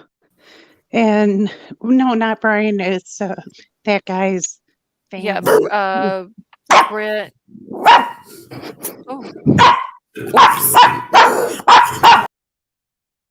Okay, Marissa. Whenever you get a chance, honey, you can come back up. So what's the connection with this guy and Bryan? Supposedly they both worked security together. Remember when he was security? And supposedly they went to Moscow together to get cocaine all the time, which I don't believe. And the night of the murders, he left them behind. And so he's saying that the sister is saying that, you know, The this the guy guy that did got the killed, murders. yeah, the one that got killed, the Brent guy, is the one that went and did the murders, and Brian had actually left from wherever they were at that night. He had left and left the Brent guy there, and then the Brent guy went and did the murders. And that's why he went back to get him, because he didn't know anything about the murders at that time, supposedly. I Right. think it's just a cover up. I do. I don't know. I don't know why he went through that guy's town on the way home. I mean, where his family was. Yeah, that is interesting. I know that, it was Loma, Colorado that Yeah. um, the license plate reader caught his plates going through there. But, yeah, I've got all of his stuff, though, that the dude's entire background. I have it off of 2 different things. I'm gonna have to go back through and find the Colorado address now Yeah, when I get done. he was in Oregon too. I don't know, but he's somebody was saying that the family lived in the Colorado. So Okay, so Crime Crazy saying that there are 3 Colorado addresses. yeah, and Okay. supposedly Brian went through one of those towns. Okay. Yeah, I mean, that would probably be easy to find out which one it is. All I got to do is just map it. If he was caught in Loma on a plate reader, I can just map it from Pullman, Washington to Albrightsville, Pennsylvania, and just include Loma in the directions, and it'll take it on um, through Colorado the way he would have had to have went, and I'm sure it would have been, one of the little towns off the interstate through there. I mean, I don't understand why they would bring up the shooting both times they got pulled over. It makes no sense. Yeah, it was like the dad did it, and and he when the dad mentioned about the shooting, then Brian like looked at him like, "Why are you mentioning that?" You know what I'm saying? Or either that they found out who was shot and kind of fit him in on well, look, there's who we can blame, you know. I don't Mhm. know. Right. I don't know. I mean, I think his defense is gonna have. I mean, they're gonna have to work hard to try to get him off.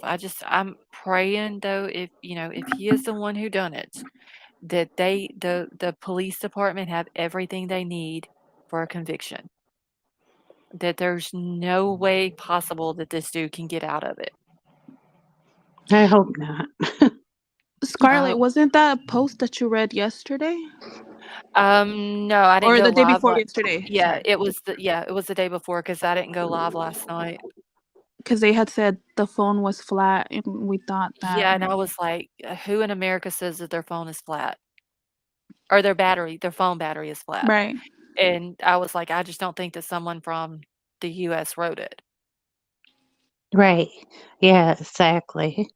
Because to begin with, they started off saying, I'm posting this anonymously because I'm Brian's family. And then at the bottom part of it, they start saying about, stop making, was it funny jokes or pictures or something about Brian and my dad, or you're all going to get sued. Right. I'm sorry, but you would have a lot of people on social media to sue for making funny pictures of Brian and your dad. It's called free speech. So, Yeah, I don't know where they're going with this guy, but they better not. I mean, possibly they're trying to blame it on the Brent guy because, he's deceased. He can't defend himself. Um, I don't know if they would be able to, pinpoint an accurate alibi for him for that night unless there's a way to prove that he was with friends or family the night of the murders. Um, Also, he's a military vet, but he's an Army vet. He's not a right. US Marine Corps vet. And you're not gonna get a K-bar knife issued to you in the US Army with a United States Marine Corps insignia on it. Um, Exactly. Yeah. so I don't know if that's where they're trying to go with it and pin it on him, uh, or what they're doing, but I mean, they would literally have to prove his whereabouts for that night. I'm sure the guy had a phone or something. Right. I So, mean, and there is, and I forgot who sent me. It might have been Simple Butterfly. I don't remember who it was. No, no, no, no. I read it on Facebook because I was going through it, and the way I had read it, this woman had made this big long post, and she had this guy's name on there. It was like his Facebook and all these pictures with a machete and all this and that. And I got to reading, and I was like, wait a minute, this wasn't the dude's name that was murdered or killed, by SWAT. And then I kept going, and then come to find out that dude that they had posted the pictures with the machetes and all that was this Brent guy's best friend. And she was saying that that guy needed to be looked into because of all of his knives and all of this and that, and I forgot what the dude's name is now, but, she It was wasn't saying. even Huh? it wasn't even the right guy, right? Well, after I got to reading into it more and looking through the guy's stuff that she had posted, it was the Brent dude who was killed by SWAT, it was his friend. Oh, And his Brent's friend had a machete and I think a couple of other different knives on there, and that lady was saying that maybe we need to check into that guy based off of him having knives, but, I mean, just because you have knives and machetes and stuff like that right. doesn't mean that you did something like that, so. Does Brent have bushy eyebrows? Just curious. Let me see. I don't have a picture of him, but I mean, I've seen pictures of him. He's got a beard, Mhm.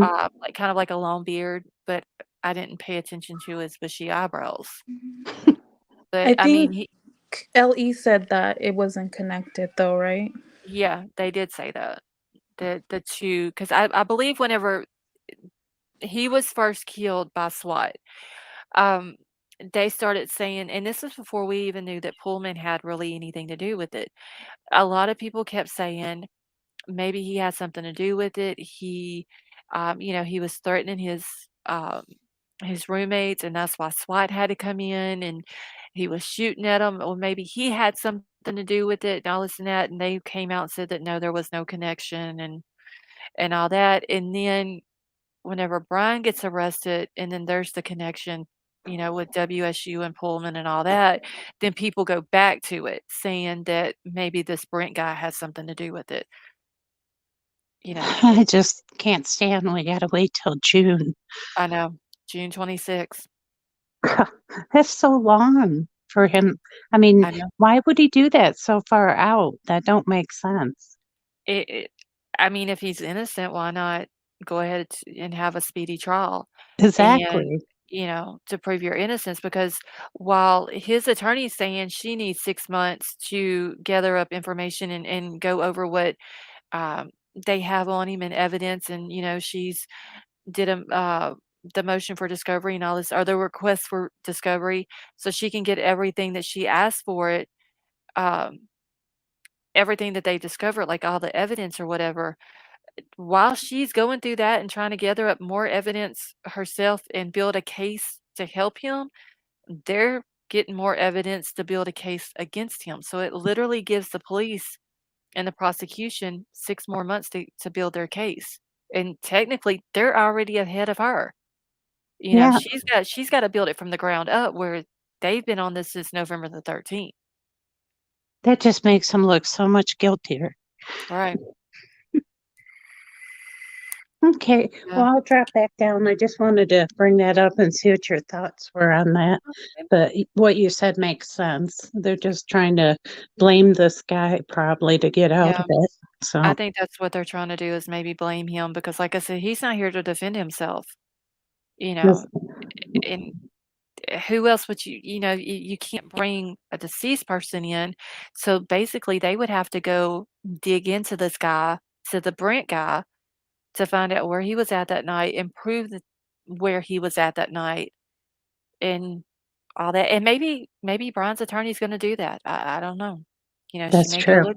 She may go looking into him and say, well, he was in the area of Moscow that night too, and all that. I don't know. It's going to I be interesting. Oh, Okay, for thanks sure. for letting me out. Oh, you're very welcome. Thank you for coming Okay. up. But So, Scarlett, you said that he could say that he was at a party there, right? yeah, but I wonder though. I mean, like, because I'm like, okay, so if he says that he's at a party, then they start saying, well, who else was there? They're gonna they're Right. gonna want to bring somebody else in to prove that yes, he was there. No, he wasn't. More than likely, Dylan and Bethany's not going to be their only witnesses. They're going to Right. have other people. Let's just say the Hunter boy. I'm going to use him for an example, and I'm not saying that Hunter is going to be a witness and testify in the case. I'm only using him as an example because he was seen on 2 of the body cam footages for the noise complaints, and he spoke at the vigil at the college he was there a lot. So let's just say they call Hunter up. Okay, so Hunter, how many parties have you been to at 1122 King Road? And he says, well, I was at all the parties because I live next door. So I was at all of them, all that they had or whatever. We were there all the time, me and my girlfriend. Even when there wasn't a party, we were there. And then they're going to say, okay, well, have you ever seen the defendant there? No, I've never seen him anywhere, inside that house. I've never Mm-hmm. seen him. So, if you get multiple witnesses that come forward and say, I was at all these parties and I never saw him there, that goes out the window. Not But, only that, but like, do you have a picture? Because I could say anything. I could say I was there, I was here, but you need to prove that you were there. Like exactly. when I hear, um, you know, other people talk about this, they're like, well, he could just say he was there. It's not that easy. You can't just say you were somewhere without proof. Yeah, I mean, a picture, a video, you know, Right. it especially with the college kids, and this was with another case that we covered. Uh, this is a day and age where all these young people, they're always on their phone. There's always going to be a picture from somewhere in the party, or there's going to be a video, or there's going to be something like mm, this dude wasn't shy about getting on his camera on his phone because there's pictures of him recording himself and talking and taking pictures of himself and all this and that. So you go to a party, but you don't take pictures of yourself there at the party or other people at the party or with people at you know. Mm-hmm. Yeah, Right. baby boop, I'm doing good, honey. And Gator, how are you? So there's if he's gonna say that he was at a party, he's gonna have to bring proof, Mm-hmm. honestly. Anything he says. Right. All these, you could question everything. Anything can be questioned, but Yep. you have to have A proof proof. to back it up.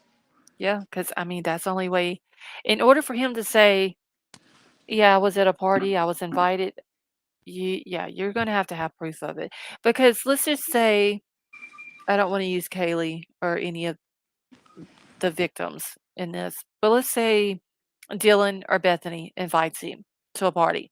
Mm-hmm. He's new in town. He doesn't have a lot of friends there. He doesn't really know anybody. So Dylan invites him to a party. He comes there, and to me, it would be like, okay, well, Dylan would say, well, here, come on, let me introduce you to some people. Hey, everybody, this is Bryan Kohberger. He's new. He's from Pullman. He goes to WSU. He's new up here. This is Bryan. This is so and so, so and so, and so and so. It's like he would have been introduced to people in there that would have known that he was there, and then he comes to another party, and they're like, "Oh, hey, Bryan, I remember you from the previous party." Right.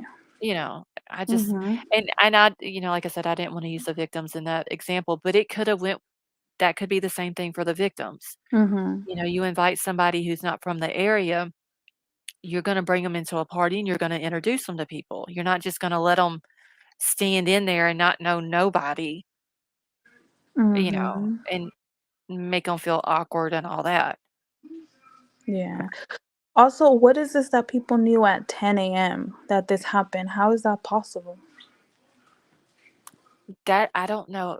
I still haven't figured that part out, but that's what they're saying. That the word had Because gotten around town that the murders that at 10 o'clock in the morning that the murders had happened. And then Kaylee's mom, she says that she had a relative that was from Moscow or had ties to Moscow and called her and said something had happened, and she tries to call Kaylee and Maddie, and then she's like, "Y'all just relax because if something would have happened to Kaylee, then Maddie would have called, and, then the cops come knocking on their door." So I don't know how it got around. But Dylan didn't wake up and the other roommate until almost 12 Oh, o'clock, right. That's what don't make sense. according to what they're saying. But has it ever been said what time Dylan and Bethany actually woke up and called the friends over before the 911 call? Right, but how do you I don't know. I mean, to to even think of waiting longer to call police is Yeah. a little weird. I I would have thought that Dylan wakes up the next morning. Okay, she's scared the night before. Okay, that's fine. I get that. She could have seen this dude walk through there when he walked by, and he might have had a bloody knife in his hand, and that might have been what scared her. Um, or just the way they put it in the affidavit, he walks by her and it scares her to the point she locks herself in her room. But in fact, she might have seen this dude walk by her, and then when she sees him go out of the house, she could have went and looked in the rest of the house, and she got so scared that she went and locked herself in a room. But, we don't know, maybe she walked in on something. Whatever the excuse may be for not calling until 7 hours later. But it Yeah. seems like whatever her reason is, that whenever her and Bethany do get up and they think that Ethan is passed out, do you not think, "Oh, shit, wait, Bethany, I saw a guy in our house this morning at 4 o'clock in the morning with a mask on, bushy eyebrows, and I don't know who he is. Do you think he could have done something to Ethan?" Or Yeah. or or Xana, because Xana's not waking up if they're trying to get Ethan up or get the door open or whatever was going on Mhm. that morning. Let me go check on Kaylee and Maddie and make sure they're okay. Did she just forget to tell Bethany that? Or was she like, what? Like, was she under the influence of something and it just didn't register with her at the time that all that was going on? Like, Yeah. you know, so I A don't know. lot. I don't wanna say that she had anything to do with it. Like, I really don't wanna go there because she may be completely innocent. I don't wanna say that she has something to do with it, and then No. other people are Yeah. saying that too, and then it caused her to hurt herself because I No. don't I don't want that. No, I Uh, think we're just trying to understand. We're just trying to right, understand the timeline because there was another lady that called and she said she had kids that went to college there and she said that her kids and her heard about it before too, like earlier. So it's just, it's just a little odd and weird. I right. think we're just trying to understand the timeline. Because yeah, she could have been scared. She could have thought there was a second attacker, like I think Lawnmower Man, I think said. I don't know if I'm saying his name right or Oh, her. Lawnmower Man? Yeah. Yeah.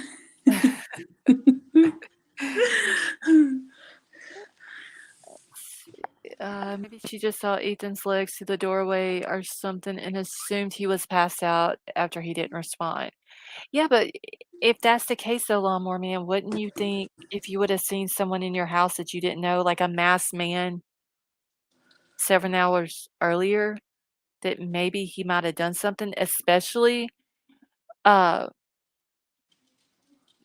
especially after you say that you heard crying coming from Xana's room? Right. I'm you know, Yeah. yeah, That's true too. Ashes was saying that there hasn't been any statements or anything, other information on Bethany on what happened either. So that might be yeah, coming out and be yeah, interesting as well. yeah, I just like I was saying, whatever my opinion is of it, I have to watch what I say when it comes to Mm-hmm. Dylan, 'cause I Same here. Same here. Yeah. I don't wanna say something and then everybody else is saying it too, and then Right. everything and it causes her to hurt herself because God knows I don't want that, and I would hope that she would never, no matter what, whether it's anything's being said or it just gets to the point where she can't handle it because of what happened and what she saw, and you start thinking about what ifs and all this and that. I hope that she never comes to that point where she feels like she has to do that. Yeah. You know what I'm saying? Like, I would hope that she would get help or something like that. Yeah. I think, you know, for now, the information that is there is not enough to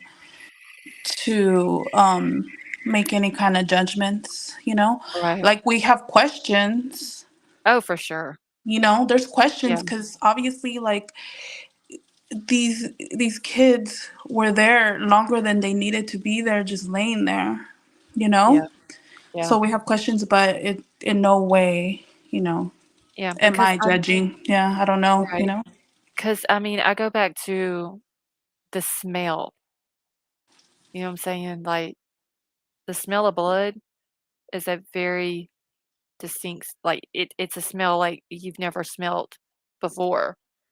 Mm-hmm. You know what I'm saying? And if there's as much and that's what I have questions about, that they not smell that in the house. Mm-hmm. Was the doors left, they're saying the front door was left open. Was it left open on purpose because of that? Because of the smell to try to, like, Mm. what I'm saying, like, keep it out of the house or whatever. That's a good Well, point. I don't know. Yeah, because one of the officers said that when he got there, that's the first thing going in the Right. door. Like, the smell of it going up his nostrils. Yeah, that was in that article that I had, Yeah. pulled up that I posted. Yeah, it's I don't know, and then it goes back to that article, that same officer is saying that both occupants were on the first floor, Mm-hmm.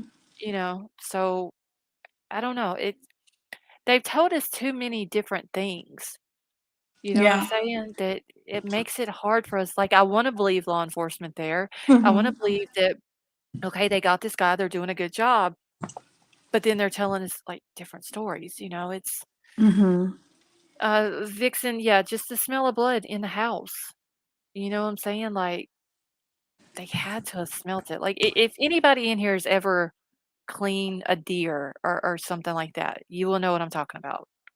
Yeah. But I And mean, obviously, it's just the skeleton of the information that they have. She could have said more and they just didn't put it on there. yeah, they just in that affidavit, they only put enough to get their arrest warrant. Yeah. They So I they mean, didn't give out yeah, they didn't give out everything that they had just to get their arrest warrant. They put right. just enough in there to get it. So I mean, I hope, Dylan is doing good and everything. It's just Right. that we have questions because we don't know. Yeah, and like Jeanette said, the smell of blood and other body fluids are very strong. Yes, they are. And that Especially is after true. so many hours. Oh god, yes. Yeah, but like Shane B said, the smell of it has an iron smell. It has a very, very strong smell. Have I read the 35-page article? Oh, which 35-page article? Unsolved Crimes and News? Or Unsolved Cases and News, I'm sorry.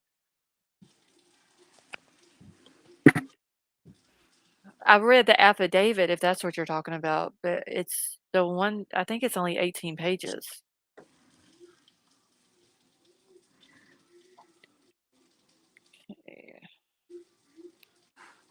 I have got my glasses on tonight, and there is like a spot on the lens that is right in my view, and it's irritating the crap out of me. Oh my god. Okay, blood makes me pass out or puke, among other things. A lot of people don't like, like they can't handle the sight of blood. See, metallic smell. Yeah, if you've ever cleaned, like I said, deer, just any type of game like that, then yeah, you smelt it. Well, as soon as blood hits air, it has a smell. Yep. See, the 35-page article was written by former. Let's see on it. Can y'all send me the link so I can read it? Okay, no, not the affidavit. It was apparently a magazine. Okay, unsolved cases. Can you or wait? Let's see. I forgot who the other person was now. But if y'all have a link to it, can y'all email the link to me so I can read it?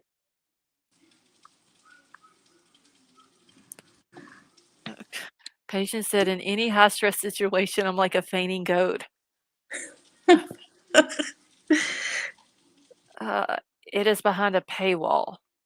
Oh, Okay, so where would I be able to see it at? Like, who's got it behind a paywall? And Kelly, that is true too. It's a smell that, yeah, you never get over.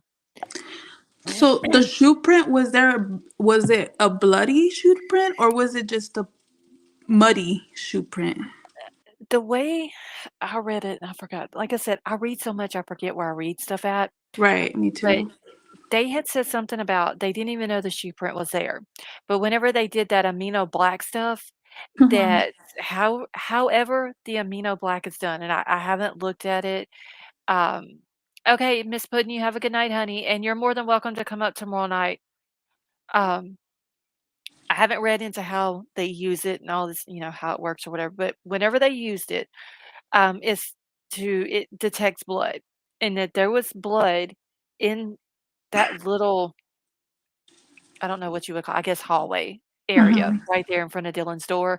And they said that it looked like it had hit the floor and then somebody went through and wiped it up trying to clean it up.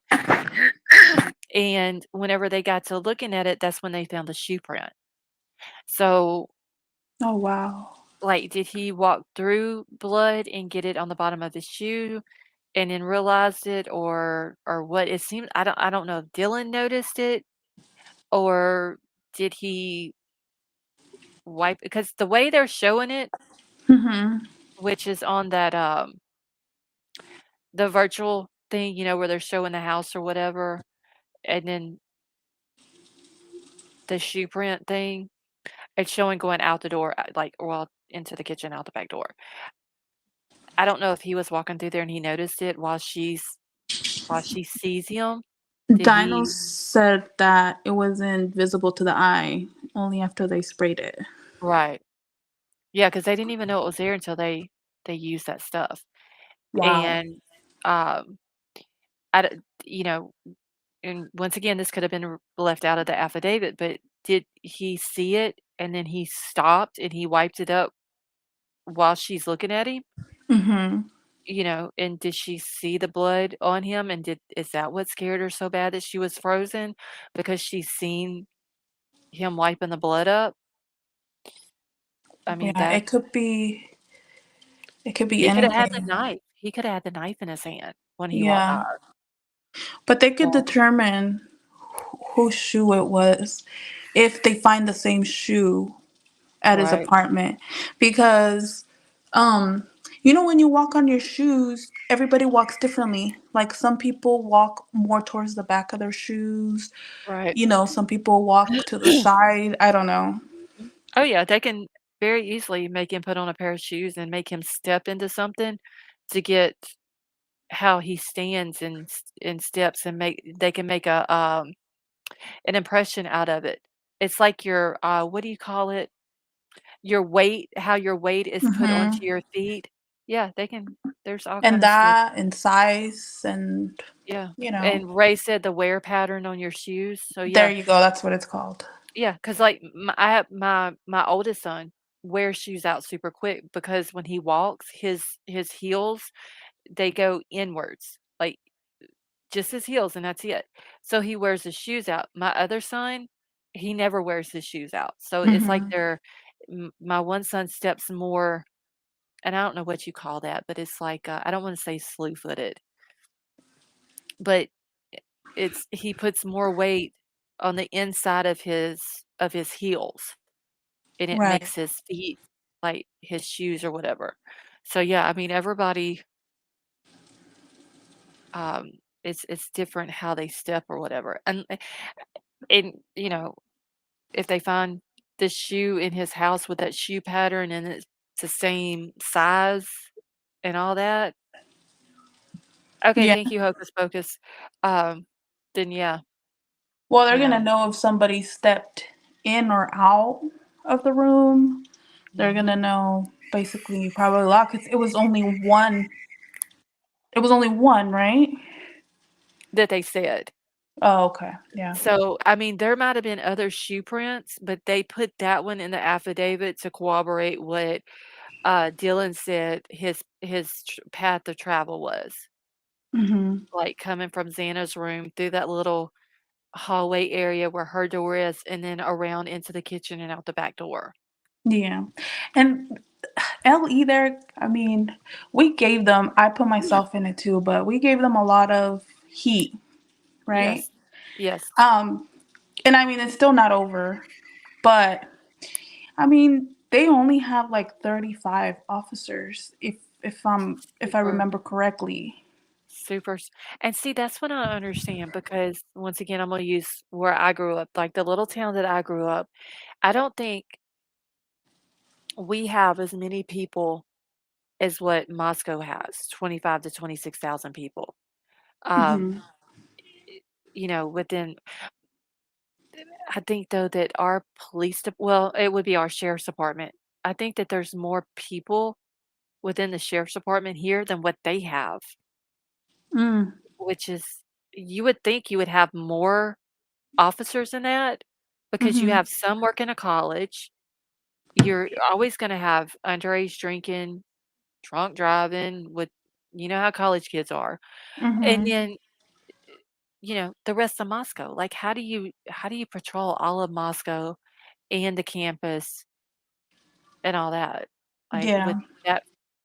that few of officers. Well, I mean, yeah, but they did, you know, they did pretty good in, I guess, a lot of people give them heat and stuff, Oh but yeah, I did. Yeah. yeah, I think they did pretty good for the case and the pressure and everything. I mean, hopefully Yeah, I'll get. because they literally, no matter how much flack we all give them, Mhm. social media give them, like they held that shit close to their vest and they didn't tell nothing. Like, they're just Right. like, "Hey, y'all go look for this white vehicle," and Right. all the time, they like, behind the scenes, they already know who owns the vehicle, they know where it's at, like, almost like they were literally laughing at us, like, "Yeah, they're sitting here talking shit about us, and we know who owns the vehicle, we know where it's at, and we got all these dummies out here looking for it." Right. Like, and I gave them flack, I really did, but, once I pray that they have everything that they need to nail this dude's ass, for Yeah, real. and then also, I mean, I could totally get tomatoes thrown at me for this, but I think a lot of people were saying, well, they're like they don't have experience, they're very unexperienced. But Mm, sometimes experience is not everything.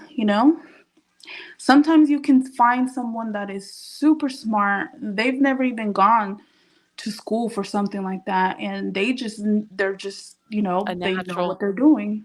Right. Yeah, they, I think and I even said that too. I'm guilty of that. Um, they haven't had a murder there since 2015.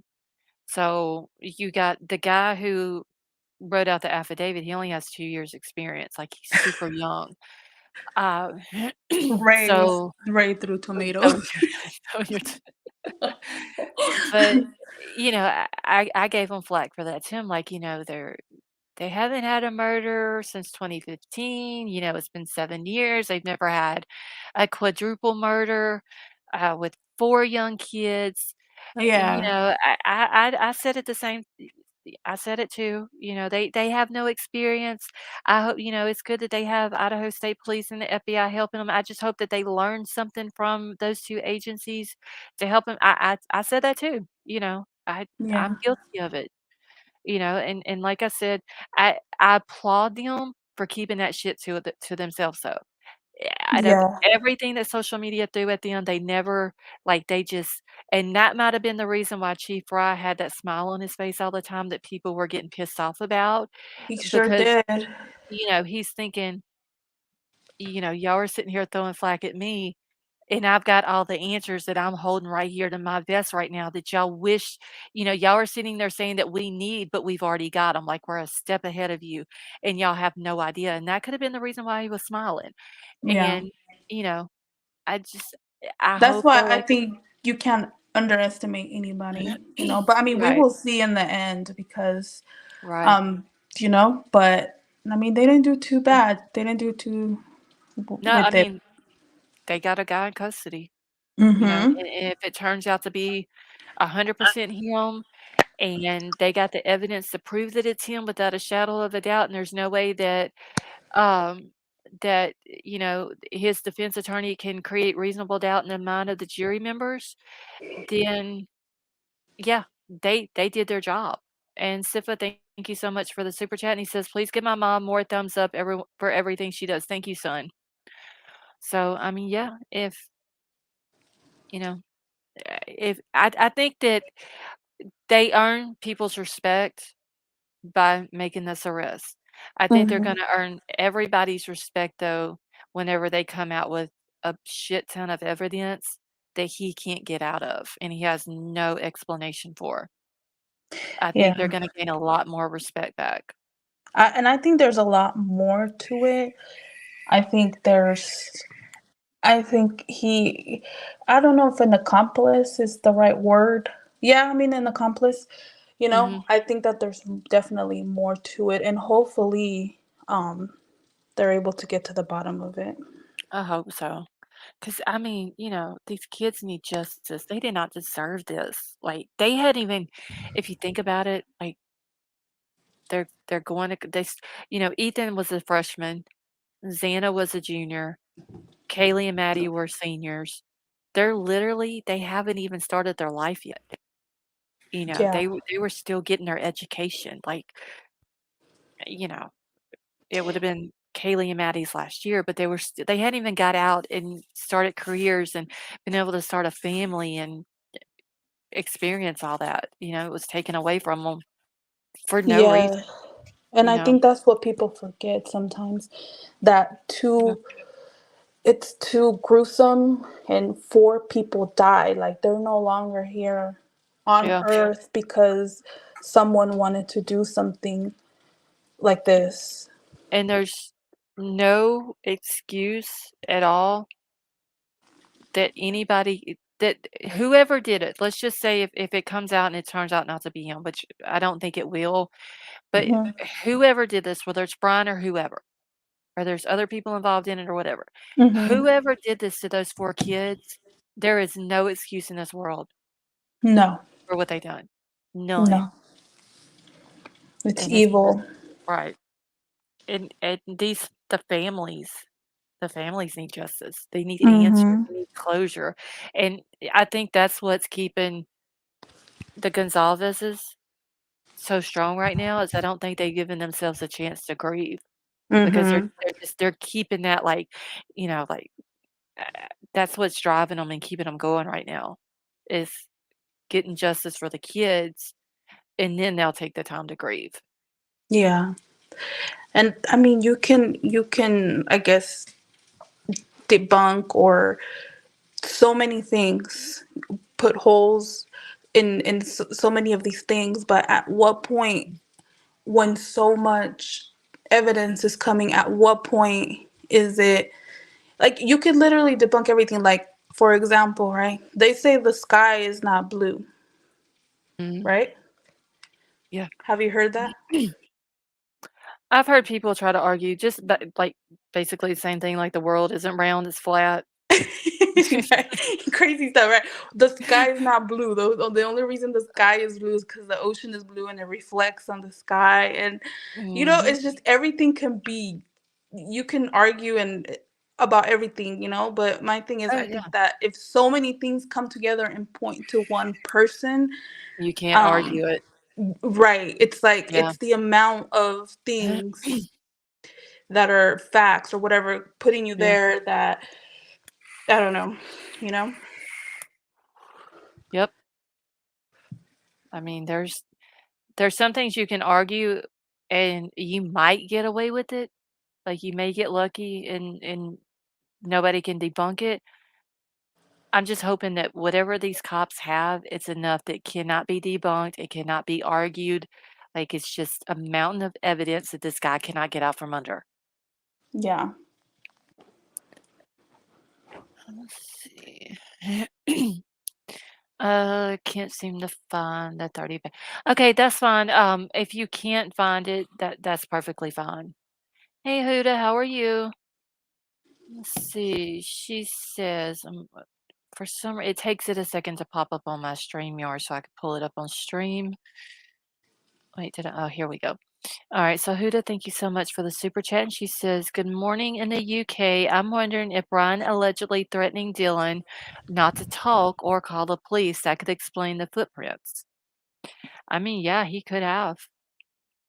And, that may be the reason why he came back at 9 o'clock to see if the police had been called, and he's seen that they hadn't been.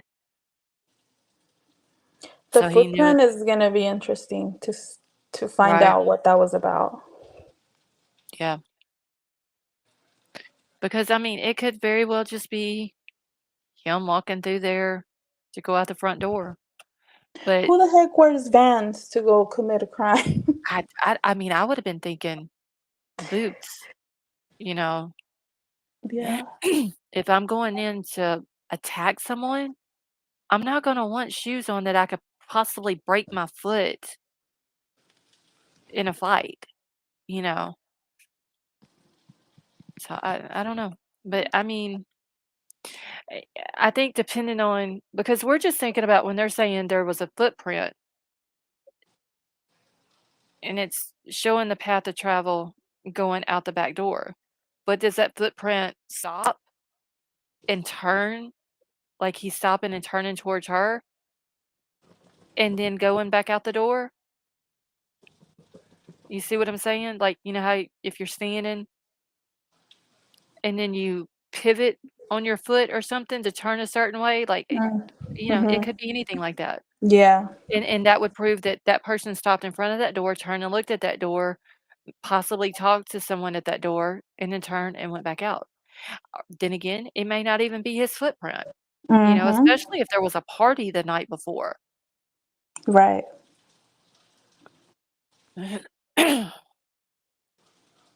It must be important though for them to put it in there though. Right. Yeah, so I'm like I said, I'm just wondering if because they put it in there, that one footprint, like I said, maybe to corroborate what she's saying his path of travel, without them even knowing for a fact that that's his footprint. Right. How do they know that that's his out of was it 5 girls living in the house and Ethan Mm-hmm. being there that night? So how do they know that one footprint just because it had blood on it or that blood was wiped up from there or found there or whatever? How do they know for a fact that's his footprint? Yeah. Well, they put it in for the warrant, so Right. it's Yeah. significant somehow. Yep. Let's see. I'm gonna do some. If I'm gonna do something like that, I'd wear clown shoes. I mean, him being in criminal justice and criminology, I would think you would wear shoes that what if you wear shoes that's too big for you, they're gonna be able to tell that you were wearing shoes that was too big for you. Who said that? Vixen. Oh gosh. That's something Scott Black would say. Yes. That's what I thought said it. Let's Well, see. Scarlett, I'm gonna jump down. I'm surprised I'd even stayed this long. My signal usually cuts off. So Okay. Well, thank you thank you so for much for having me. thank you for coming up and hanging out with me for a while. I'll be in chat. All right, yeah, I'm probably fixing to end it here in just a few minutes myself. So Okay. anytime you want to come up and you have a good signal, just let me know in chat or let the mods know and they'll get my Thank attention you. and I'll drop you a link. Thank you, Scarlett. I love your Um, show. Thank you so oh, well, much. thank you, honey. Have a good night. You too.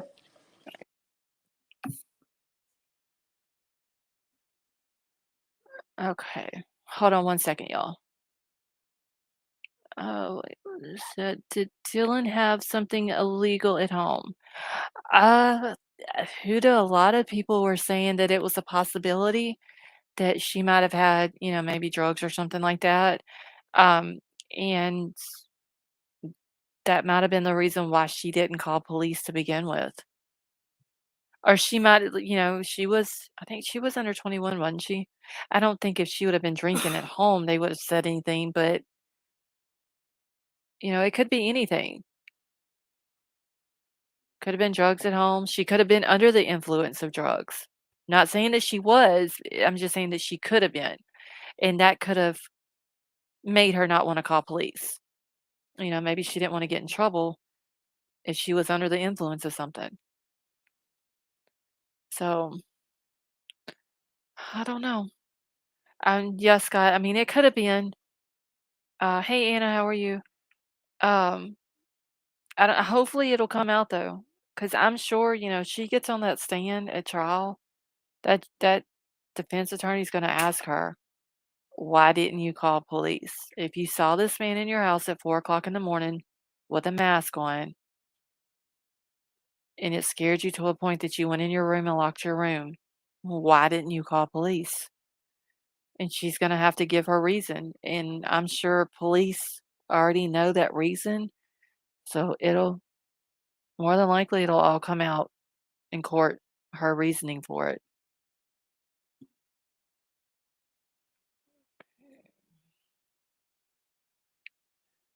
All right, y'all. I'm about to end it. See, I'm sure she's already sufficiently answered it. Yeah, I'm pretty sure before she goes on the stand, they're gonna have all of her information. Like her reasoning for everything that happens, everything that she heard that night, that she saw that night.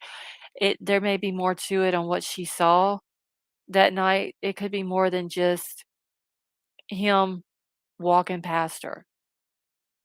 There's got to be more to it, and they put just enough in that affidavit to get the warrant for him, and left everything out.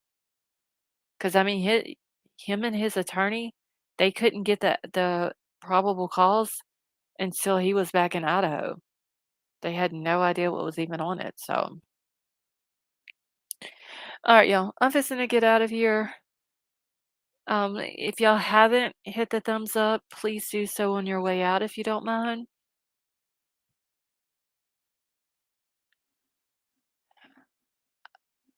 So don't forget also, once we get to 4,000 subs, we're going to do a giveaway. Once I hit 200 memberships, we're going to do a giveaway as well.